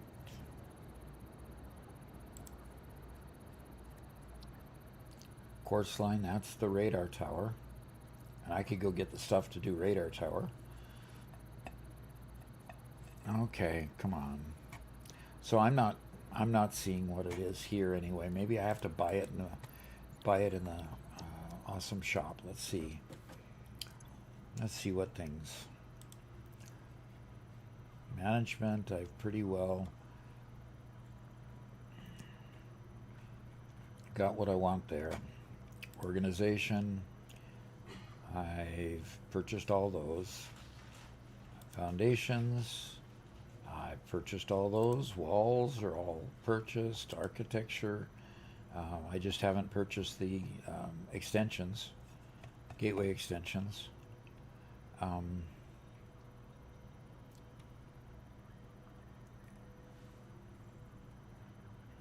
Oh, good. Address Day's food has arrived. Good. Fantastic. Basic modular station, walk-free modular station, and advanced modular station. I'm not ready to use those yet. And equipment is explosive. They call this equipment. Okay. What does the shatter rebar do that the explosive rebar wouldn't do? Do you know? I don't remember. Stun does an I never electrical use stun. shatter at all. Yeah, I never have either. Okay. So what does the iron rebar pack include? Just includes, it's not a pack, it's just, and then I've got parts here, which is, I can buy a whole bunch of things. In fact, if I buy a pack of batteries, I can actually unlock, because I don't want to make batteries, because what do you use them for anymore? Zippo Zero, right? Nothing. So if I buy one pack of batteries, unlock the one thing in the MAM that I needed to unlock,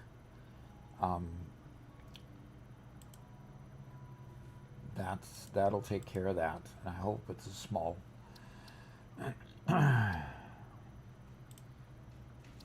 200. Okay. Fix-It never recalls a product. Every awesome item is guaranteed to work for its entire lifetime. Enjoy your purchase.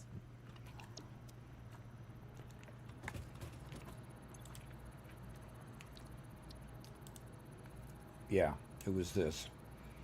So I need to get some radio control units.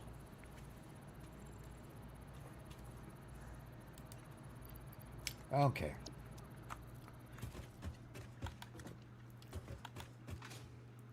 My concrete is probably full now, so that I can finish getting that floor built up there.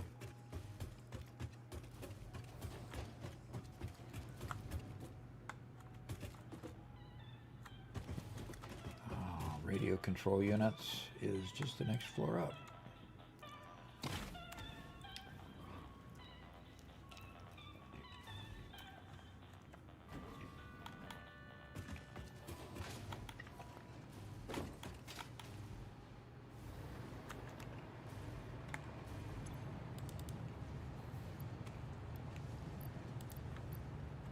TXC says, I think Shatter Rebar might be an AoE type of ammo that hits multiple enemies if the Shatter Reflect how it's described and used in other games. Okay. How is that different from Explosive? Because Explosive is usually an AoE as well.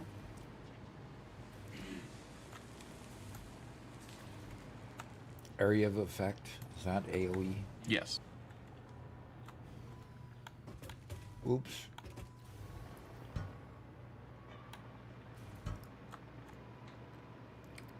I can't do that trick anymore. Okay, can I use conveyors now? Yes, sir. All right. You asked what I had like 2 minutes remaining, and it's been 12 minutes since then, so. I kind of figured I'd probably gotten through that.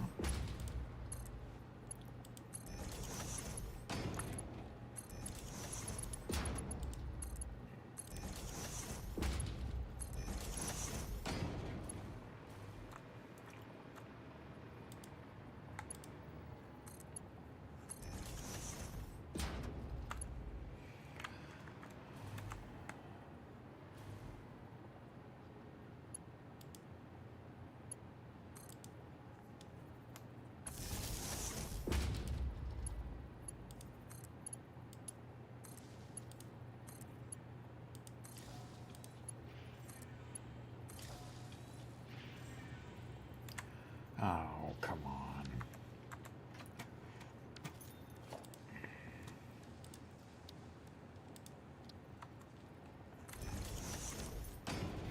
There we go. All of those are connected.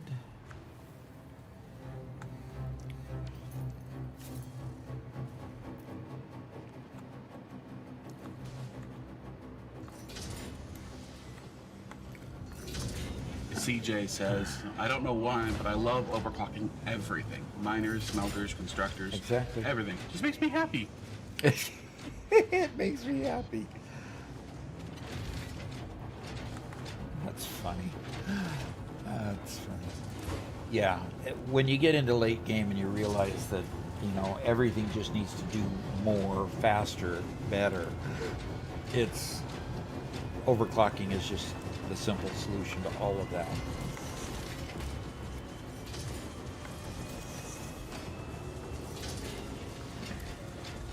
So yeah, I overclock everything, especially the miners, especially at the very bottom tier. You want to overclock those especially. There's no reason not to extract as much as you can out of each mine, because those are the hard part. You know, once you've transported it to where you can make something with it, that gets a lot easier. All righty, we need a large industrial storage container placed right there, and go here and here.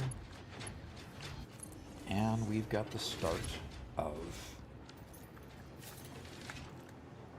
the next phase. Fantastic. Milestone done. Okay. Let's see how much more floor we can make. Okay.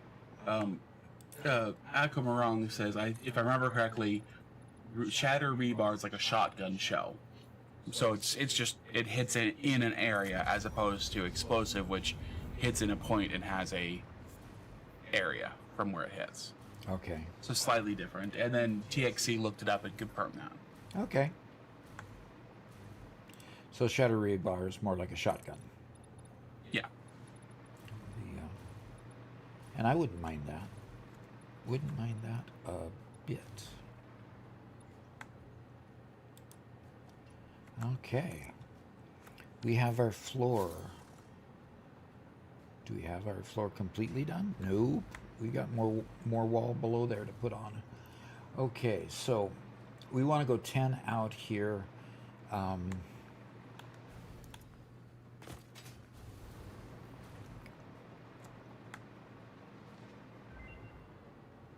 Okay, go to the map to see the results.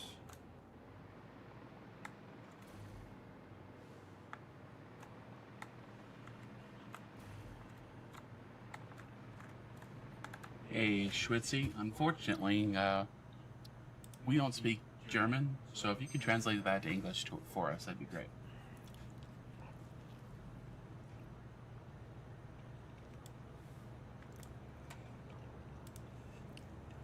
Oh, you know what? We're just gonna get rid of you.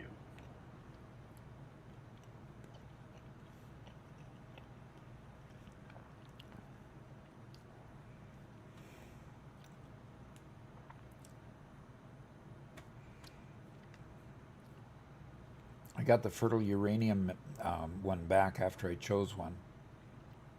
After I rescanned. Oh, nice.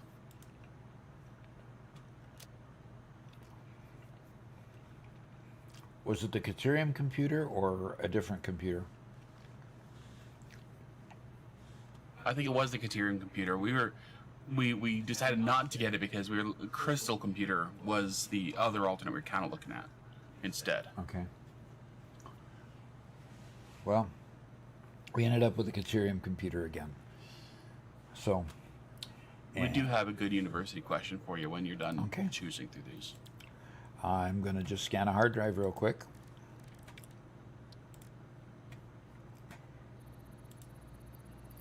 And another question. Quashor asks, Doc, when you're building out your rail infrastructure, do you build point-to-point or do you have a more comprehensive network of tracks?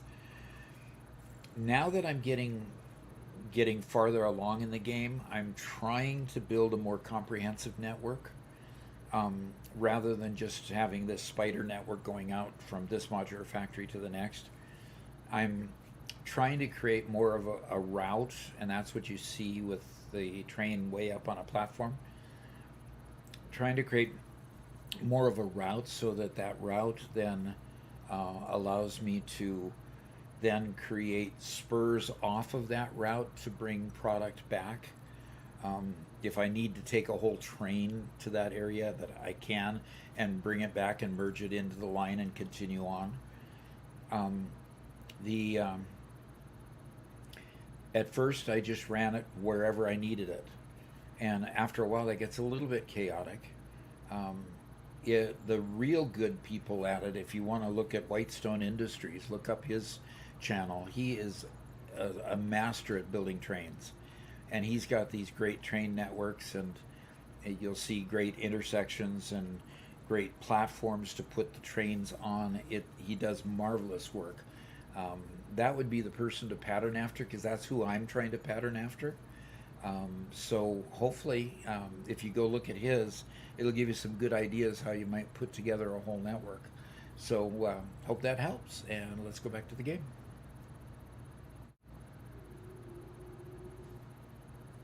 And Andrew's back. He says, could you show us a tour of your railway? It's pretty boring. In this world, it's kind of short, unfortunately. Yep.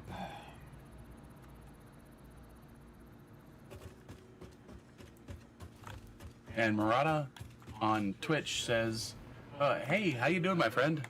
Doing good. And Murata on YouTube said the same thing. No, Murata YouTube on Twitch. Oh. You see that? Yeah, I see that now. Okay. I was about to read Murata YouTube, but my brain malfunctioned, so I said Murata on Twitch. Yeah. Okay. All right.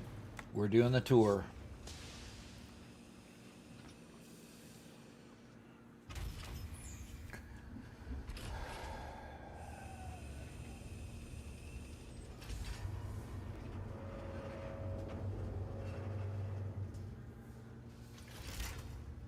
Okay, come on. Let's go, let's go, let's go. Robert has a bit of an echo. You know, people didn't complain about the echo quite so much until we did what? Until we put me on a separate microphone from you entirely. Instead of having us mixed before it hit the computer, now it's mixing after the computer. And so every time I talk, it shows up on your mic a little bit. Okay.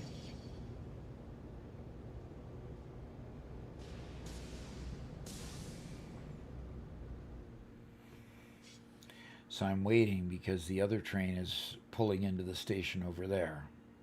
Yep. As soon as they pull out of that station, it'll let me go. Which says that I need more block signals. There, it's pulling out and it's turned green. See that? So basically this is just a rail line that I plan to plagiarize, or I plan to get more and more materials and build out this factory, a much, much bigger factory. But I want to have high-speed conveyors, and I want to have high-speed lifts, and I want to really go to town with plenty of resources. So this train basically is meant for going out here and then taking a spur off and going collecting resources and coming back and so forth. Does that look like a coal mine over there? Or is that just shadow? Yeah, it looks like just shadow. That's not coal on top of that bluff. I remember that not being coal. It's a lot of uranium up on this bluff. So you get a good visual tour of everywhere, because I started with this being way up high. And so this is the Dune Desert down here. Kind of gives you a feel for the shape of everything.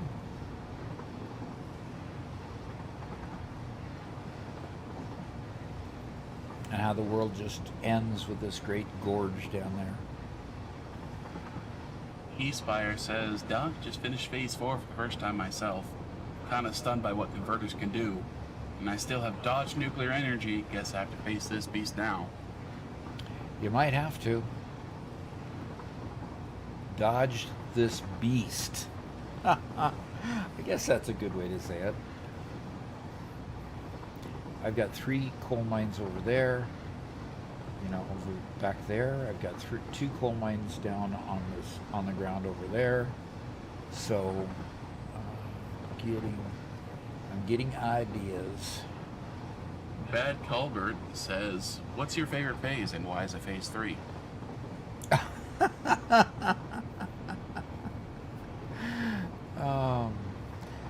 That's an interesting question. You asked me what my favorite phase is, and then why is it phase 3?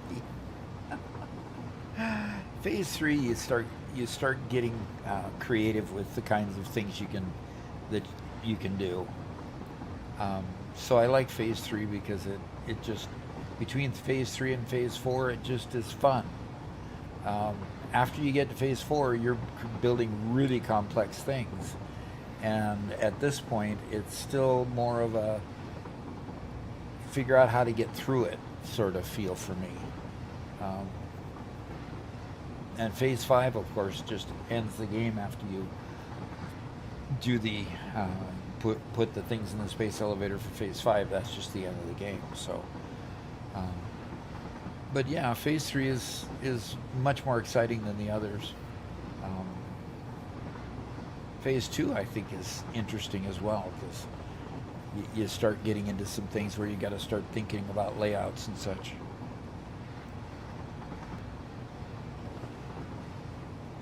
And there's the Red Forest. Can't imagine why it's named the Red Forest, can you? Yeah. Murata asks, how many nuclear pasta per minute would you recommend?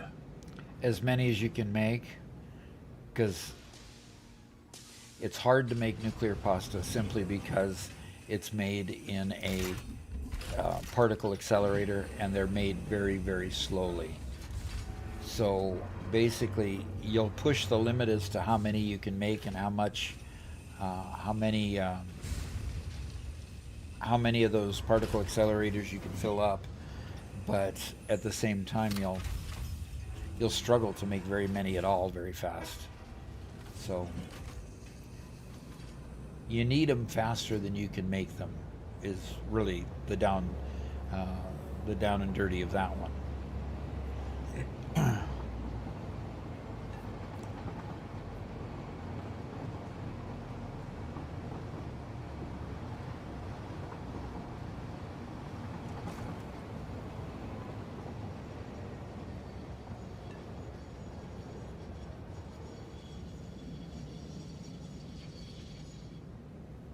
All right, and the coal back there will load.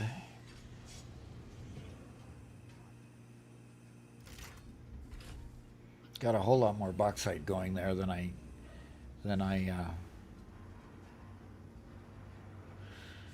am using.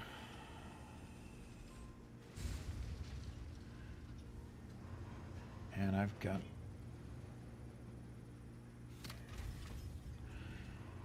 to increase. I can make more aluminum is basically the bottom line to that. Got plenty of silica, so there's no reason why I can't make more aluminum there. So I just need to do that.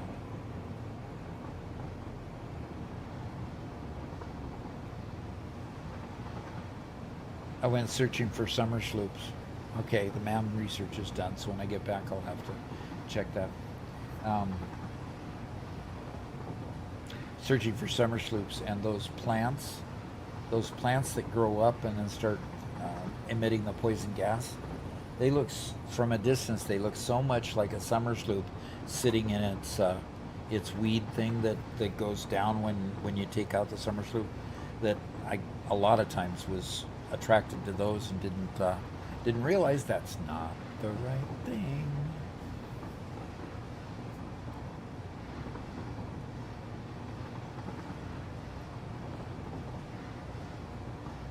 You know, if I were to move my train line to that floor that I just built, look at that.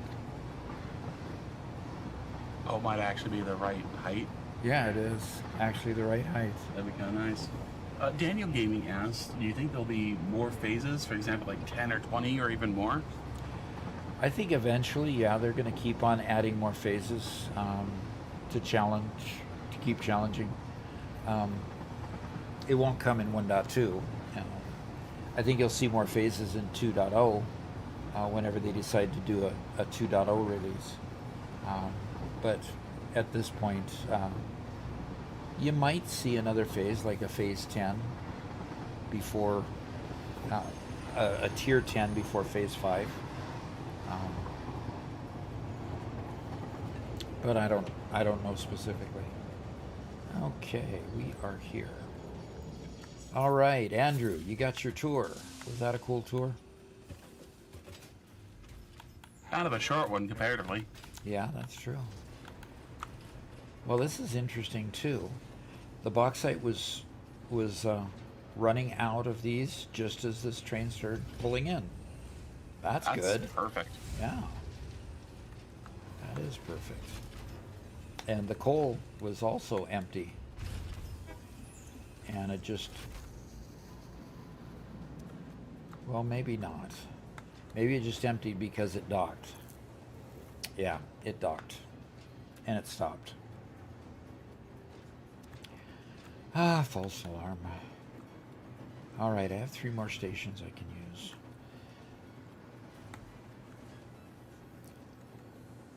I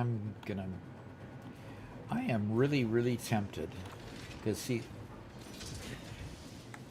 this floor is high enough for...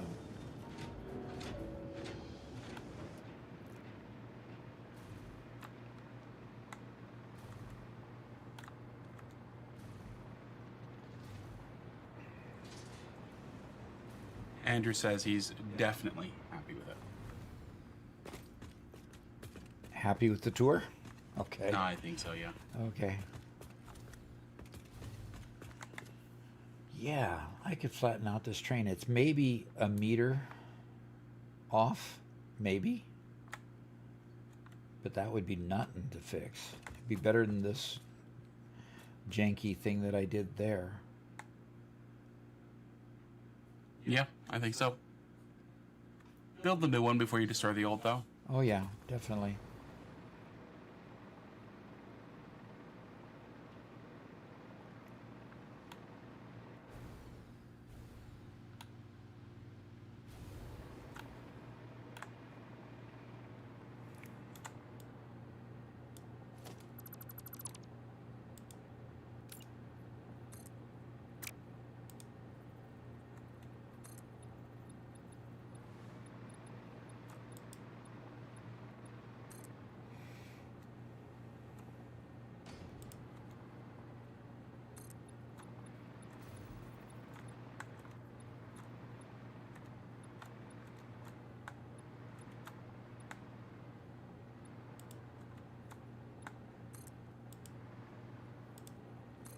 It was exact, Robert.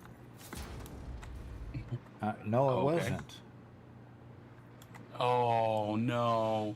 That's okay. I'll just put a... Yeah. Dang.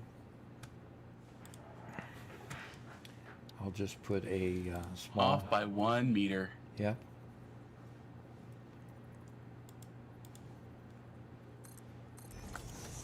Yep, just off by 1.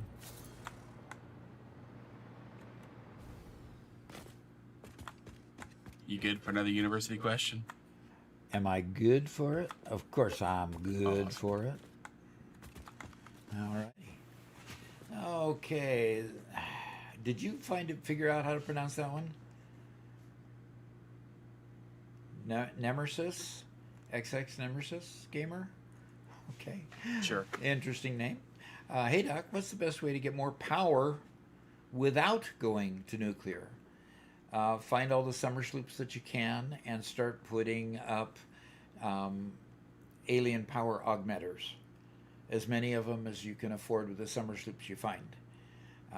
That will give you 10% over what you are currently making. So it automatically augments any new stuff you make and kind of adds another 10%. Later on in the game, you've got another device that you can put into the power augmenters to give you 30% more. So if you want to just augment your current power situation, and you've already run the gamut of all the different kinds of fuels, for example, turbo fuel and rocket fuel and that kind of thing, once you've already gotten to that far, then I would say just put more and more power augmenters out there and just keep on boosting it up. And then you can avoid nuclear totally if you want to. So I hope that answers your question, and let's go back to the game. And TEDx says, hello, pioneers. Hello, hello.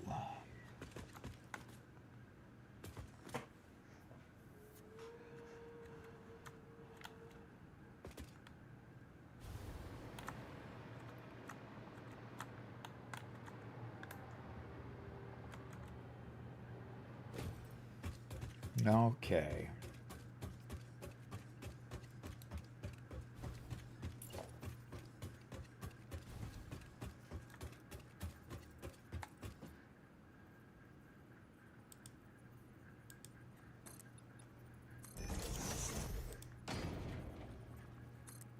You know, you have just started the longest and hardest phase of the entire game.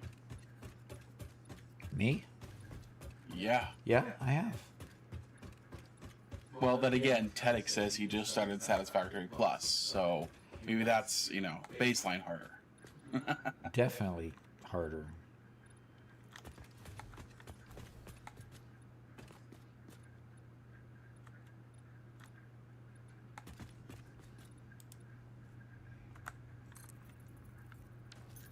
Well, I got another question for you. You do? Yes, sir. You might want to pull up the map for this one. Okay. Just a generic one or one with my world in it? No, just generic's fine. Okay, I already... Okay. How do you get it? Okay, if I hit refresh, will that... Nope. How do I get my world out of here? Oh, yeah, I already did. Okay, let me take the artifacts off of there.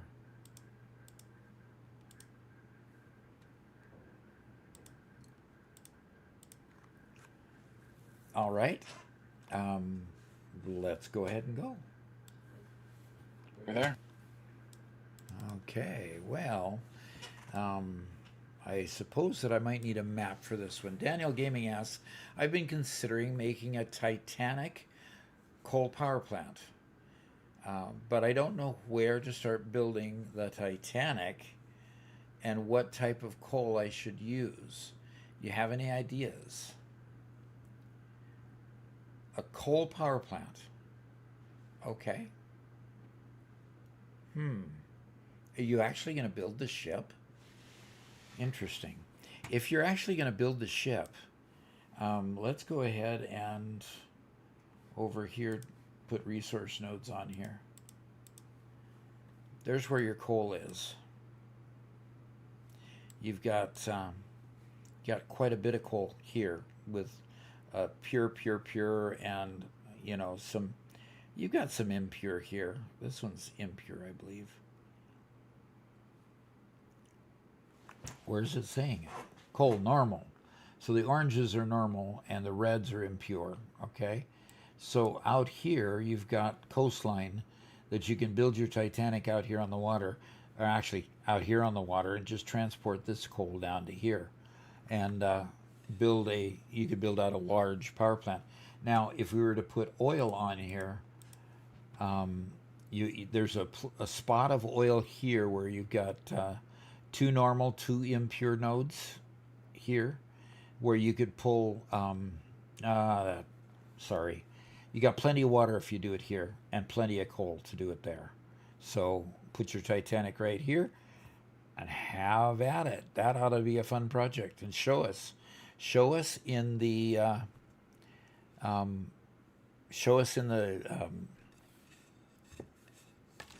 help me, Robert. Showcase on Discord. Thank you. Send pictures on the showcase on Discord, so that so we can see what you come up with, and hopefully that'll help you. Let's get back to the game. Yeah, that would be a good place for building a big ship, right there. I assume he's, gonna actually build the ship. Okay, got another question for you. Okay. Yeah, Andrew Eccles asks, how do you manage your mental health with Ada bullying you all the time? I largely ignore her, just like I've ignored all my bosses that have been obnoxious in my past. When they get obnoxious, I just say, okay, that's fine. And I turn and do as I darn well please anyway. So that's kind of the mode that I work in. So it works for me. Hopefully that helps. We'll see you later.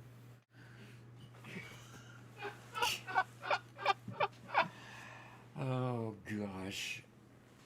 Oh. Thanks for taking that question seriously. Yeah. That could be a fun one. You know, fun Q&A one. Yeah.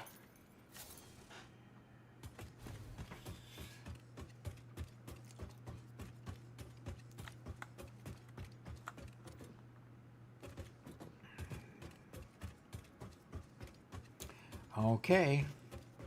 Well, you know, I'm going to put a train station right through the middle here.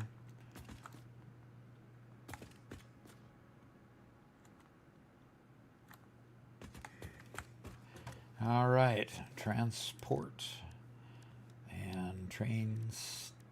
Wait, we need train station and it needs to be at the other end. Somebody mentioned Titanic, so Lexi is here. Yes. And Lexi says, well, the Welsh coal is the best for sure. It's called anthracite. So Welsh anthracite is needed if you want to build the Titanic. And if you do build it, you know, post pictures. Definitely post pictures. We've got very interested parties.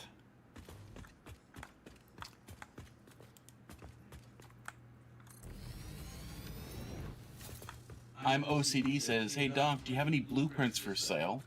If so, where can I find them? I'd love to gain some efficiency while also supporting you and Robert. We've talked a lot about that.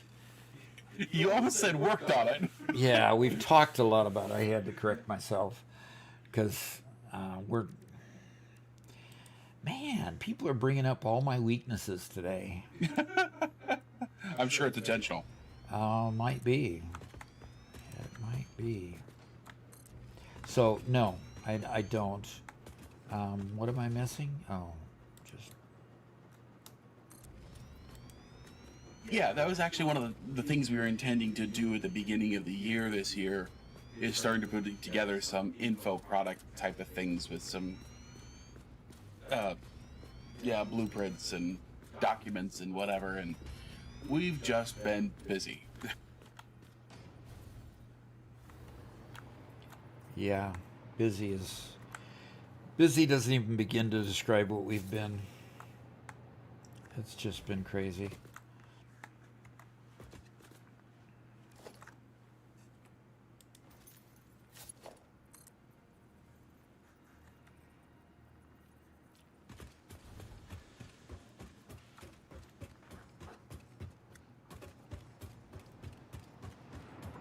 How about that? It dives right straight through the floor there. That's pretty funny. Prophet Bays says, oh my lord, awesome to catch you live. Grandpapa of 2 girls and 1 on the way. All right. All right. Where is that one? That's over on YouTube. I want to read that. Catch you live. Grandpapa of 2 girls and 1 on the way. That's so special. That is so special. At this point, I have...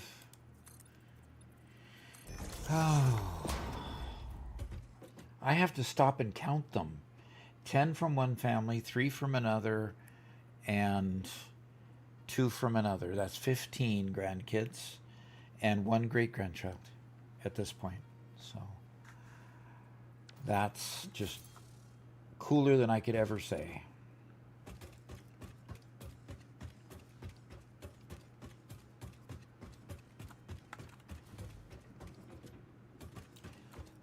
Profeta, you two changed my name. Need to figure that out. Okay.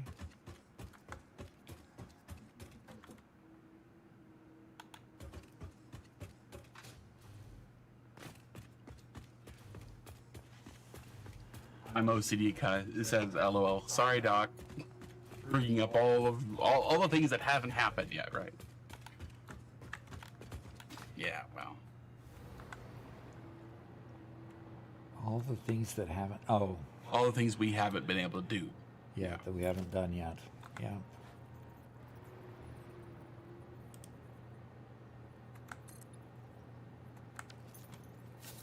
Um,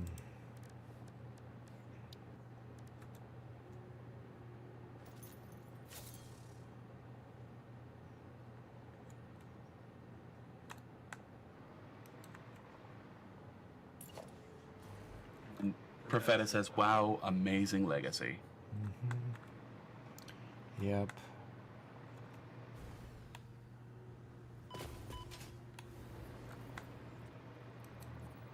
Yep, Doc's just retired and playing video games and enjoying Playing with grandkids.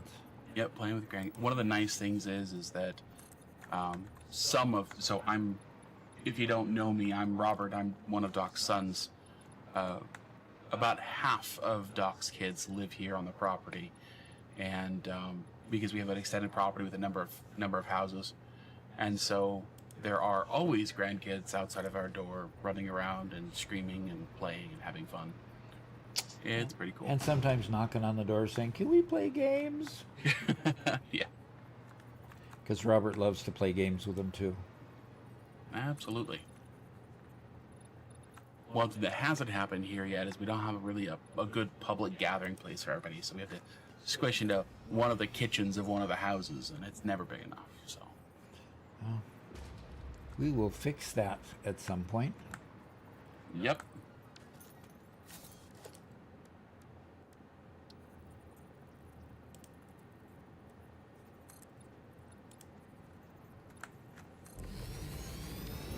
Nemesis says, I just want to say I'm on my first playthrough of the game. Came across you at the same time. Your vids are such a help and always make me smile. About 100 hours in. Fantastic. That is cool. Love to make life easier for folks.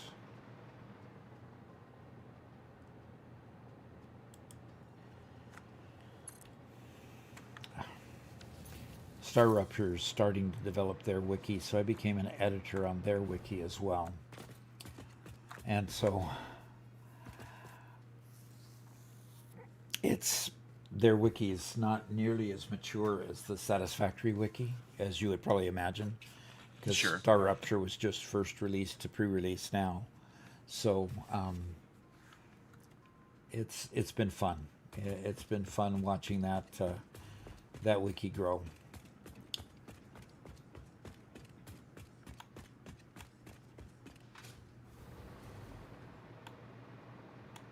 All right. Well, are we making anything here? Are we there yet? Are we there yet? Profeta says, Yes, we got plenty. Profeta says, love it. Yes, Robert, definitely know how much of a pain in the behind you are to Doc. LOL, just kidding. P.S. I prefer manifolds. Yep. Good for you. Manifolds are superior, I should say.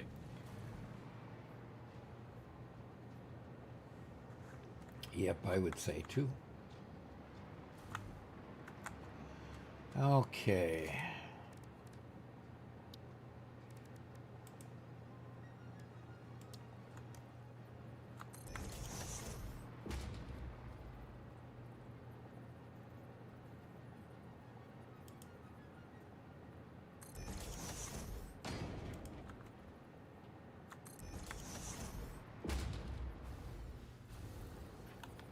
One Metal Fist says, Doc, I started building my oil train to bring oil back to my base because my production lines need motors.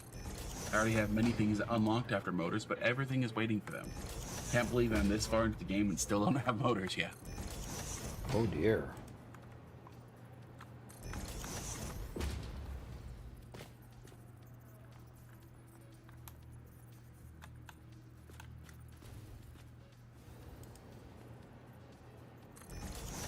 Why wouldn't you have motors that far into the game? Just because of the alt? Needing an alt recipe for it? I suppose that's the case. Okay. And I need to make all of these unload.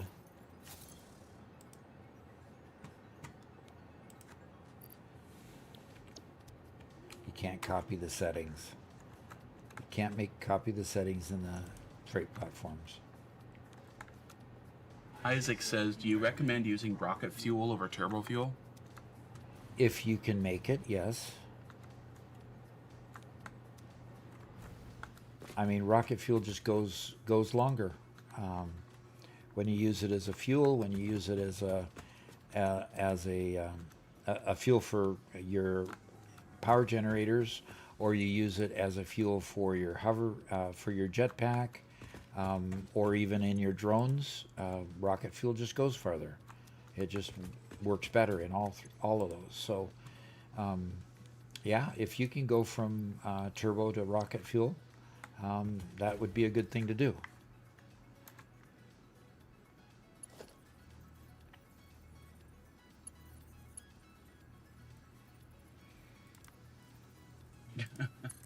Profeta says, just finished the 240x cold generators power plant having a blast. Doc is the man for sure. Okay, good.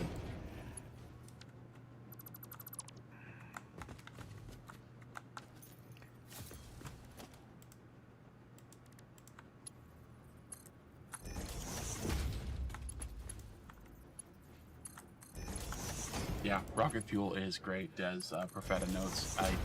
I personally prefer the fuel line going all the way to the end.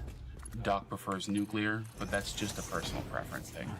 The last long form video we just released was on fuel versus nuclear, and I think lays it out pretty clearly. Yeah, I think it does lay it out very clearly. And it's not, and the nice thing about the video is we did it without a bias. We said, here's the considerations on both sides. Okay. And we tried to be balanced in showing what challenges you have with either one. And so if you just want an objective look at what it takes for both, then the video is really good to take a quick peek at.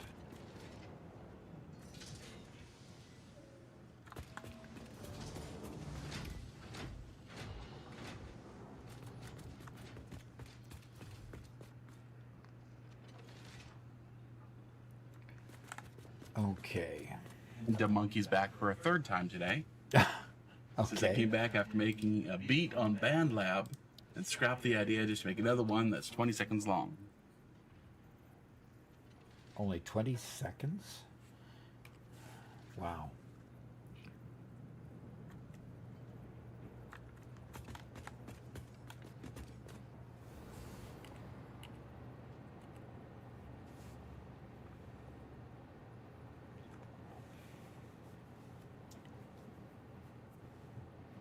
Okay. I think that will do. Actually, I should move it one more block this way.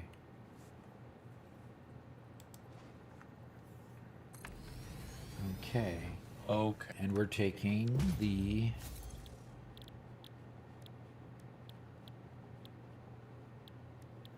okay, what am I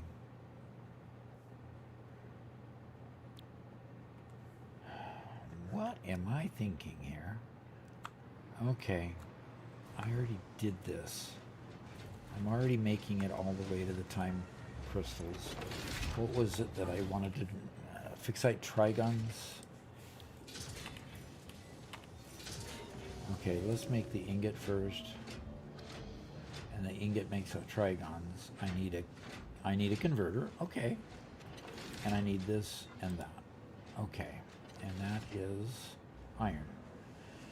Okay. Did you have something to read there, Robert? Oh, yeah, you mentioned it being strange that One Metal Fist took a long time to get to motors.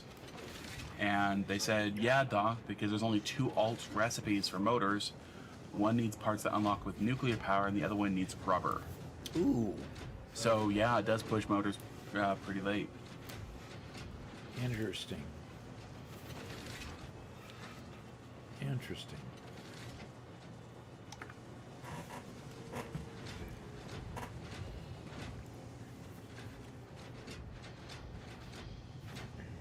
So which is going to be easier, to bring Deuterium up here?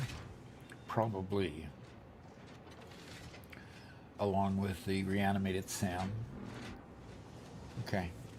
I think I'm going to use this recipe here. 15 per minute.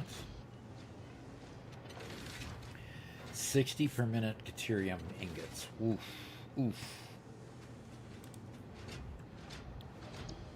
EXC says, regardless of how much of a pain nuclear is from what I've seen, I'm still shooting for it for the challenge, and who can say no to more power? Uh-huh.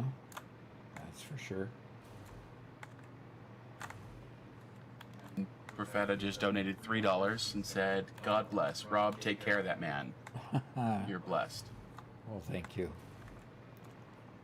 We definitely are.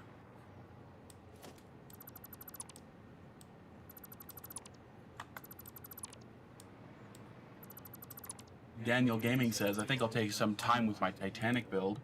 What do you think is best, coal or compacted coal? Coal or compacted coal for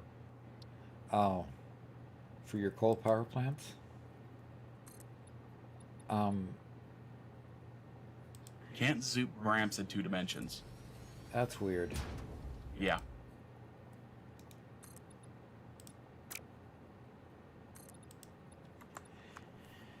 Yeah, just wanted to slope that a little bit better. Okay. All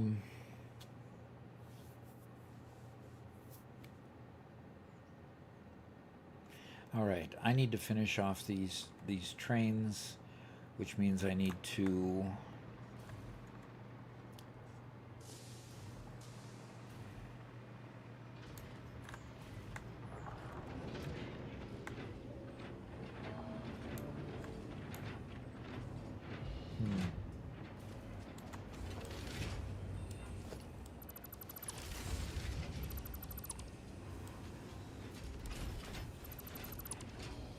And Profeta says, Okay. you know, it's only just a bit, the donation. But things are rough nowadays. Yep, they are. Yeah, we really do appreciate it.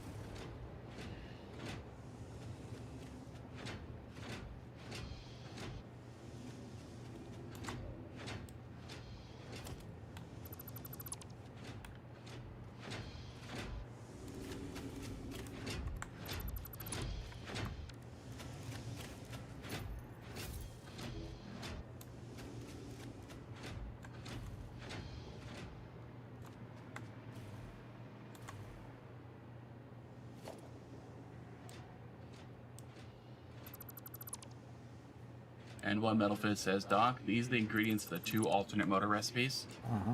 The electric motor uses stators and electromagnetic control rods, which is a really late item for motors. And rigid frame motor costs rotors and heavy modular frames, Wow. which I guess rotors and heavy modular frames can be done without copper, but wow, both of those are rough.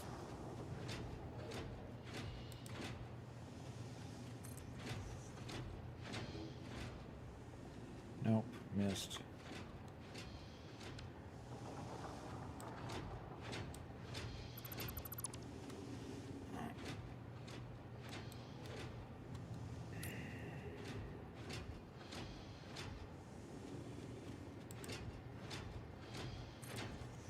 Yep, right along that center line. There we go. And this one's the same, right along that center line.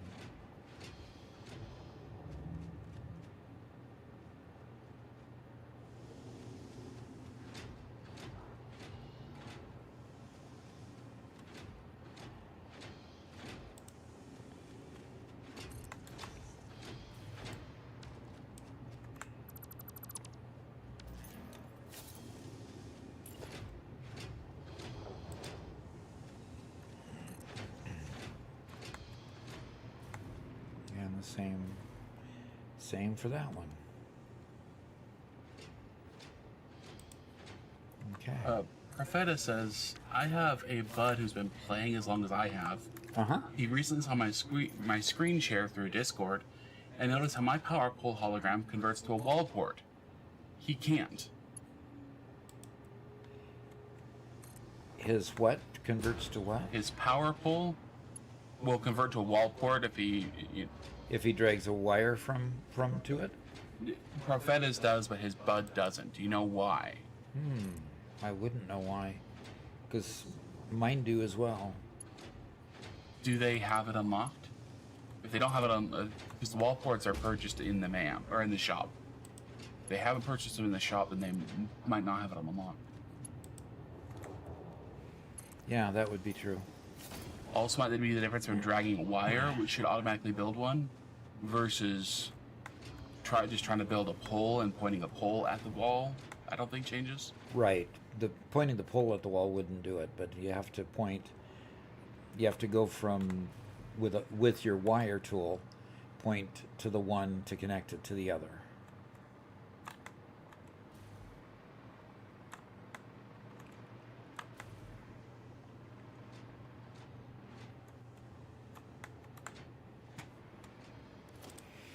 Okay. Yeah, this is coming off. Okay.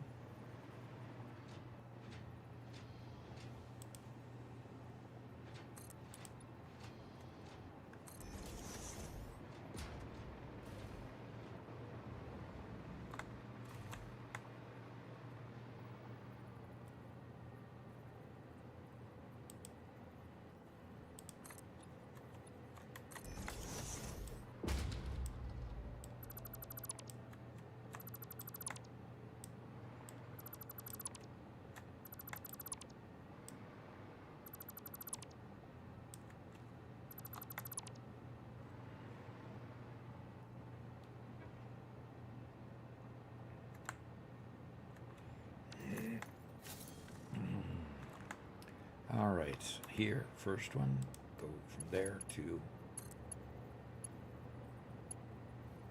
there. Second one, go from there to there. And the third one, go from So you'll be doing one out port per station with this setup? At this point, yes. Okay.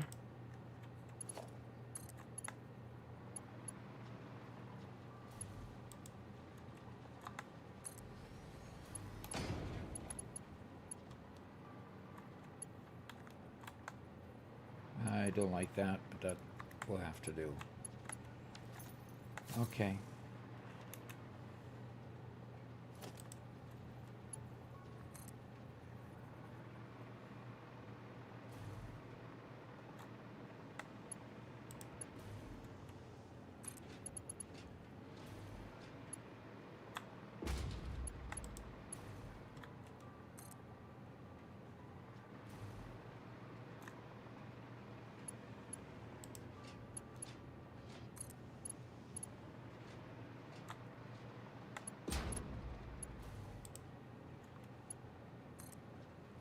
One Metal Fist says, Doc, you're probably wondering why I mentioned rubber, and the chat might be thinking the same.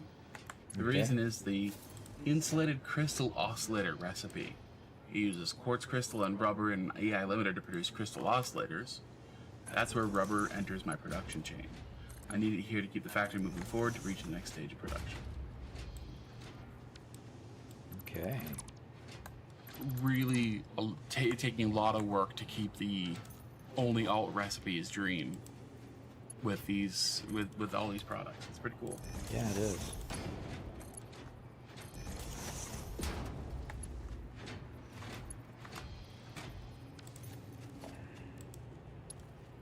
Craig Cocknell says, help.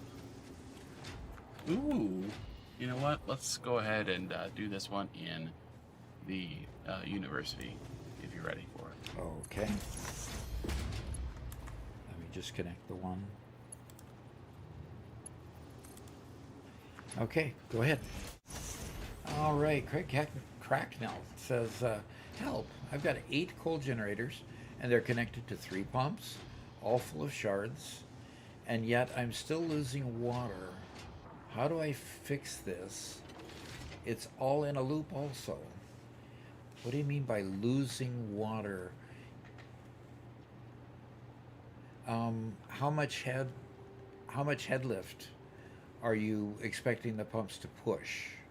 If you're losing water, I'll bet you it's because the water has to go up too high before you put a pump on it. And realistically, if the pipe is going above the level of the pump itself, You need a lift about the level with the top of the pump. Put a lift in there so that it can come up and go over. That would be the reason why, the one reason I can think of, that you would lose the amount of water and see that your flow, the flow in your pipe, isn't what you expect from those three pumps. Because if all of the pumps are all full of shards, they should be doing 300 each, and that should be plenty enough to service your power plants. So try that and see what happens. Hopefully that should help. And let's go back to the game. All right, good questions that's another today. issue.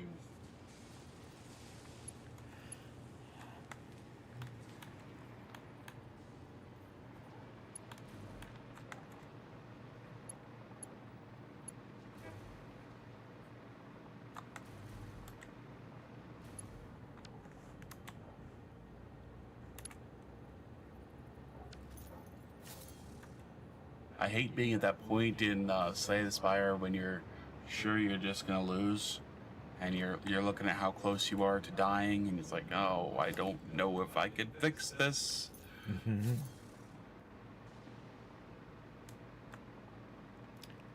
Yeah, you can't be doing too well because you're paying attention to the stream at the same time. Yeah, definitely. See, that's See how I kind of passed you an excuse there? yeah, that's 100% what's happening.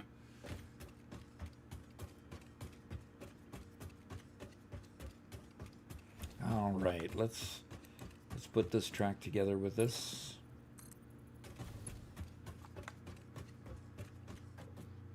There we go.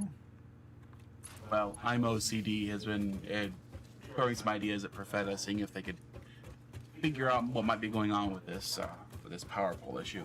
Okay. And Profeta says, "Cool, I'll check on their friend again. Thank you, great community talk." You betcha.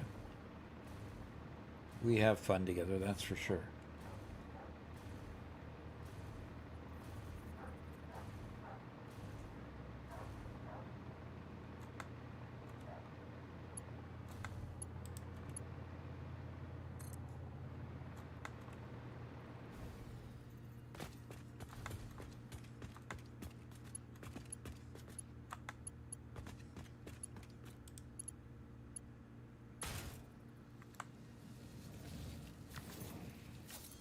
Okay.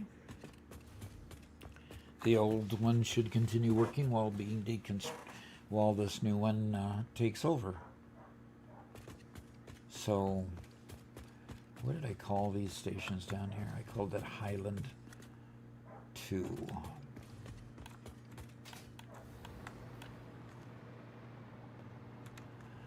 Okay.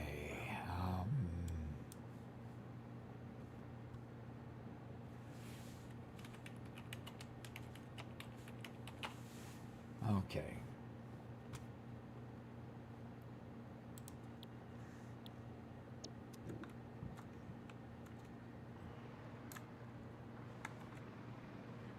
The monkey says, "Doc, do you know who Bruno Mars is?" I've heard of him. Remind me what he does, and that'll tell me who he is. Music artist. He's a what? Music artist. Okay. Well, apparently he has a new album out. Okay. And the name of it is?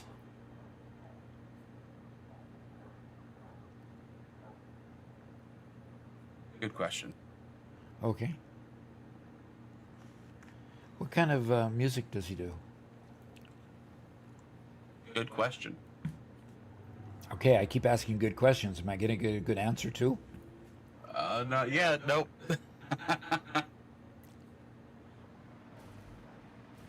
I do not know any of the music by Bruno Mars. I do not listen to such music. And I'm casting no aspersions because I don't know whether they're good or bad.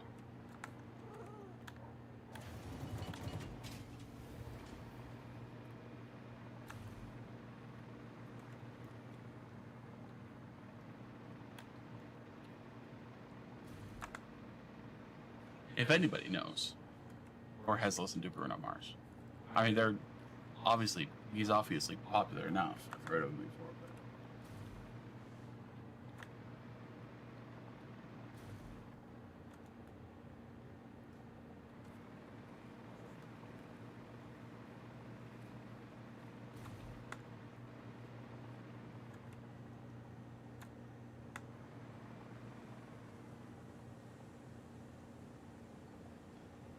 Okay, that train is still working fine. That train has stopped for some reason. Please stop moving my mouse, cat. Huh? Huh?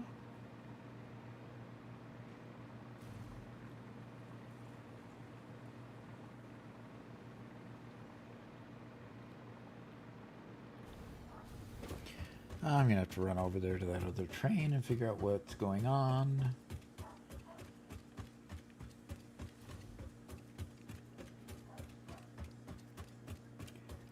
Why it decided that it couldn't go to the next stop. Well, Doc, Yes. I beat the game. Okay. How many tries did it take you to do today? The entire stream so far. Oh, okay. It's almost 6 hours. Yep. I am playing it on the first challenge mode level, so. Okay. So the second character? No, still the first Still character, Iron just Cloud? on a higher difficulty level. Okay. Oh, that. Okay, gotcha. Profeta says the album name is Ask Doc. Kidding. The real name is The Romantic. The romantic. What genre of music does he play? Have I considered Subnautica? Yes.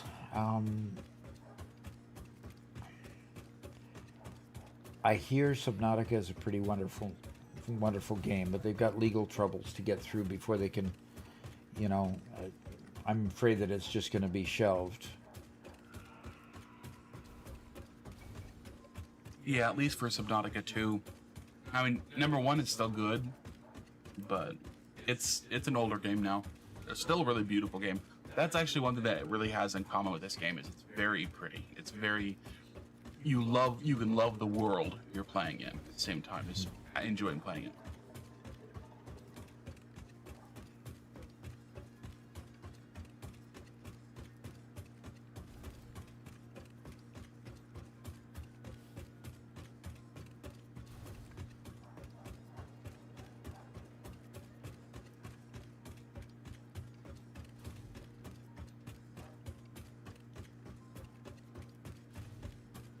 So the monkey says Bruno makes lots of types of music. So That's unusual for pop, R&B, hip hop, soul, and other stuff. I can get into the pop, R&B, and soul. The hip hop is not so much, but that kind of gives me an idea of the kind of music he plays.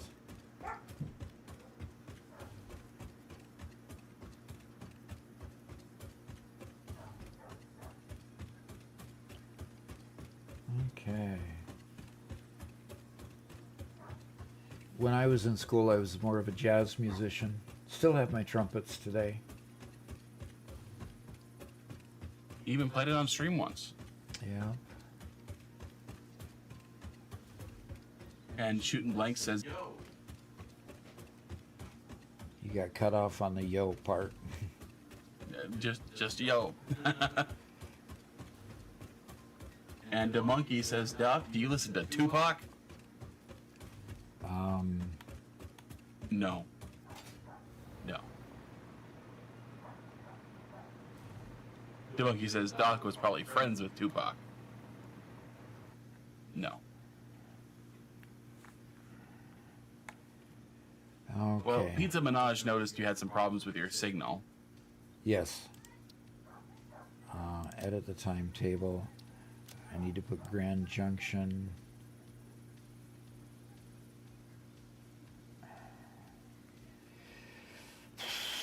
Where do I put Grand Junction? It's after colon bauxite, because colon bauxite just went by.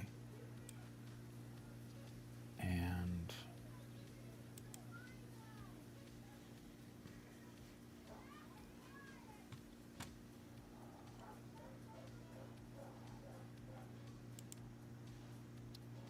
okay. The monkey says Tupac was probably scared of Doc.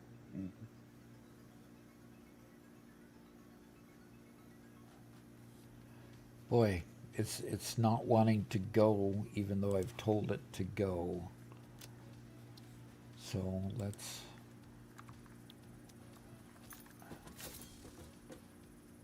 Okay. Yes, there's a problem with the light, so I'm just gonna get it moving forward.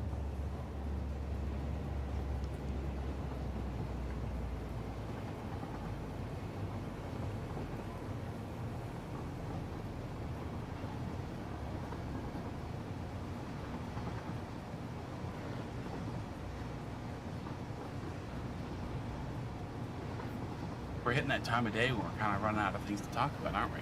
I think so. Reef Runner says, Train seems broken this update. In this update, huh? What is it? I can't remember who Tupac is. That's what's bugging me right now. He was a rapper slash hip hop guy who passed away in the 90s. I think he was killed. Okay. Maybe that's why it's such a fuzzy memory. It's too long ago.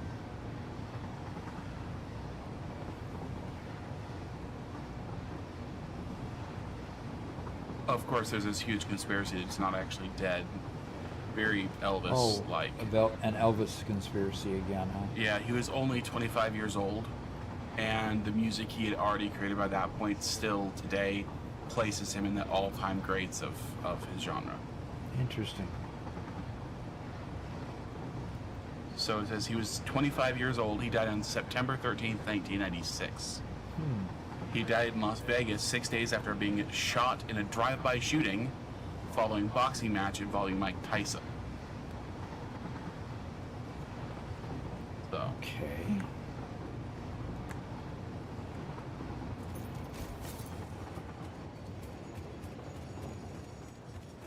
Shooting Blake's has an odd situation.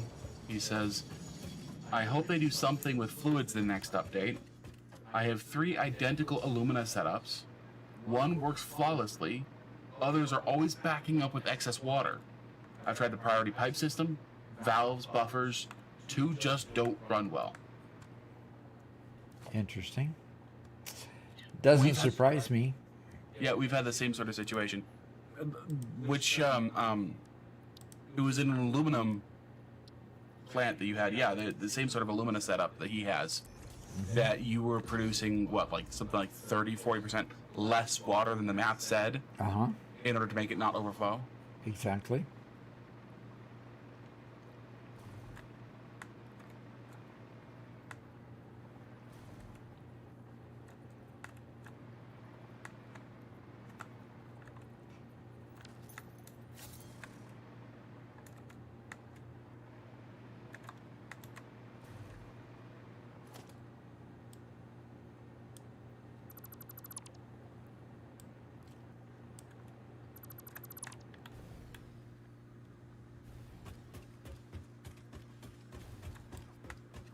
I mean, in general, it's a very well-balanced game, but...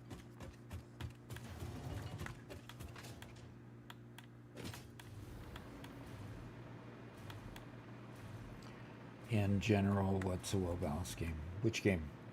Satisfactory. Yeah. Unless you do some tricks to make it unbalanced, which many, many people have. They enjoy the game too much. Yeah, you could say it that way, I suppose. Reef Runner says, I'm stuck mid-game. I'm overwhelmed with everything.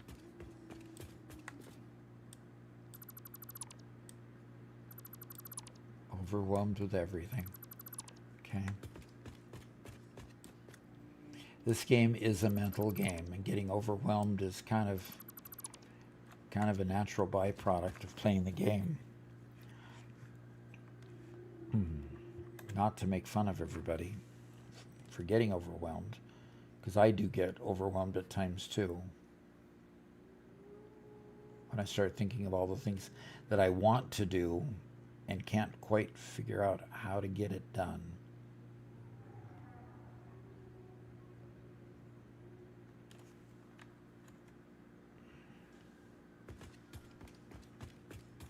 It's definitely one of those games that gives you a brain worm, you know, where it's just stuck in your head and you got to keep on thinking about it. Your brain keeps on working on it while you aren't actually playing it. Yeah. A brain worm, you call that? It's a brain worm. Yep. It's something stuck in your head you can't get out. Wow.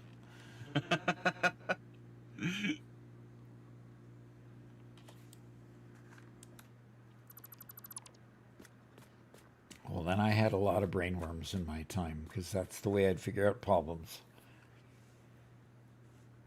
I'd go to bed and let my brain noodle on it, and I'd wake up in the morning with ideas that usually worked. Nick Gray asks, is Phase 5 the last phase? It is.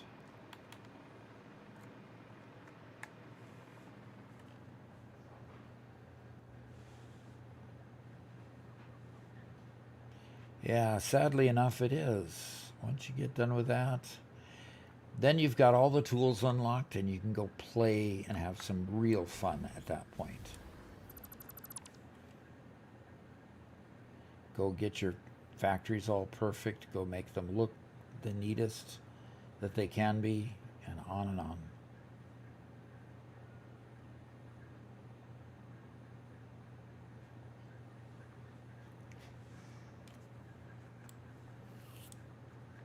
Bacon says, saving the day is the tutorial for this game. That's interesting. Let's try this university question for you, Doc. All right, just a sec.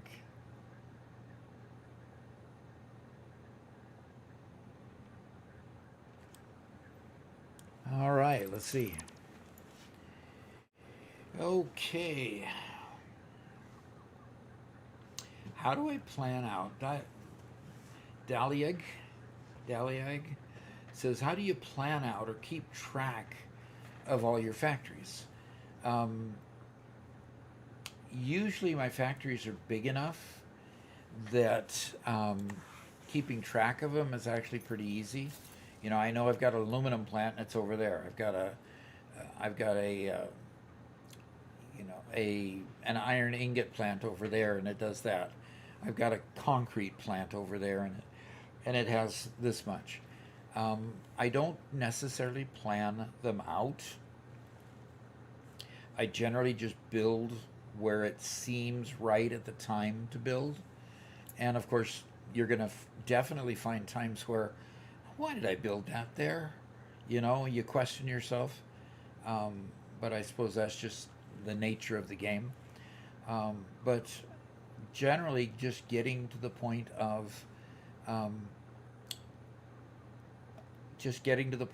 making it, and then I'll figure out how to transport it elsewhere when I need to, and I'll run a train line next to it, or I'll run a truck line next to it, so that I can bring those products to where they need to go, something like that. So planning it out is not a big thing with me, but definitely I'm able to remember where they're at without any problem, because I always build with a purpose, and usually that factory is attached to bring product to a location right from the time I build it. So it's kind of hard to lose track of them that way when you're already bringing the product to another location. You can always follow the conveyors or follow the truck route or the train route to get to it. So I hope that helps, and let's go back to the game.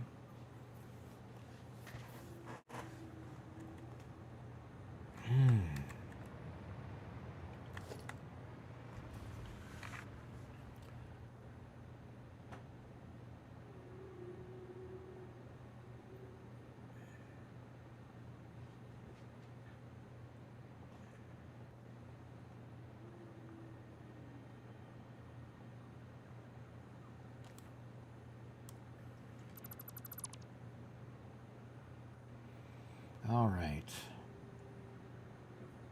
Interesting. Yeah. The person named Interesting says, how many hours have you spent in Satisfactory? No, I haven't added it up lately. Suppose I should again, shouldn't I? If you want. It's over 3,000 at this point.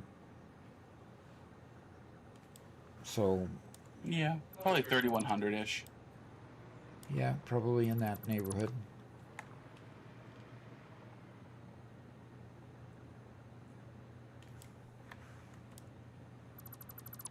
Reef Runner says, screws and plates and all the easy stuff I'm good with. It's when you need to make like heavy frames that's what's getting me at the moment. Yeah, heavy modular frames are a challenge because they rely on something else that's a challenge. But pretty much have to master frames because they just keep going and going and going, because you get modular frames, then heavy modular frames, then fused modular frames, and then I can't remember the next level, and then you get the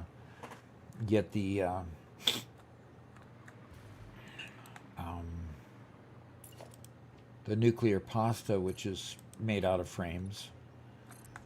So lots of places that frames are used.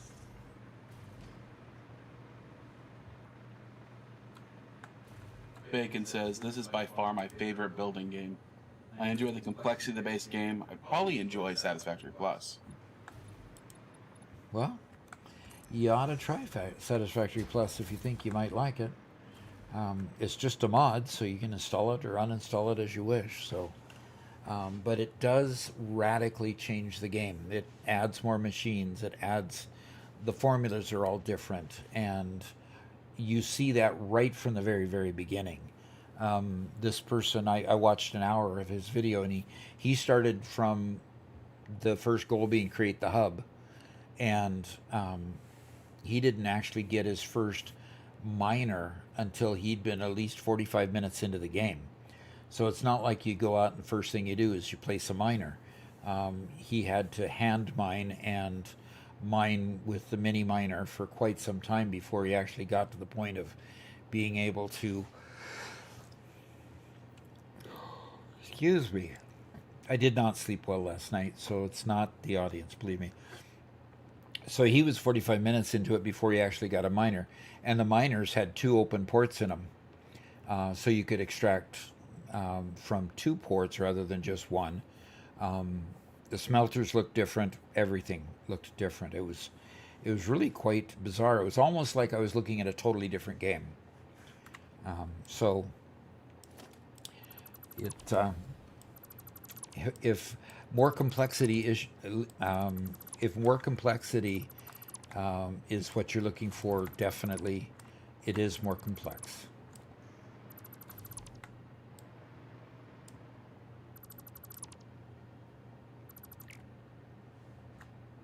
Never Worried asks, so the mods you have, do they give more machines and different recipes?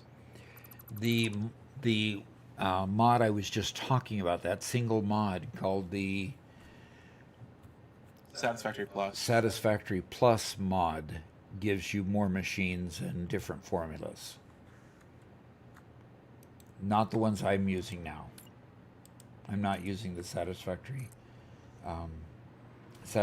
Plus mod at all.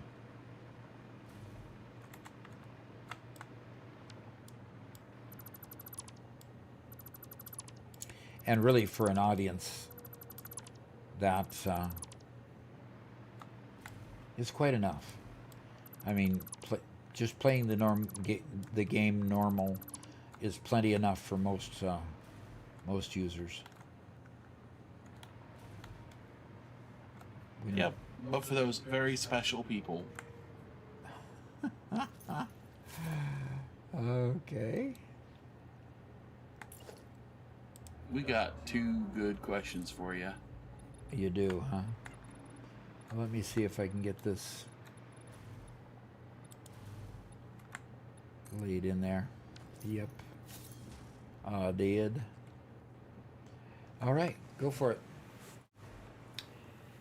Is it better? Reef Runner asks,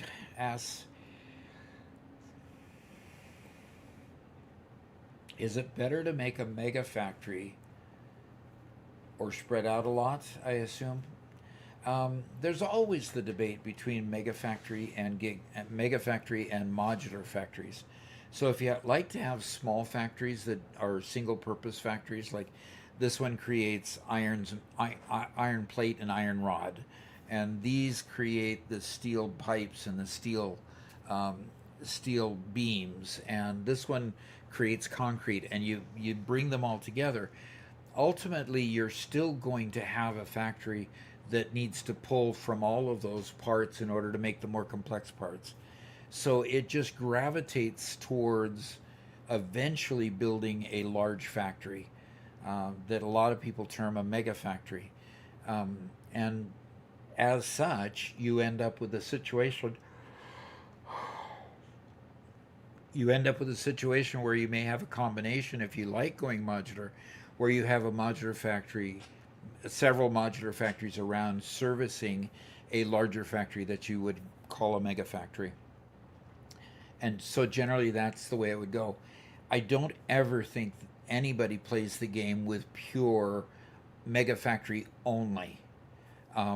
People usually have multiple factories in and around places because it just doesn't make sense to transport goods all the way across the map in some cases, such as in the case of moving bauxite all the way across the map. So I hope that kind of helps you get a perspective. Start out modular because modular really works well in the early game, and then get a transportation system going so you bring those to a larger factory where they all have to be worked into bigger components, and generally that will work the best for you. So hope that helps. Let's get back to the game.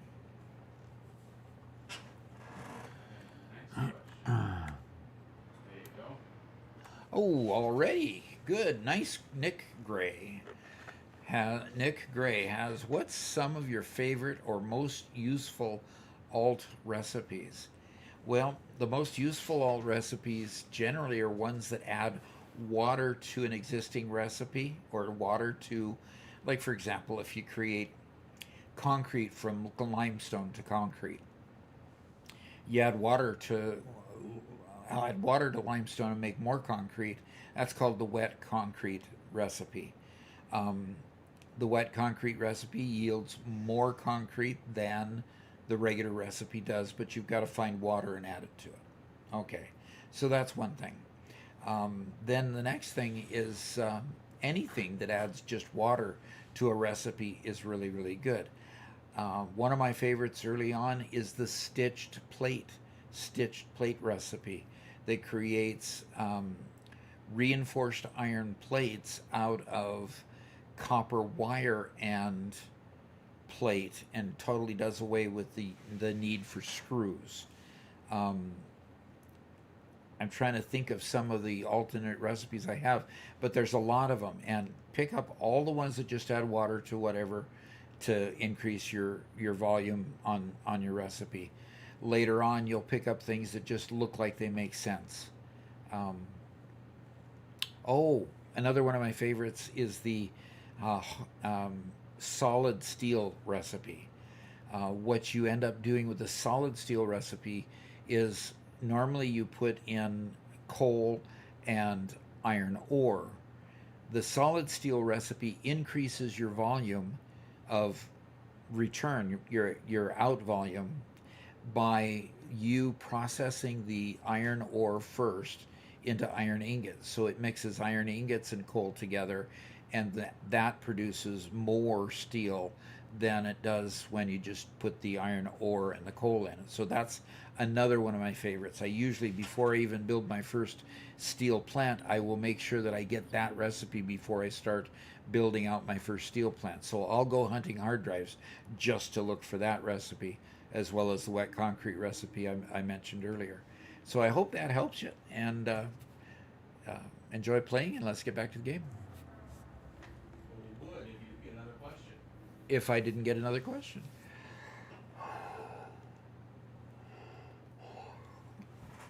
I need to have another caffeine, Robert. Literally, I was waking up every 2 hours last night for some reason. Couldn't figure that out. All right, so I'm OCD says I'm starting phase 3. I have several smaller factories at the moment, not figured out the logistics yet. What's your favorite T3 What's your T3 favorite way to transport materials? Belts, trucks, etc. Tier 3 favorite way. Belts or trucks. I alternate between the two. I hate stretching belts all the way across the land, but if I only have trucks or tractors even, I get tempted to use trucks and tractors.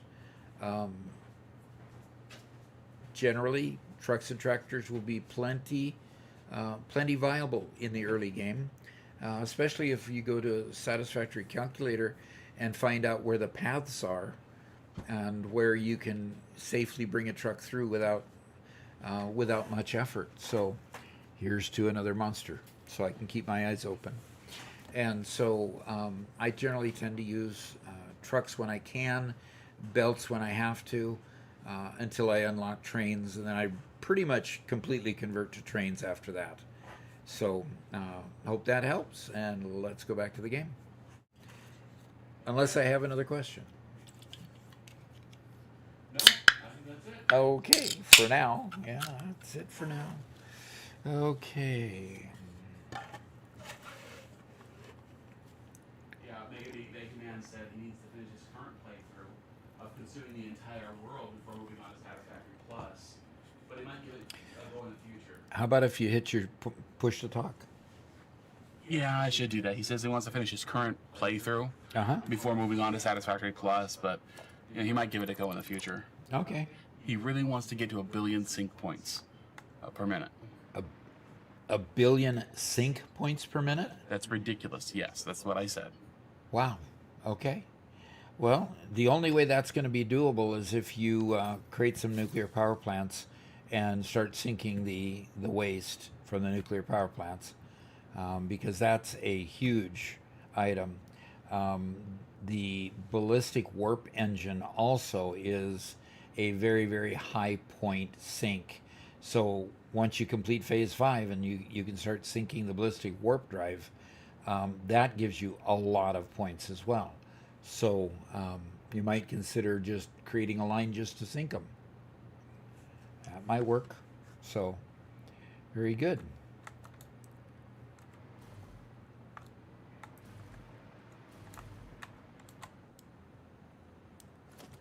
I'm moving my toys elsewhere. I'm picking up my toys and going to play elsewhere.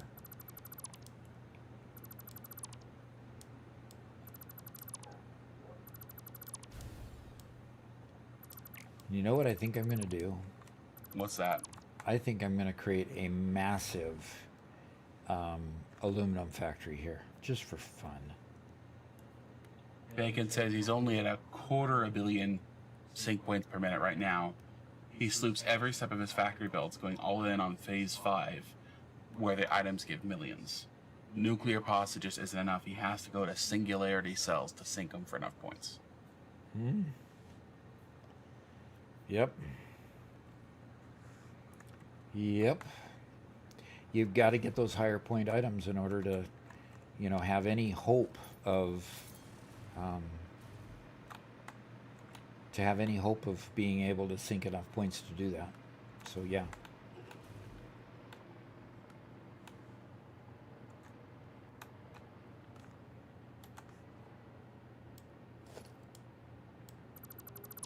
All righty.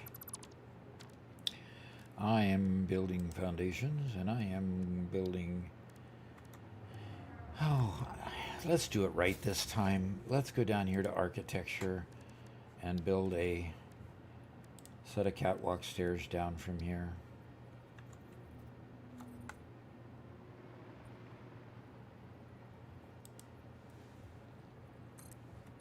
Bacon says ideally getting to the integer limit would be nice.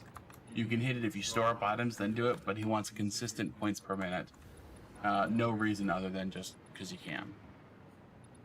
Okay.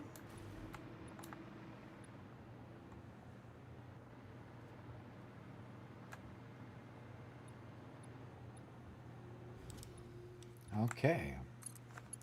So now I've got catwalk stairs like it should have been on the first few floors, and I'll do away with this hole and do the next level down and so forth and so on. And I should be able to go up here and close off one level of this. Yeah. I got another question for you. Another university question? Yes, sir. Another Q&A that we're going to need to get to publish, huh? Okay. Yep. And Jack Doodoo.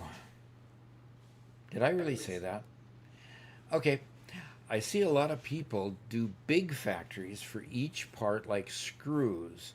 So should I do that or find spots where resources are available and build it there if it makes sense? Generally, you see doing big factories for screws because screws are just needed in a lot of places, a lot of recipes. So you see the need for screws a lot, so they'll make big factories.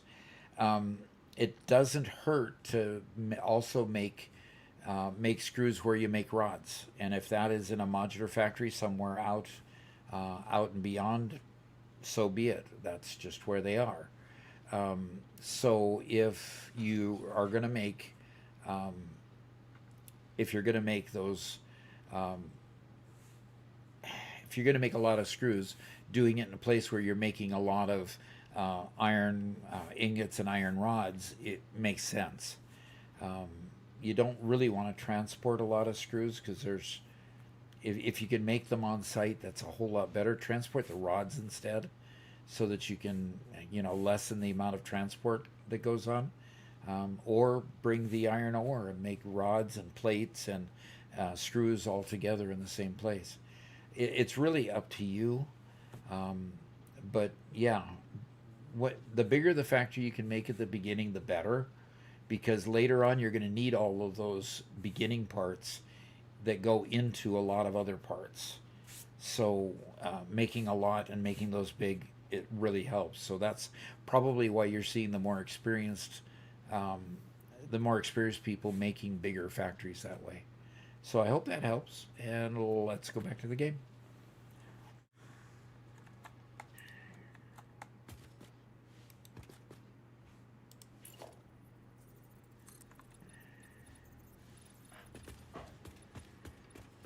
FS Psycho says, I still ribbon conveyors like cables across my world.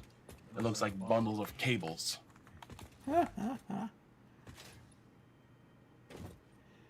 Yeah, I'll bet it does.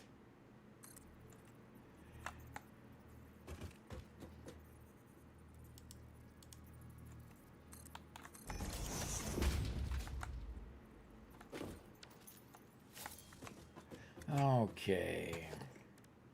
Now I need walls and I need the big roll-up gate.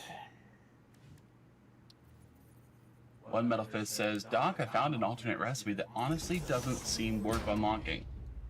The encased industrial pipe uses more materials but gives the same output, only a few seconds faster. The speed difference is so small it barely matters, while the resource cost is higher. It just feels like a bad trade-off compared to the normal recipe. In my opinion, this one just needs a balance change. Yep, probably. I know there's a lot of recipes that just, why is that recipe even there? You know? So, yeah, I can imagine you've bumped into one or two of those occasionally. And Kenjin's back. Says, the factory I talked about earlier, Doc, that's what I plan to do with my factory. It's still slightly skeletal, but yeah, I still want you to check it out. Okay.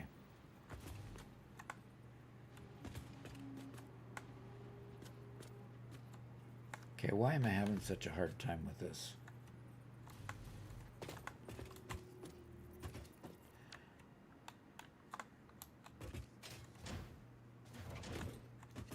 Ah.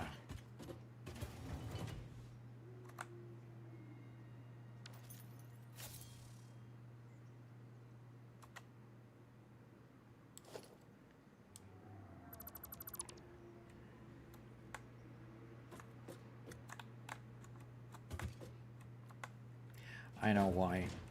Because the other train station came in on a rib rather than coming in the center of a platform. And the rollaway door I need to do from over here so that I Lexi can says get we it need a no. centered. What? Lexi says we need a no building redeem. Oh, no. Are you kidding me? I mean, why would you ever want to stop me from building? That seems silly. Nobody would ever actually want that. Of course, nobody would ever actually want to do that except maybe Adrastea and Lexi.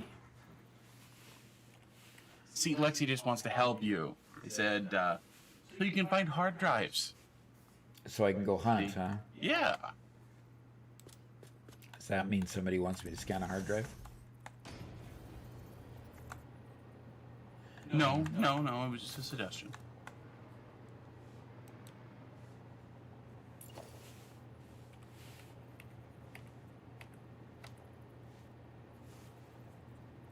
Oh, well, there you go. Lexi just redeemed scan hard drive.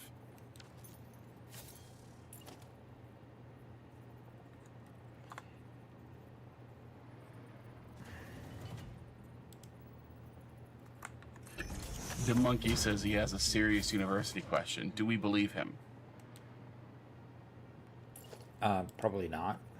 But, you know, we can try that serious university question.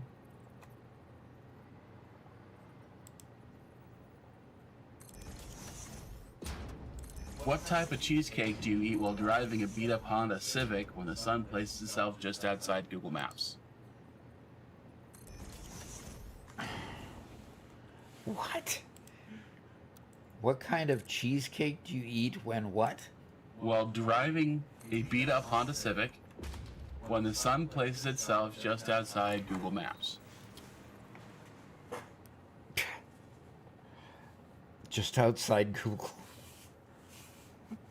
Chocolate.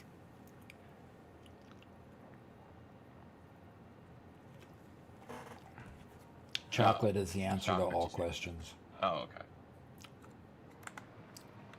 okay. Kenshin says, by the way, I never left. Just get my butt handed to me with this factory and energy. Been listening the whole time. Mm-hmm.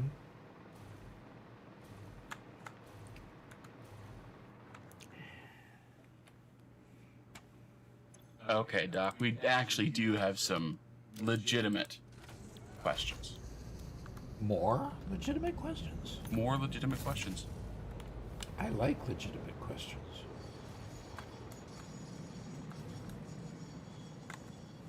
All right, let's see. How do you get the Xenobasher? I'm still on the Taser. The Xenobasher is an unlock in the MAM. So if we I don't have a MAM open. Don't have a MAM available here. I'm going to have to put it over here when I get it. So I'm going to lay one down. It's unlocked in Tier 3. It's a Tier 3 milestone. Okay, let's answer the question again. Iwanilki? Okay. How do you get the sword, Xenobasher? I'm still on the Taser. Get to Tier 3, so you have to unlock Phase 1. Then you get to Tier 3 and you get better weapons. So unlock it there, and then you have to go to the equipment shop to make it. Okay, the equipment workshop. So you can make it there, and then you've got it. And you can actually swat a few things with it, like that. Let's go back to the game. And thank you for correcting me, Robert. Or looking it up for me so I could remember it. Here's another one. Okay, Craig Cracknell asks another question is, I was wondering, how do all the power switches work? what you do is you put down a power switch, hopefully on a link where the power is going to a whole section of your factory. Okay, and if it goes to a whole section of your factory, then you can shut down that section of factory. For example, when you are when you're needing to troubleshoot a power outage, and the power outage has caused all your factory to go dark, and you can't get it started again because you need some supplies or something going. The power switch allows you to turn on sections that that allow you to cut off a certain amount so that you can get your power back on. Like, for example, what caused my problem was I kept building and building and building until I got to the point where I was working on phase 4 and working on the final product for phase 4, and I went up to the top of the tower I have over there, and I started building particle accelerators. Ha ha. It didn't like my particle accelerators, unfortunately, because it didn't have enough power to run them, and it shut everything down. Well, I turned off the power accelerators and said, ha ha, this will be simple, and tried to turn it on. And the problem with that is that it takes a certain amount of power to get the generators started so that the generators actually produce electricity and put it back in the system. So you've got this huge energy spike without a bunch of power to support it. So power switches allow you to get your power back up and running. Like, for example, you've got your coal power plant over there.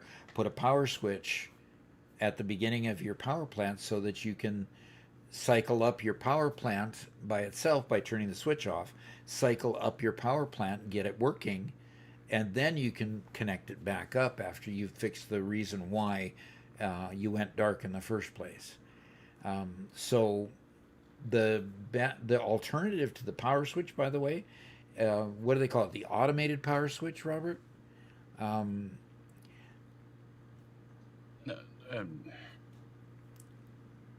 The one where you can look at the dashboard and you can actually control all the power switches in your entire system through any one power switch. That is priority power switch. Thank you.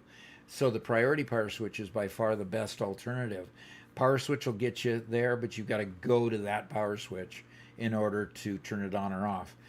Priority power switch will let you turn them off from any priority power switch. So that's always a good option, and that's the way that they're supposed to work. So hopefully that helps. Let's go ahead and go back to the game, unless there's a bunch more questions to answer. Okay. No, but the monkey says, oh, and my questions aren't serious and actual, huh?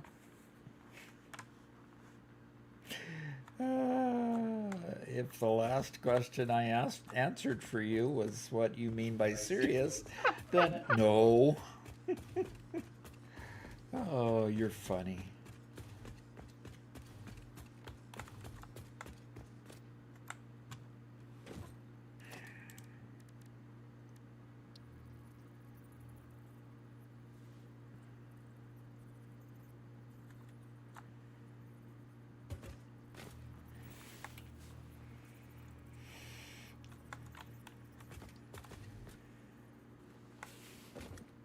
And Craig says, thanks. You bet.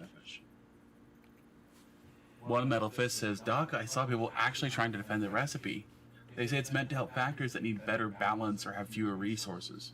I just don't really understand the argument. Both recipes still use the same basic materials, rods and pipes. So I don't know how it balances anything. Interesting.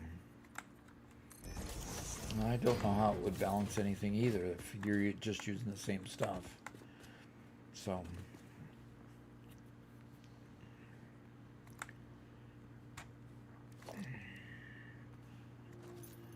Okay.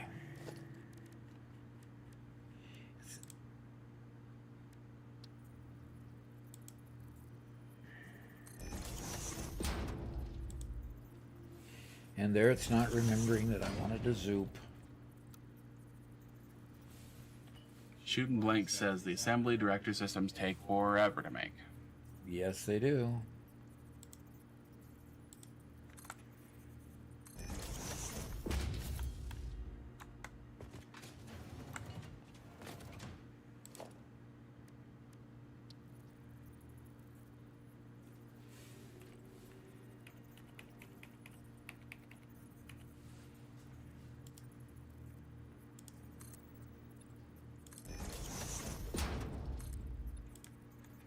Yeah, they do. It, the the items in phase 3 all seem to take very long to make. And I deliberately made them offline so that I wouldn't, burden everybody with the idea that they just took a long time. So, I built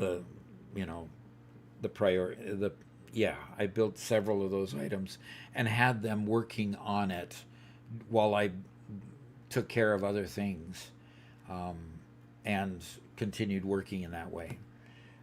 So that when I got online, you saw when I started the stream today, I had like 67 out of 100 of that last item for phase 3.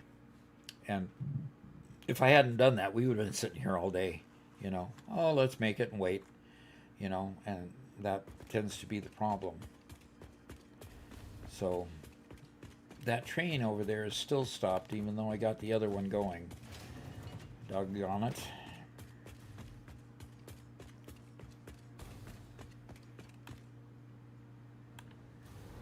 Daniel Gaming says, a young man like you probably likes horror games, like Phasmophobia.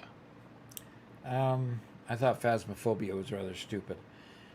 Now, Dad, we have to give, nuanced opinions here. Well, it wasn't much of a game because...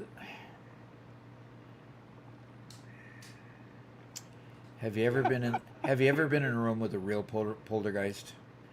Ever been in a room with a real ghost that's moving things around? That game didn't even come close to estimating or making you feel like that was anything close to real by playing the game. So I just wasn't impressed. What he's saying is he needs to play Resident Evil. Ah, that's what I need to do, huh? What I heard was it wasn't scary enough. That's true. I find Star Rupture scarier than that.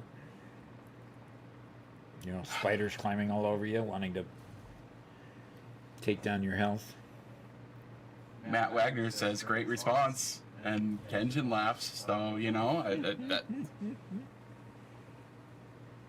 Doc, play The Last of Us.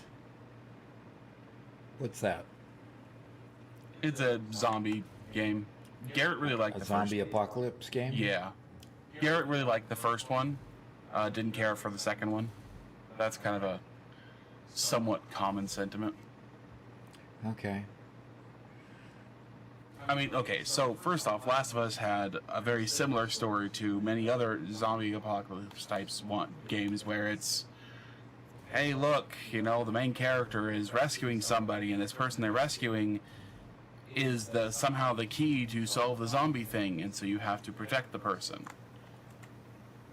And that theme has been played many times. Okay.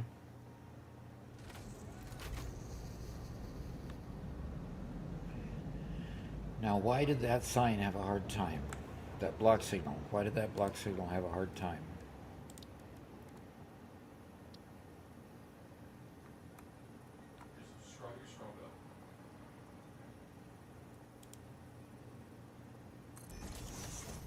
Matthew Wagner says, first stream watching.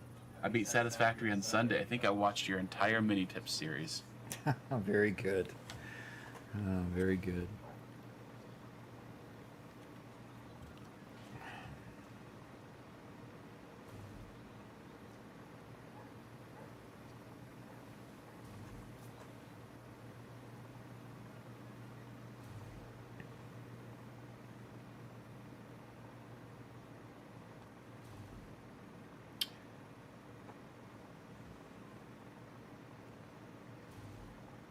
Pension says, I was on the John C. Stennis, and we have the anchor from a battleship or destroyer. And on that boat when I was in the Navy, first time seeing a shadow figure. Uh-huh. Yeah. The John Stennis. That's an older ship. I'm not familiar. Yeah. Well, put it this way, Robert. When I was growing up in Bremerton, we saw the Enterprise take her maiden voyage out of dry dock. Okay. Now, we didn't see her take her maiden voyage out of being built the first time, but the first time it came for its maintenance check and pulled up and was in the dry dock at Bremerton, we went to Illahee State Park and watched it sail in and then sail out back to open waters. That was cool. Cool. That was such a big ship. Gosh. I mean, you see these little boats, and you see a yacht go by, and you think, oh, that's a big ship. Then when you see a real ship, Yeah. man, that was one big, big ship. One Metal Fist says versatile framework is much faster to produce if you use the alt recipe unlocked after phase 2. Since you need 2,500 of them, the speed difference becomes very noticeable. The alt version makes production easier and scales faster. Okay. Kenshin Himura says he was stationed in Bremerton. Yep. So excited to hear you say that. Yeah. Cool. Yeah, I grew up in Bremerton, went to East High at the time. They don't have an East High and a West High anymore. They got rid of West High because it was a World War II building, and it just became too expensive to maintain, so they expanded East High and made it into a combined high school. Yep, John C. Stennis is an aircraft carrier, yep. Ah. And then the Constellation would come through there and go into dry dock, and we'd see those big ships because the thing about Bremerton is that it had it was what they called a deep water port, all the way in from the Puget Sound all the way into Bremerton. They had plenty of draft to bring the boats, the ships, and so it was just. It became a good place to go watch all the Navy ships, and for a long, long time. Ken, were you there when the Missouri was still there?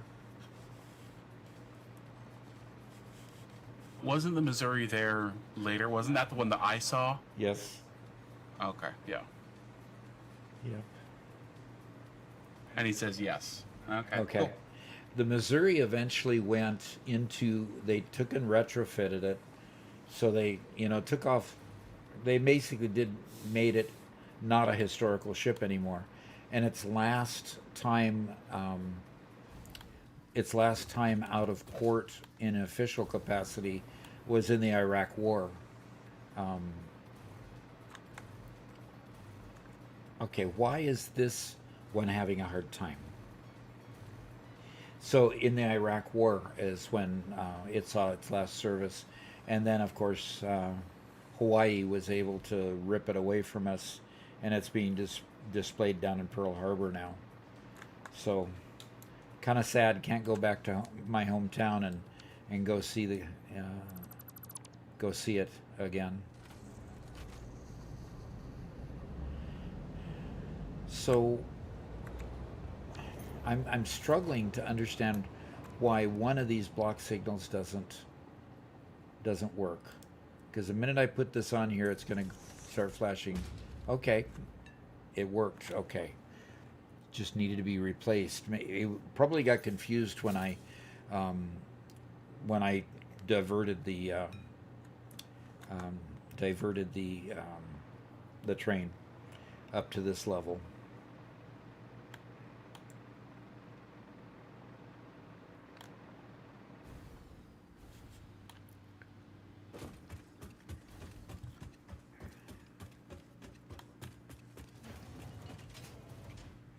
All right, I'm going to go put 2 more block signals out there. Sorry, this is kind of boring, but It's all good. It has time for a good conversation, right? yeah. He says it's awesome sharing some history with folks. Yeah. Agreed there. My dad had his first job out of college. He went to North Dakota State University and had his first job out of college after using the GI Bill from him being in the Navy. Used his GI Bill to get an engineering degree, and then went to work at Bremerton Naval Station. He ultimately, after his first job, where your first job is a lot of times grunt work, he left that job and went to Keyport Naval Torpedo Station, where he finished his career there. So, yeah, it is interesting sharing history.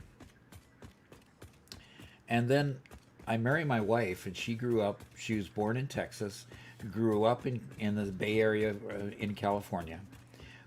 We get married and we do some family history and realize that one of our ancestors was left Utah and went to Bremerton and worked in the shipyard and ended up passing away there and was buried in the oldest Bremerton cemetery. So that was kind of interesting to find a crossover with my wife and her family and me having grown up there. So you started using multiple sliding doors instead of the vertical roll-up gate, and it looks awesome. Sliding doors. The sliding doors aren't near tall enough unless you doubled them. Yeah, height-wise. Multiple sliding doors. Yeah, that would be awesome. So Chinko did ask, is that CV Enterprise or the CVN variant? Is he doing a Star Trek crossover there? Yeah, I think he's doing a Star Trek crossover. But the Star Trek was the USS Enterprise.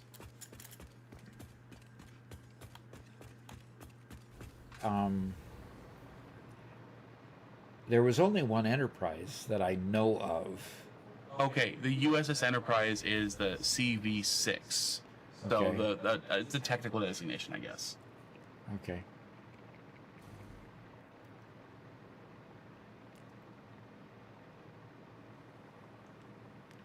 So it sounds like Doc just doesn't have that quite close enough knowledge of the military.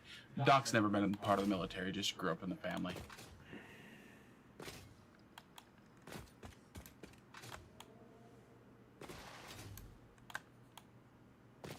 And then Chico says, Doc, I think you mean Operation Desert Storm. Sorry, the last time we were at war was World War II. Sure. Okay. So the Iraq War wasn't actually a war. It wasn't a declared war declared by Congress. Technically. So the conflict with Iran is not a war either. Not It's a just- war, It's technically. Operation, what's its Something. Fury. I can't remember. Yeah. All right. Boy, it's a long walk out here. Because technically I'm walking clear across the map to put these.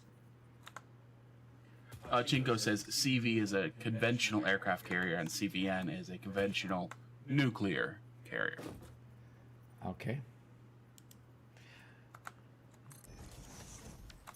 I don't believe, I do believe that the Enterprise was nuclear, but I'm not,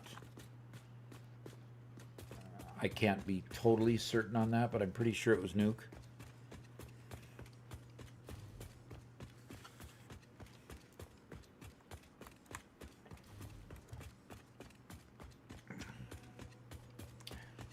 Most of the ships by the time I was growing up were nuclear, so I'd be surprised if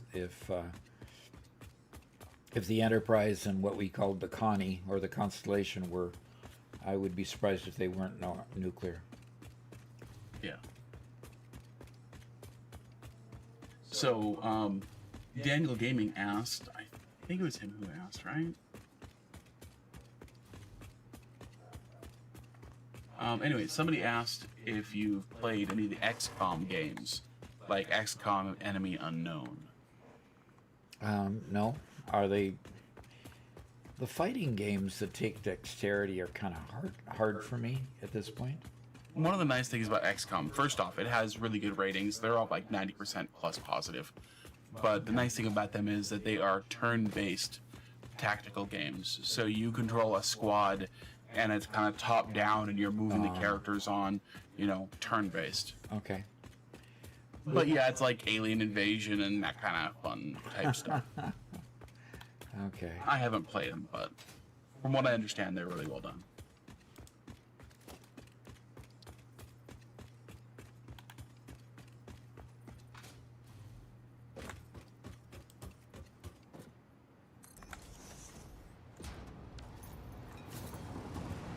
Yep. I almost got run over. Good dodge. Good dodge, yep. Oh, gosh.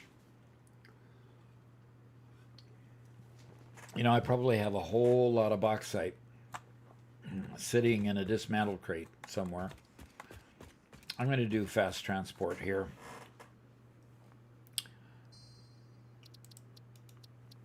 Fast transport. Oh, I don't have a hub. Ah. Well, I'm not quite as fast as I'd hoped, but I'm close enough, I guess. Kenshin says that XCOM is so fun, you have to play it at least once. Okay.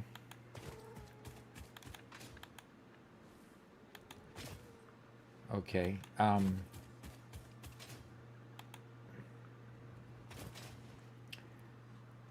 Sorry for the caps, he says. So fun. What game? What? How does it say? How is it written? XCOM in all caps. XCOM. Okay. XCOM. Okay.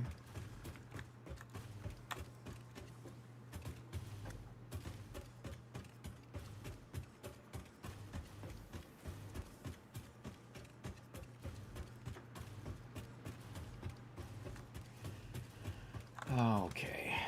Oh, look at that. There's a whole lot of bauxite going on here. And of course it filled my bags, and it's in a dismantle crate someplace. I hope it's not in a... Are yours death crates that had the uranium in it, Robert?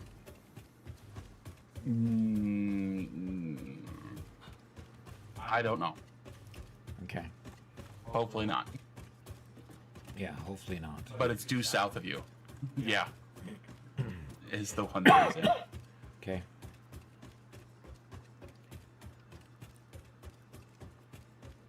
All right, I made it. So I'm going to be putting... Oh.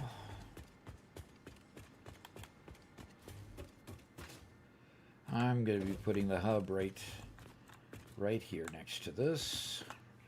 And Chinko and Lexi have been having an interesting conversation about how... Oh, you need some ore, dude. Oh. About how we don't ever name an admiral unless we're in a time of declared war, which means we haven't had a new admiral since World War II. Really? Interesting. So I should take fleet admiral, I believe. Yeah, fleet admiral. Okay. So, and Chinko says, we'll most likely never have another just due to how war was declared back then and how conflicts have changed the landscape of defining such a thing. Okay. Which I think is probably correct. That's interesting. Didn't realize that an admiral only existed at the time in times of war. Fleet admiral specifically. We do have some admirals, but I don't know that either.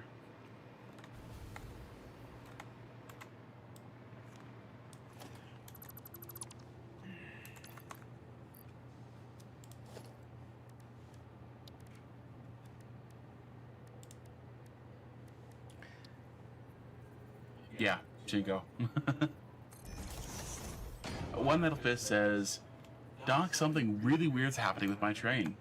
It keeps saying next stop not ready. Check the whole rail line. Everything's connected. The power's on. The station shows a green light. The train still says next station isn't active. I don't understand what's wrong. Huh. I don't think I've ever seen that. I've seen next station unreachable, but not that it's not active. Is the station facing the correct direction for the train?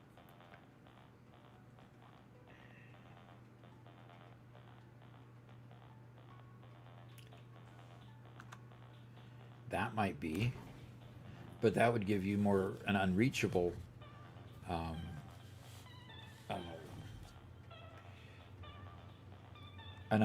error rather than a not active. So. Yeah. Obliterate Them asks, are you doing a mega factory or modular? This is a mega factory here. Definitely a mega factory.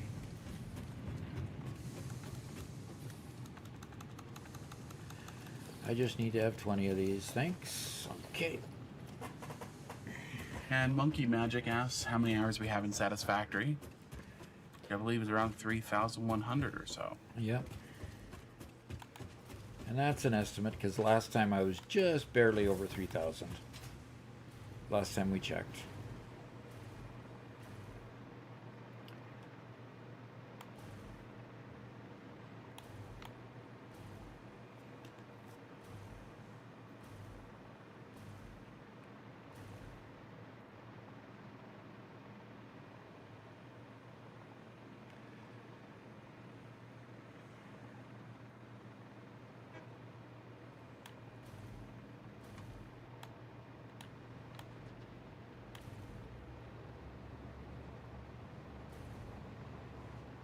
And Mox, first time chat, says, hi everyone. Hi.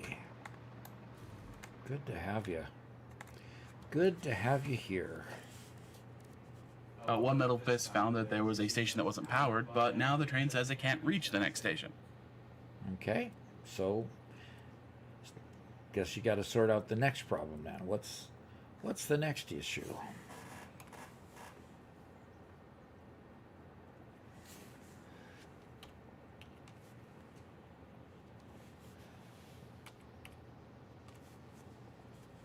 And Kenshin's at 900 hours. He says 900 hours of learning. Yep. That's definitely what it is. Learning, learning, learning. Constant. Why doesn't it ever remember I'm zooping walls? That seems to be a bug they introduced to the game at some point.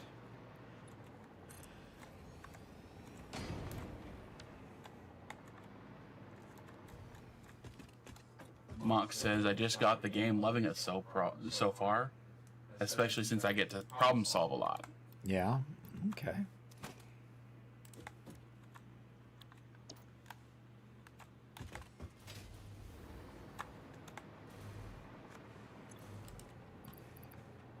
Yeah, got rid of all that. Now when I find that dismantle crate that the rest of it went into, I can go just dismantle it later. We have a question here, which I don't think is quite clear, but we'll see how well you can do, Doc. Okay. All right. Obliterate Them says, how do you split mass amounts of material into multiple recipes while keeping it organized?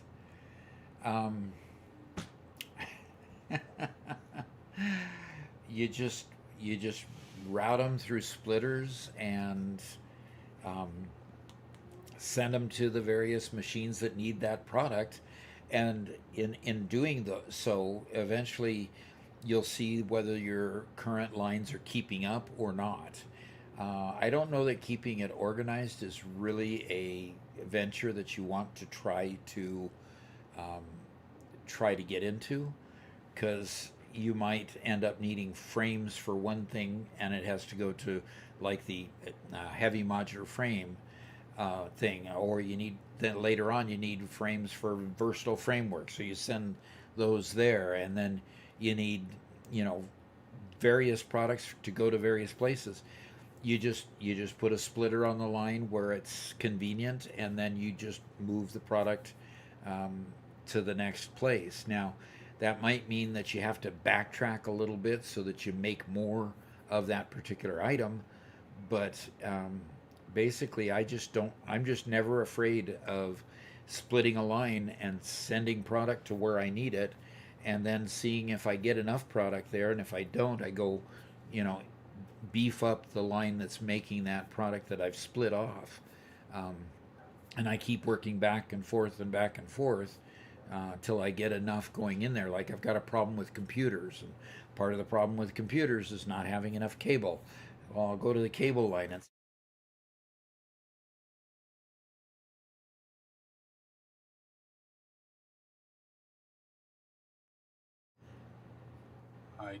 that was Cat walking across the... Oh. Sorry. So that's basically the way I approach it. So should be okay. Okay, let's go back to the game. Hopefully they didn't lose much because your mic wasn't on the black screen. Wasn't on the event overlay? Yeah. Yeah, we'll just have to see if that one's any good. Hopefully you guys caught that. Cat's now over here begging for attention. Oh. Psh, that ain't gonna happen. I know. She ought to know better. She oughta.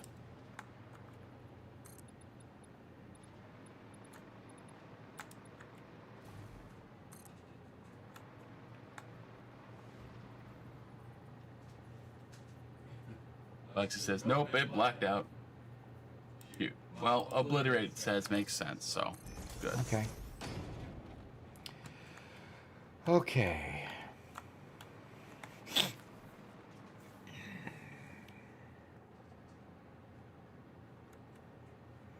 This one just isn't moving. Oh, because I never connected it. Well, that's a good reason why it's not moving. Daniel says, Satisfactory is one of those games I'm pretty sure even if you have 10,000 hours, it's not enough to fully master the game. For sure, for sure. Okay. There are some diminishing returns after a bit.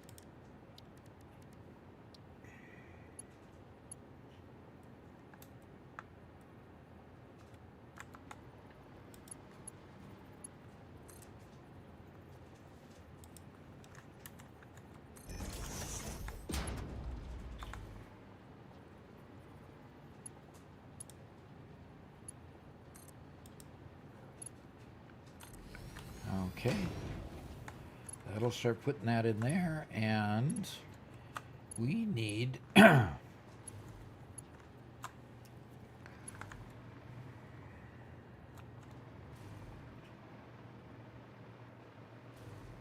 we need that one right there.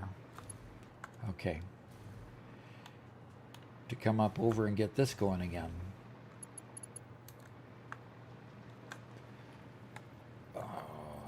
I am running out of time today.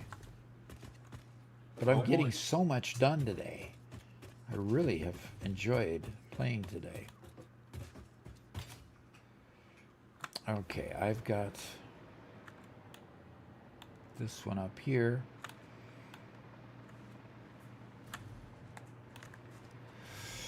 That needs...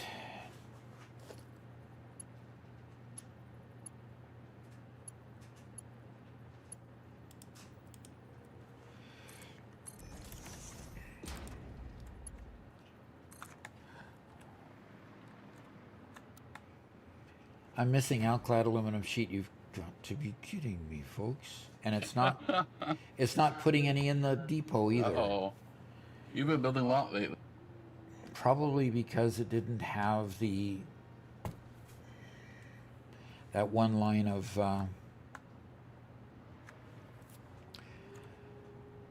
that stuff. Can't talk anymore. That stuff. Yep, didn't have a line of bauxite going into it. This is the AI limiter and train. Stop. Actually, the AI limiter and train isn't true anymore. One metal the fest train is says up one level from here. While Metal Fist says, Doc, don't know what I did. Just deleted both stations, rebuilt them, same rails, same setup, just removed, replaced them again, and suddenly it works. Yep. Something weird with the game. I'm sorry. That just is the way the game works sometimes. Something is bugged when you put it down in the first place, and the only way to help it is to, redo it.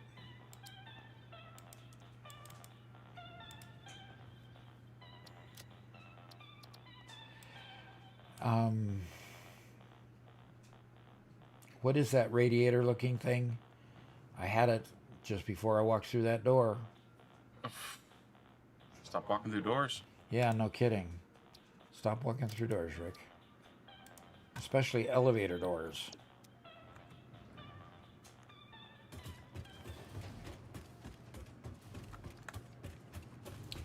Heatsink, thank you.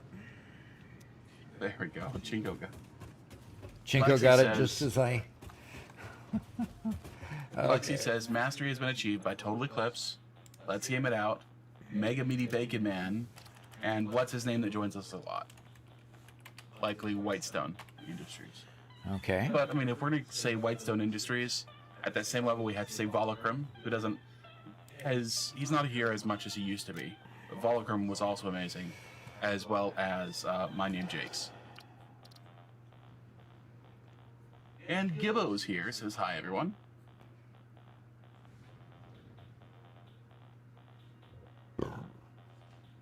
Who is here? Gibbo. Okay. There's aluminum. Oh.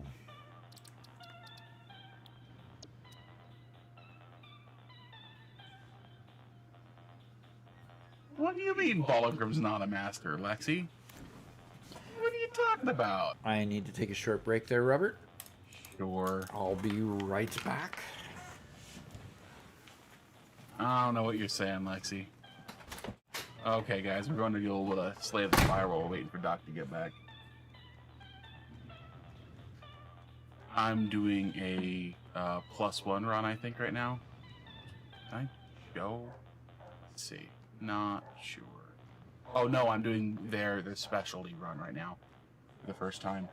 I'm able to choose whatever path I want on Slay the Spire. And I'm choosing what card I get to retain for the whole combat. I'm going against a big guy. Let's see.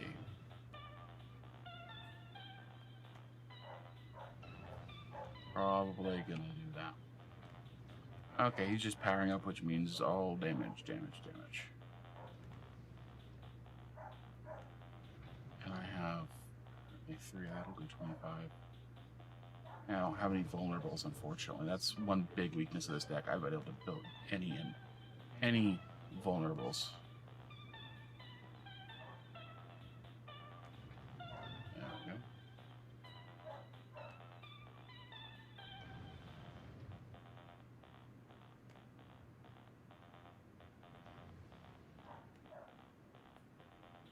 I don't know what world you're living in, Lexi, but if that world doesn't say that Volocrum's a master, I don't know where we're at. The monkey says, we did an evil doc that will do evil university, will answer only stupid questions, which aren't mine, obviously. Well, that would be Garrett, and he's not here today. And he wouldn't disagree with what I said right there. Let's do grapple, then Iron Wave, which deals extra damage there. Unfortunately, I tried it to turn 2, so I'm good.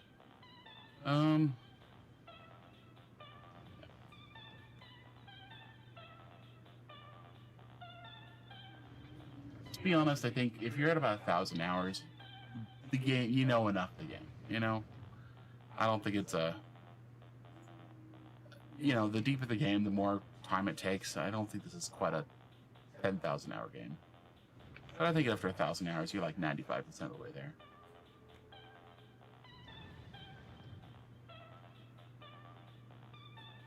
There we go, and expect to fight to get even more actions. Let's drop Hellraiser to do more damage. I was hoping for some shields, but we're getting none. I'm gonna take 24 to the face.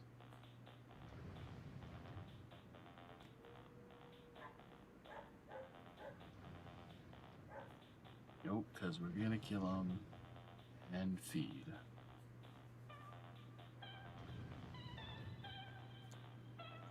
And evil dog should be in inverted colors and talk in an evil voice. There you go. Also give negative comments and drink water. Oh man, he's evil. He drinks water.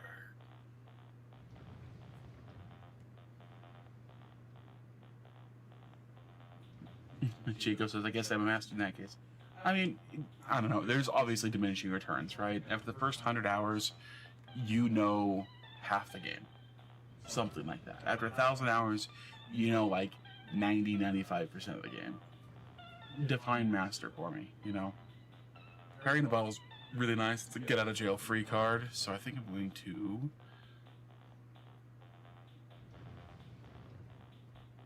toss the speed potion.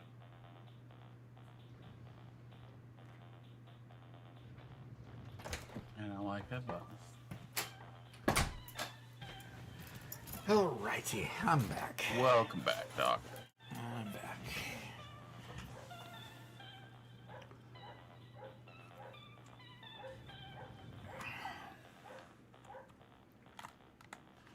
No, Debunky, that will not happen. No, DeMonkey, that won't happen. What's gonna not happen? He wants you to play a game called Umamusume. You will Called not play what? that game. Uma Musume? Yes. It's an anime horse racing girl game. It's an anime what game? Horse racing game. Horse racing? Except the horses are girls. No, thank you. Yeah. It's a no. That's shades of inappropriateness. It's shades of very, very weirdness at the very least. Okay, so what am I missing here? The copper ingots. Gosh, copper ingots are that bad? So Daniel Gaming says, does anyone know why there's a number behind our names? Is this an update from Google? YouTube now tells you with whether you're the top chatter in the chat room. So you just went from the third top chatter to the second top chatter, and Ken is our number. So Ken was 2, he's probably number 3 now. Number 1, they also rank. Oh, I'm OCD is number 1 because they were here. They've been here all day too. So. Mm-hmm.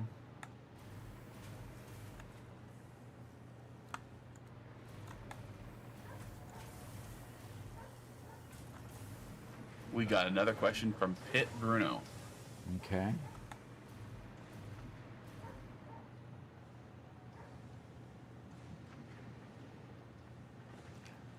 As in, take it A university a question. university? Okie dokie. All right. Pit Bruno asks the questions. I'm on my way to build nuclear power. I plan on doing the whole Fixonium cycle, but it's kind of overwhelming. Absolutely overwhelming. Should I make one big factory or one for each cycle? Regards from Brazil. If you want to do the whole thing womb to tomb, we did it all in one building. I would suggest you split it up and kind of go horizontal with it. Build your uranium in one building and send the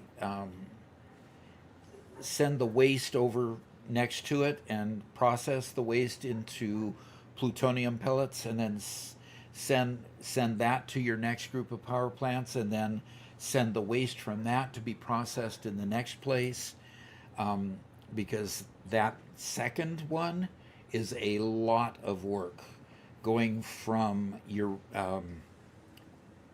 what do they call the waste from the plutonium part of it? Plutonium waste, right? Well, you take that plutonium waste and then you process it into Fixonium pellets. That process is incredibly intense. So yeah, doing that in a separate building, that'll help you a lot. And then move it on to the next batch of power plants to complete the cycle, which you won't have any waste after. So I regret having done mine in one building. We did it vertical, and we ended up having to kind of build a wing off to the side to do some of the processing and then push it back into the power plant. Had we known it was going to be so difficult, we probably would have done it a bit differently. So that's kind of where we were at there. So enjoy the process. I hope what you'll probably determine afterwards is that you never want to do it again. And you'll probably want to instead just sink the plutonium pellets after you get those for a lot of points instead of doing the whole route. But everybody's got to do it at least once. At least I felt I needed to do it at least once, and that's why I did it. So hope that helps, and enjoy. We'll get back to the game. Okay. HXC Nikki says, "Hey Doc, gotta say I'm a huge fan of your channel. In the modern landscape of contemporary internet, you are a breath of fresh air. Well, thanks. Incredibly wholesome. Props." We try to stay that way, that's for sure. So Daniel says, "You're talking about level number. I'm talking about the another number, like the one outside my name, 8512. So that's a number that is applied. So it may be because you have a really old username, and when they were merging systems, they appended that to it. But that comes when your username is created. And there's a number of reasons why you might have it or might not. Yeah. Especially if Chinko, for example, was a username used by other people, they'll suggest some digits to put afterwards so you can actually use that name, but you have to make it unique from the other person. It's that kind of a thing. I just need more copper. That's just the bottom line. I need more copper.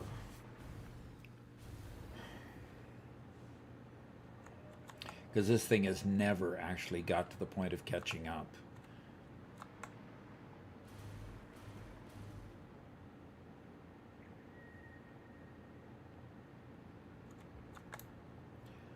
Which is just distressing, actually.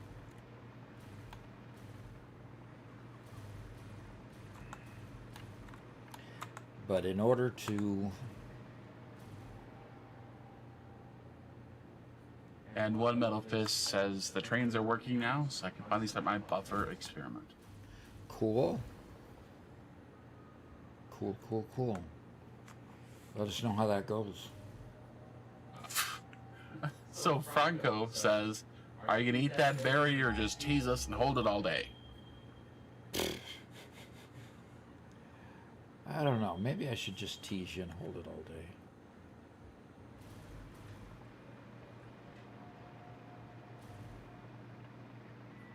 The monkey has declared us all to be just unfun.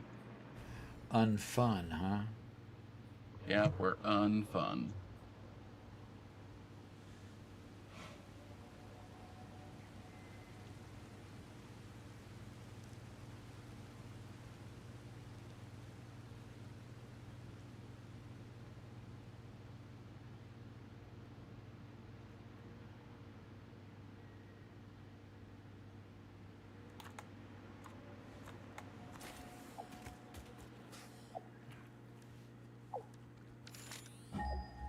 Franco says, hashtag justice for the berry. Okay. Oh, that's too funny.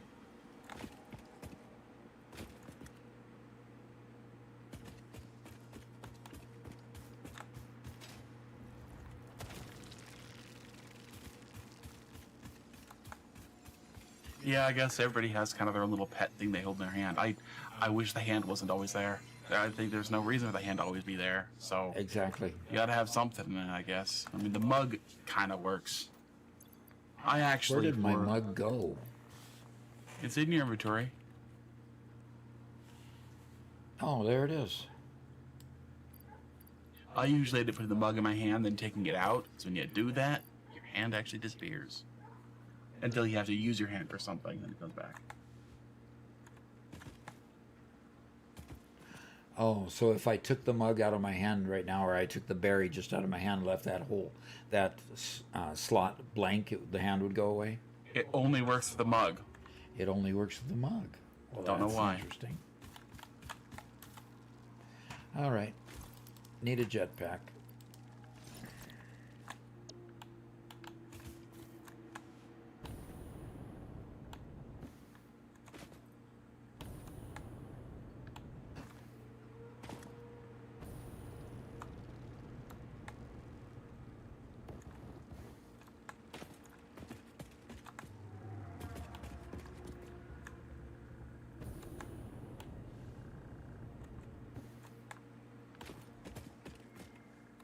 First time chat from No Taste Maximum Sugar says if you click the H button, it'll hide your hands. Okay. Really?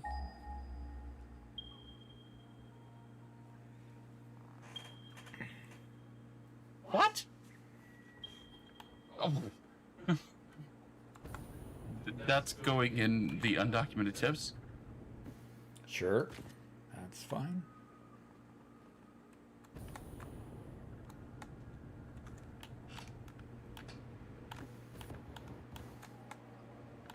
Oh, come on.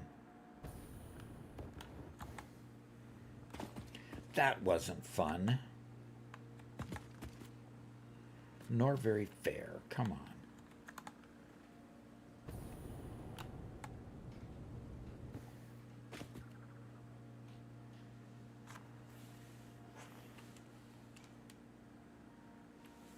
Well, thank you very much, No Taste Maximum Sugar. I very much appreciate that.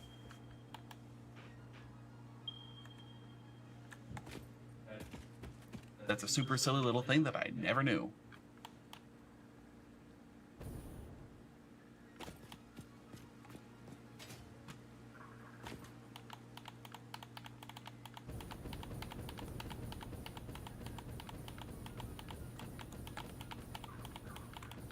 Oh, come on.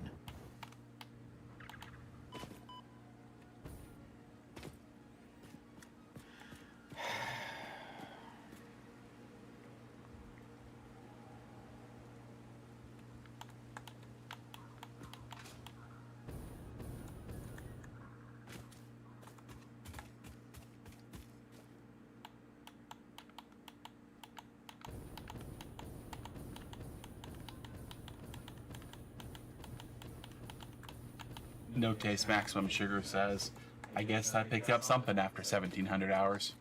Okay. Yeah, everybody picks up different little things. You know? Yep. And the hands are staying away. They're not just, they didn't just go there for a few seconds, which is nice.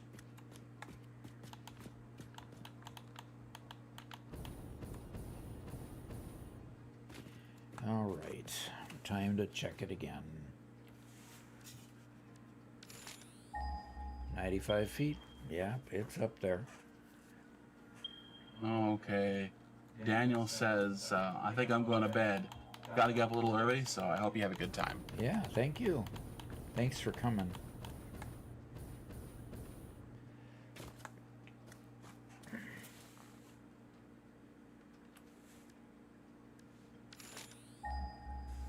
Yeah.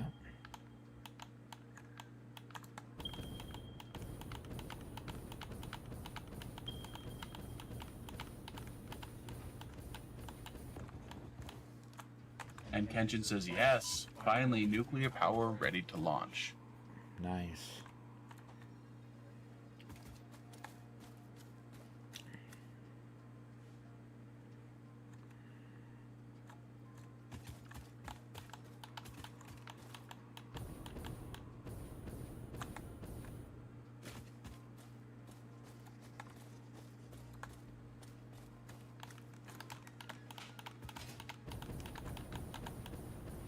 There it is. It better be a pure mine. Impure. Gosh. After all that effort. One Metal Fist says, I knew it was possible to move your hands back, but I just didn't know how to do it on PC. On PlayStation, you just press one button, they move back, so I couldn't really help you on the PC controls. But I knew it was just possible. Kept hearing you complain about it, I was thinking, but on PlayStation, it's just one button. Didn't understand what you were talking about. Which buttons is it marked? I mean, these things itch after a while. Yeah, they do. Okay, so got this one little impure mine here.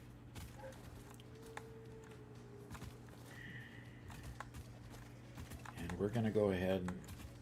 Did I lose my mine already? I know I've lost my mind already, but did I lose my mind too?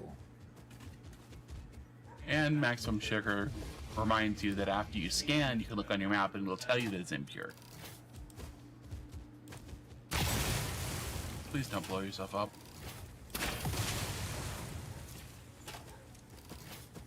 After all the effort I spent getting up here? Right, please.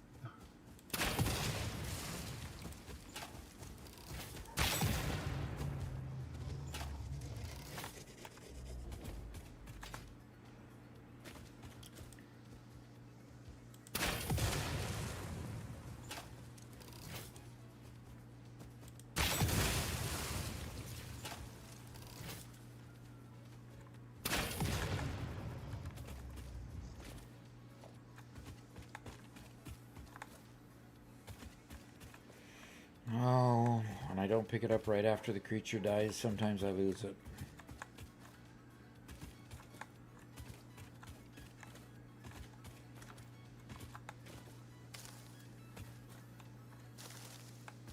There it is. All right.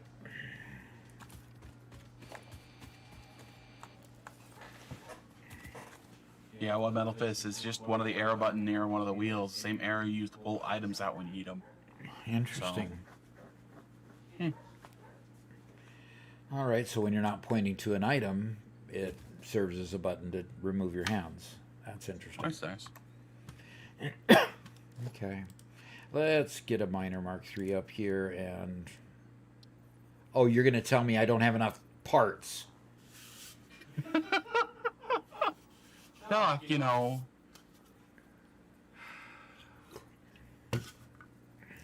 This mine just doesn't want to be mined. That's the point. It just doesn't want to be mined. That's it.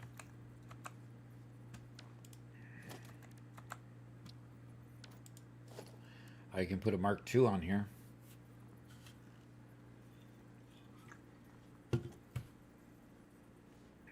Is it worth it? Just come back up here and upgrade it next? Sure. Bacon says you can put an awesome shop down and just buy some. Now that is an idea worth acting on. And how often do you do that? Probably quite often. Okay, so it's on parts, and the part I need is a turbo motor.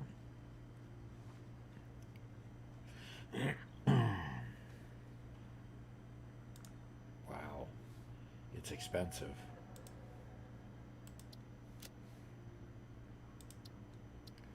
And you only get 50 of them.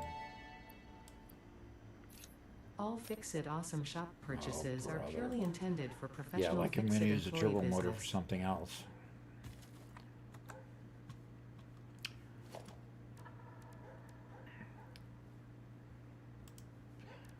It's also interesting that she thinks that that maybe I would have something else that I could do on a planet that only has tools but no toys. Right? Tools, but no toys. Yep. Isn't that terrible? Sounds very sad. Yeah. So an impure mine will only give me 300. Almost not worth spending the parts.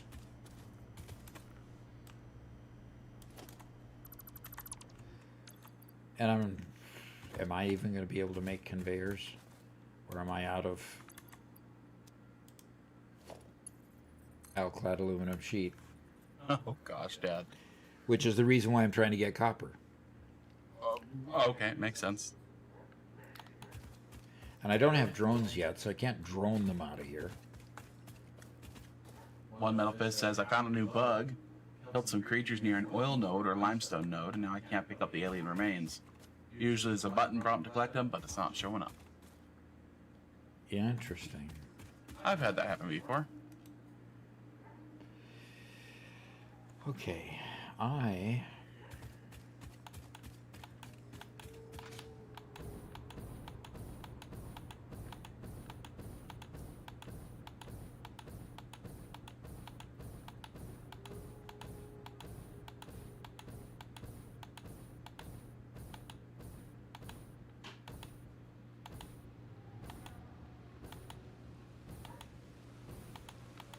I'm dead. Yeah. Aww. But you need to go back. Yep. Okay, so at least she didn't yell at me this time.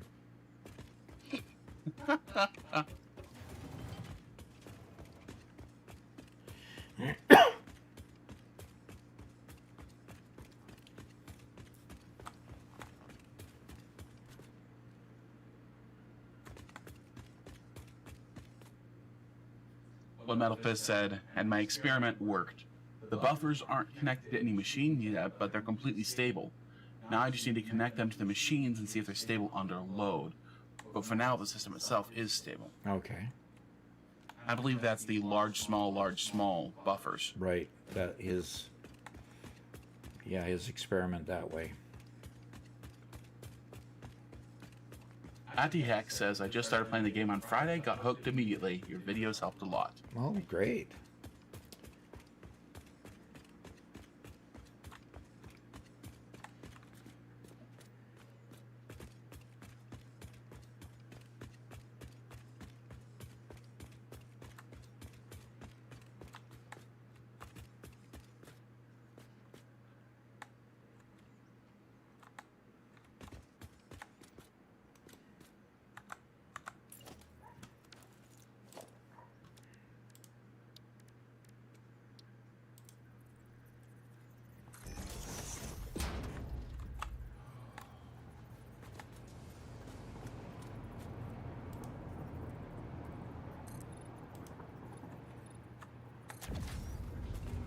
It has been neat being able to build most of your factory just out here in this one little biome.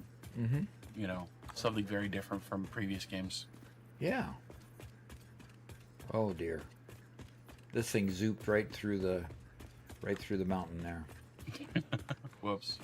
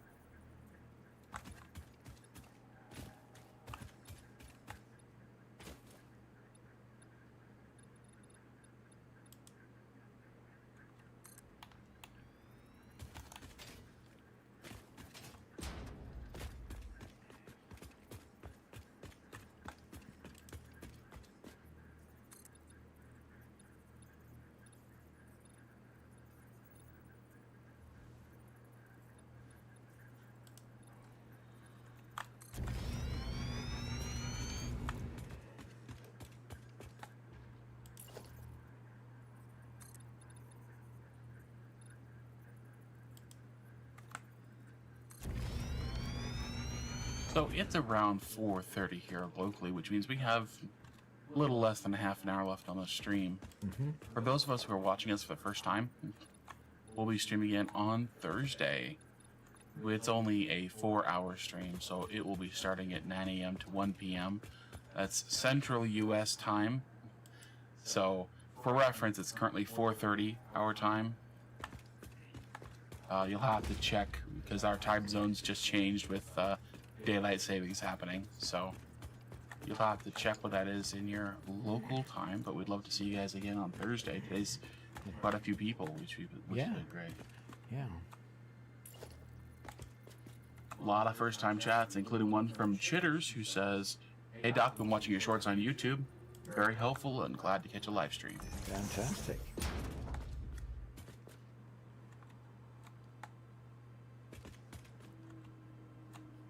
Chinko says that for nuclear stuff, making the non-fissile uranium is the part that slows down the process the most. They have to be made in blenders requiring uranium waste, silica, nitric acid, and sulfuric acid. Yeah, it's those two acids that are a mess. Yeah. It'll also make the NF non-fissile uranium and water, which you have to find something to do with, which actually gave me the idea to have the water then to make concrete on the side. Yeah, more and more I'm leaning towards, with those systems that have a loop back or a liquid output from a building that you don't want, just taking that liquid output and setting it on something else. That might be too high, Doc. Yeah, too high. I was hoping to get it. Anyway.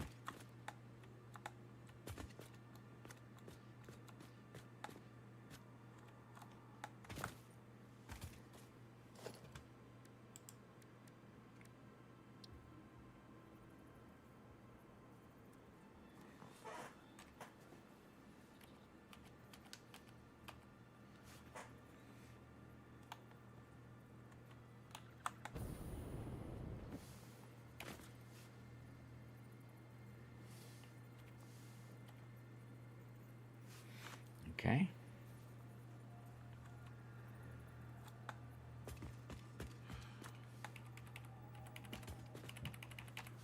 I love bosses that die and then summon another boss, and you don't realize when there's another boss coming until suddenly he's there. Grumble, grumble, grumble.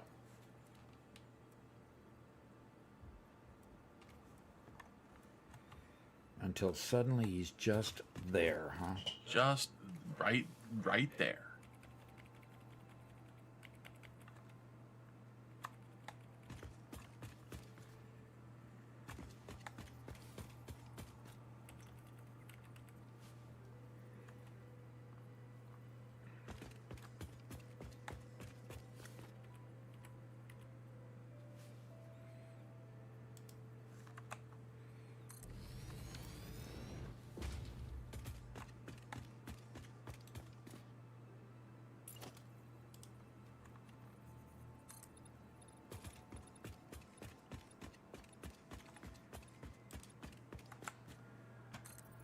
All right.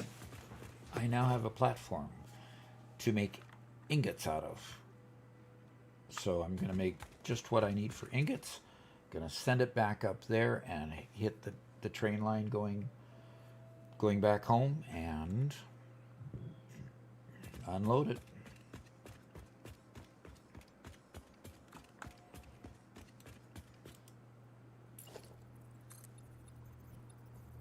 Okay.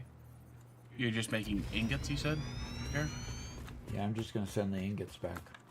Oh, interesting. Because that's what I need is just ingots. I need...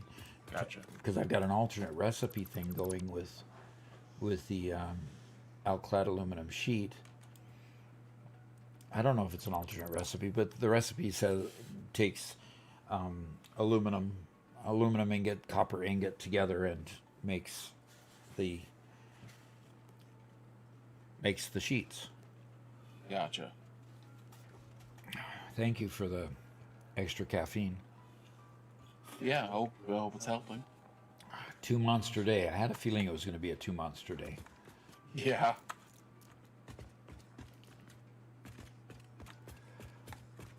So this has to have room for a train station and a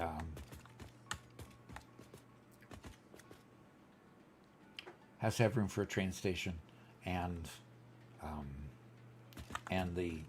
making the ingots. So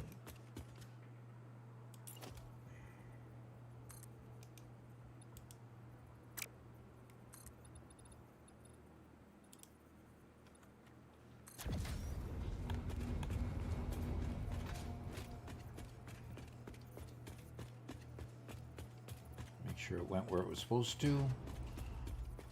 I think it went a little bit high. That's okay, we can knock that last one off. Very good. Becco says, "Hey Doc, I'm a huge fan. Been seeing your shorts lately and they're really helpful. Also enjoying to watch you play with your son. You guys make me happy." All right. I'm glad to hear that. That is really nice.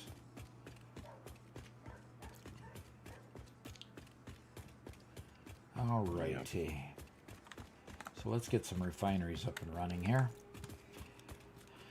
And no, I want to get some smelters up and running here. Don't need a refinery, need a smelter. There we go. And smelters are these little tiny things. It's amazing how tiny the smelters are.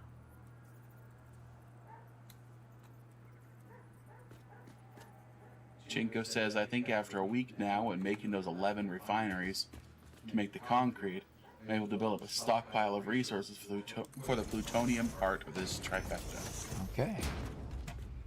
So we're making copper ingots here. And that means it makes 30, gets 30 copper ore, gets... So I've got 600 coming in here. And these do 30 each. So I can do 20 of these lined up. So I'm just going to do 20 of them straight lined up here and see if they fit. Oof.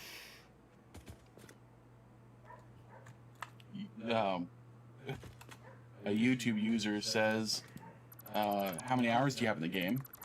Around 3,100 at this point. Yeah. And H Solo says, "2 monsters today? This man parties." Yep.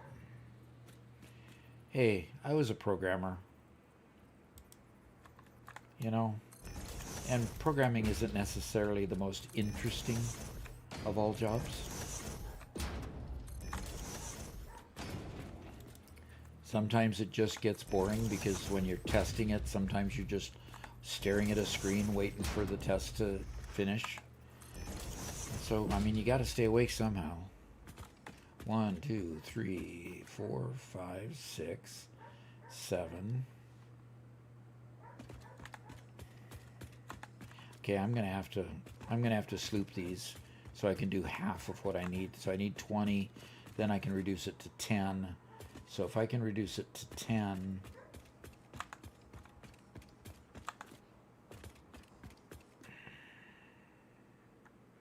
if I can reduce it to 10, I can then, I'm gonna have to come farther out here.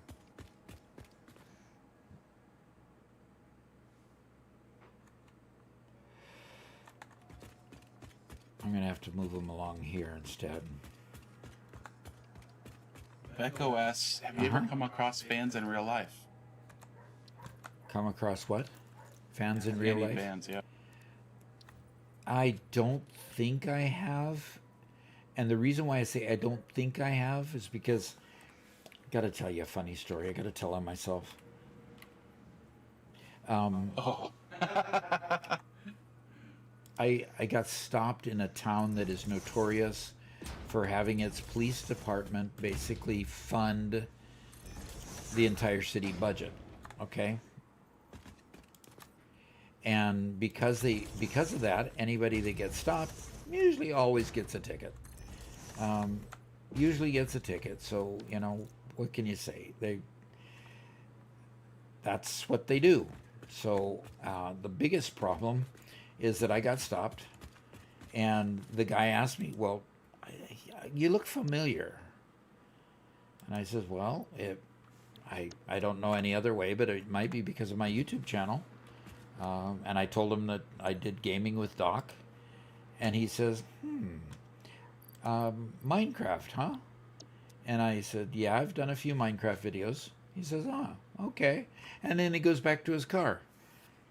Then he comes back a little afterwards and says, "Take it a little slower. We'll give you a warning this time." And on I went. And I go, okay, that just doesn't happen in this little cold town. And that was so weird. So have I actually been recognized by somebody? I think so, but maybe maybe not. Although there is one little girl that recognized you, Yeah. also because of Minecraft. Uh-huh. So, yeah. A little gal who likes the Minecraft videos wants me to do more of them, and I should really.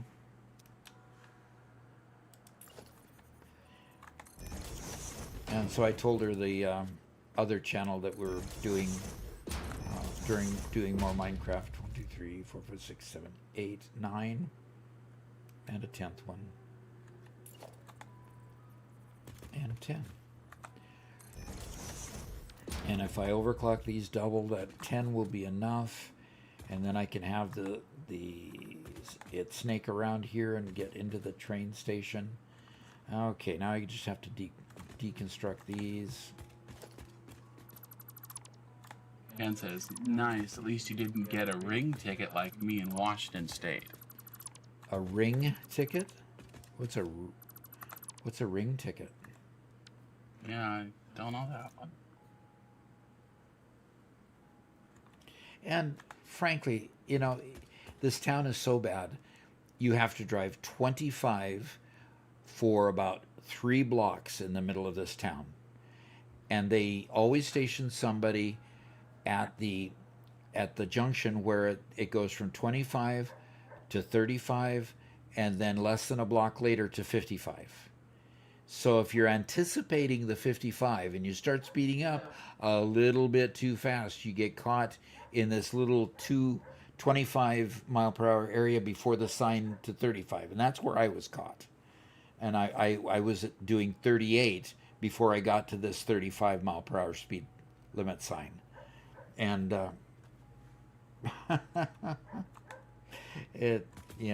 that's just the way this town operates. It's just crazy. See, now the funny side of it is the fact that when Doc first started this channel, my mom was not too pleased. She was a little embarrassed by the idea of Doc playing games on the internet. And so, in fact, we started the channel without her knowledge, and we didn't tell her until we had 8 subscribers, which at that point, the fact that we put out like, I think 3 videos, we got 8 subscribers, like, oh man, there's actually people who will watch Doc play games. This is crazy. Well, I guess we gotta tell Mom. And so we tell her, and of course she's super, super embarrassed by it. And even now she's still embarrassed by it, although it's getting a whole lot better.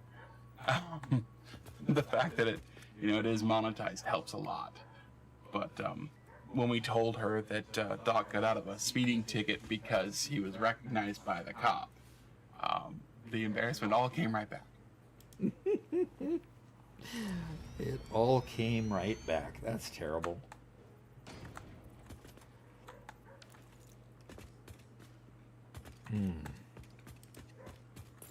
Franco says, new channel incoming, Racing with Doc.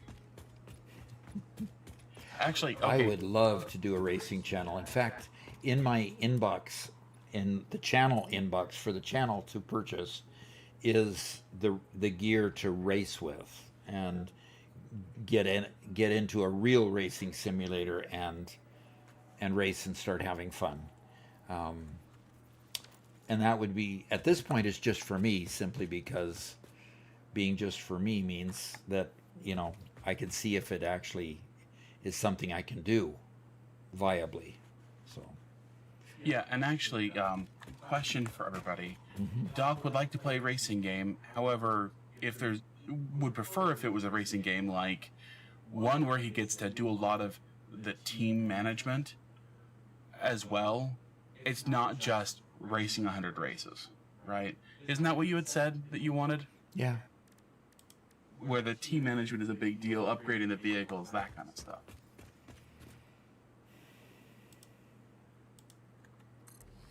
Tension says, Need for Speed Underground 2. That's a great game. I love that game, but no. And Ken had a typo. He got a warning in Washington. Oh, instead of an airing, you got a warning. Right. Good. What I find is if you just straight up admit exactly what you think you did, usually they just give you a warning. They just tell you, well, slow down. What a boomer. What a boomer. You with your trust in society.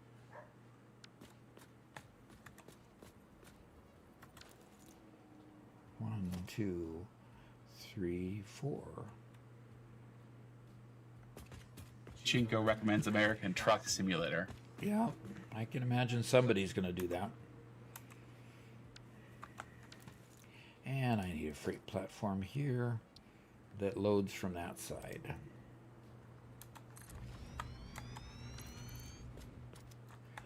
How am I going to get it around that?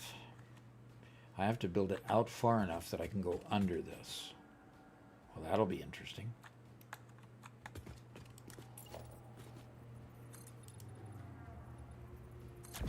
Phew.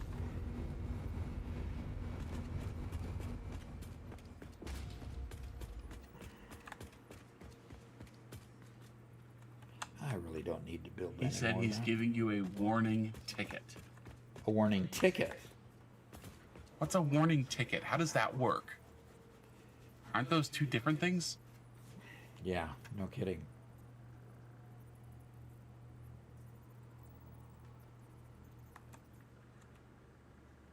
That sounds like a misnomer to me. If you get a ticket, you get a ticket. You get a warning, you get a warning, Yeah, exactly.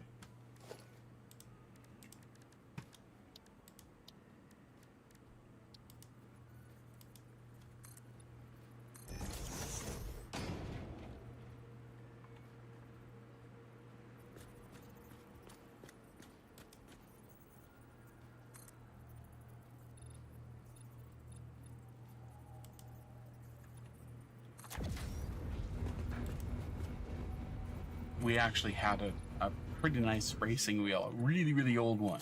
But back in the day, it was a really nice one, but it was finally so old we couldn't get it to work on Windows 11 anymore, so. Well, Windows 11 recognized it, But none of the games worked with but none of the games worked with it. Exactly.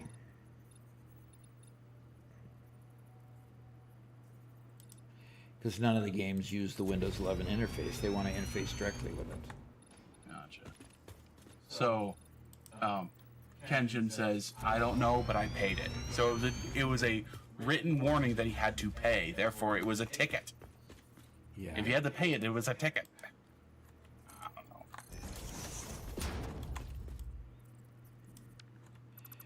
It was a warning never to do it again, Oh, brother. I guess.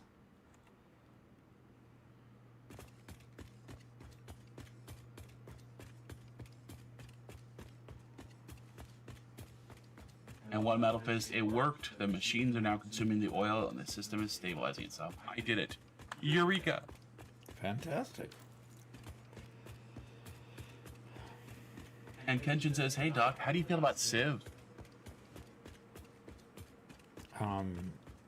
Is that the civilization that we played, Robert? Yep. Is that what he's talking about? Sid Meier himself. Sid Meier? What? Sid Meier's Civilization. Oh. Civ 7. I didn't really enjoy it that much. It was so clunky. We did it when it first came out. Civ 7 was terrible. And Civ 7, when it first came out at least, was not a fun game to play. Now, I don't know if they've had updates since then. But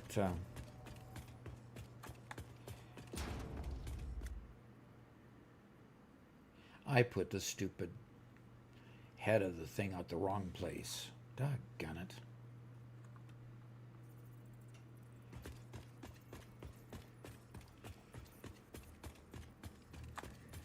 Yeah, Doc, you haven't really played the prior Civs very much, right? No. I've tried to play at them, but I've not actually done much with them. I love the Civ games. I've played Civ 4 through 7 on release, and I loved all of them, but Civ 7 was abjectly terrible.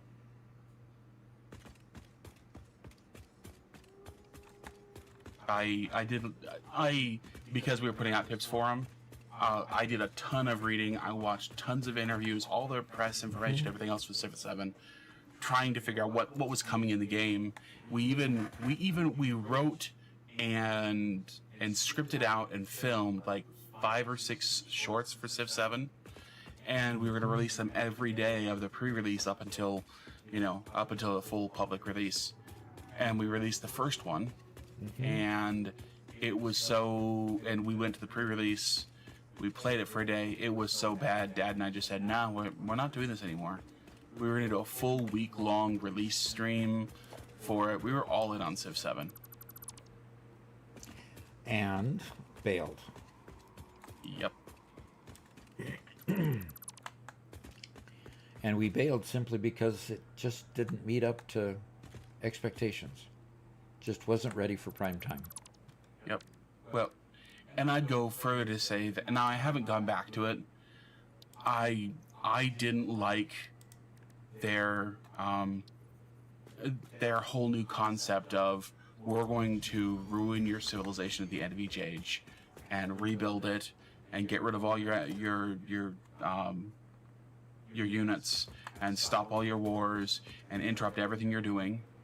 And leading up to the change in civilization, we're going to put negative effects on your civ directly in the way of the thing you're trying to accomplish. So no matter what, every single time, your game is an exercise in frustration. Ugh.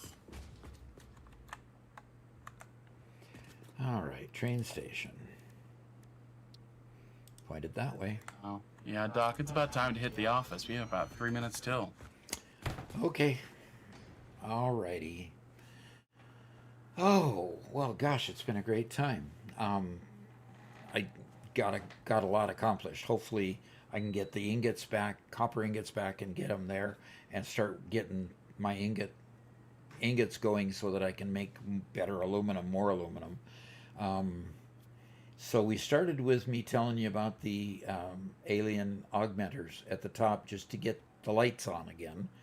I still have that same problem, I'm sure, but at this point it's not a huge problem, which we'll see. We'll see how much that becomes a huge problem. Remember Ping Players? Ping Players, does have the server that we used at the beginning when we went and looked at at that massive amount of building that was going on. That were knocking the doors on phase 5, I think it is. Already past phase 4, I believe, and working on phase 5. Here I'm working on phase 5. I don't have this on the server yet. Probably will put it on the server. It has not started lagging. I did upgrade my video card to a 5060. So I have a 5060 and a 4070 in my PC at this point, and it's been working really, really good. I have a 14th gen CPU with 256 gigabytes of memory, so I don't expect my PC to lag when I'm showing and showing you the videos. So we've been doing well so far.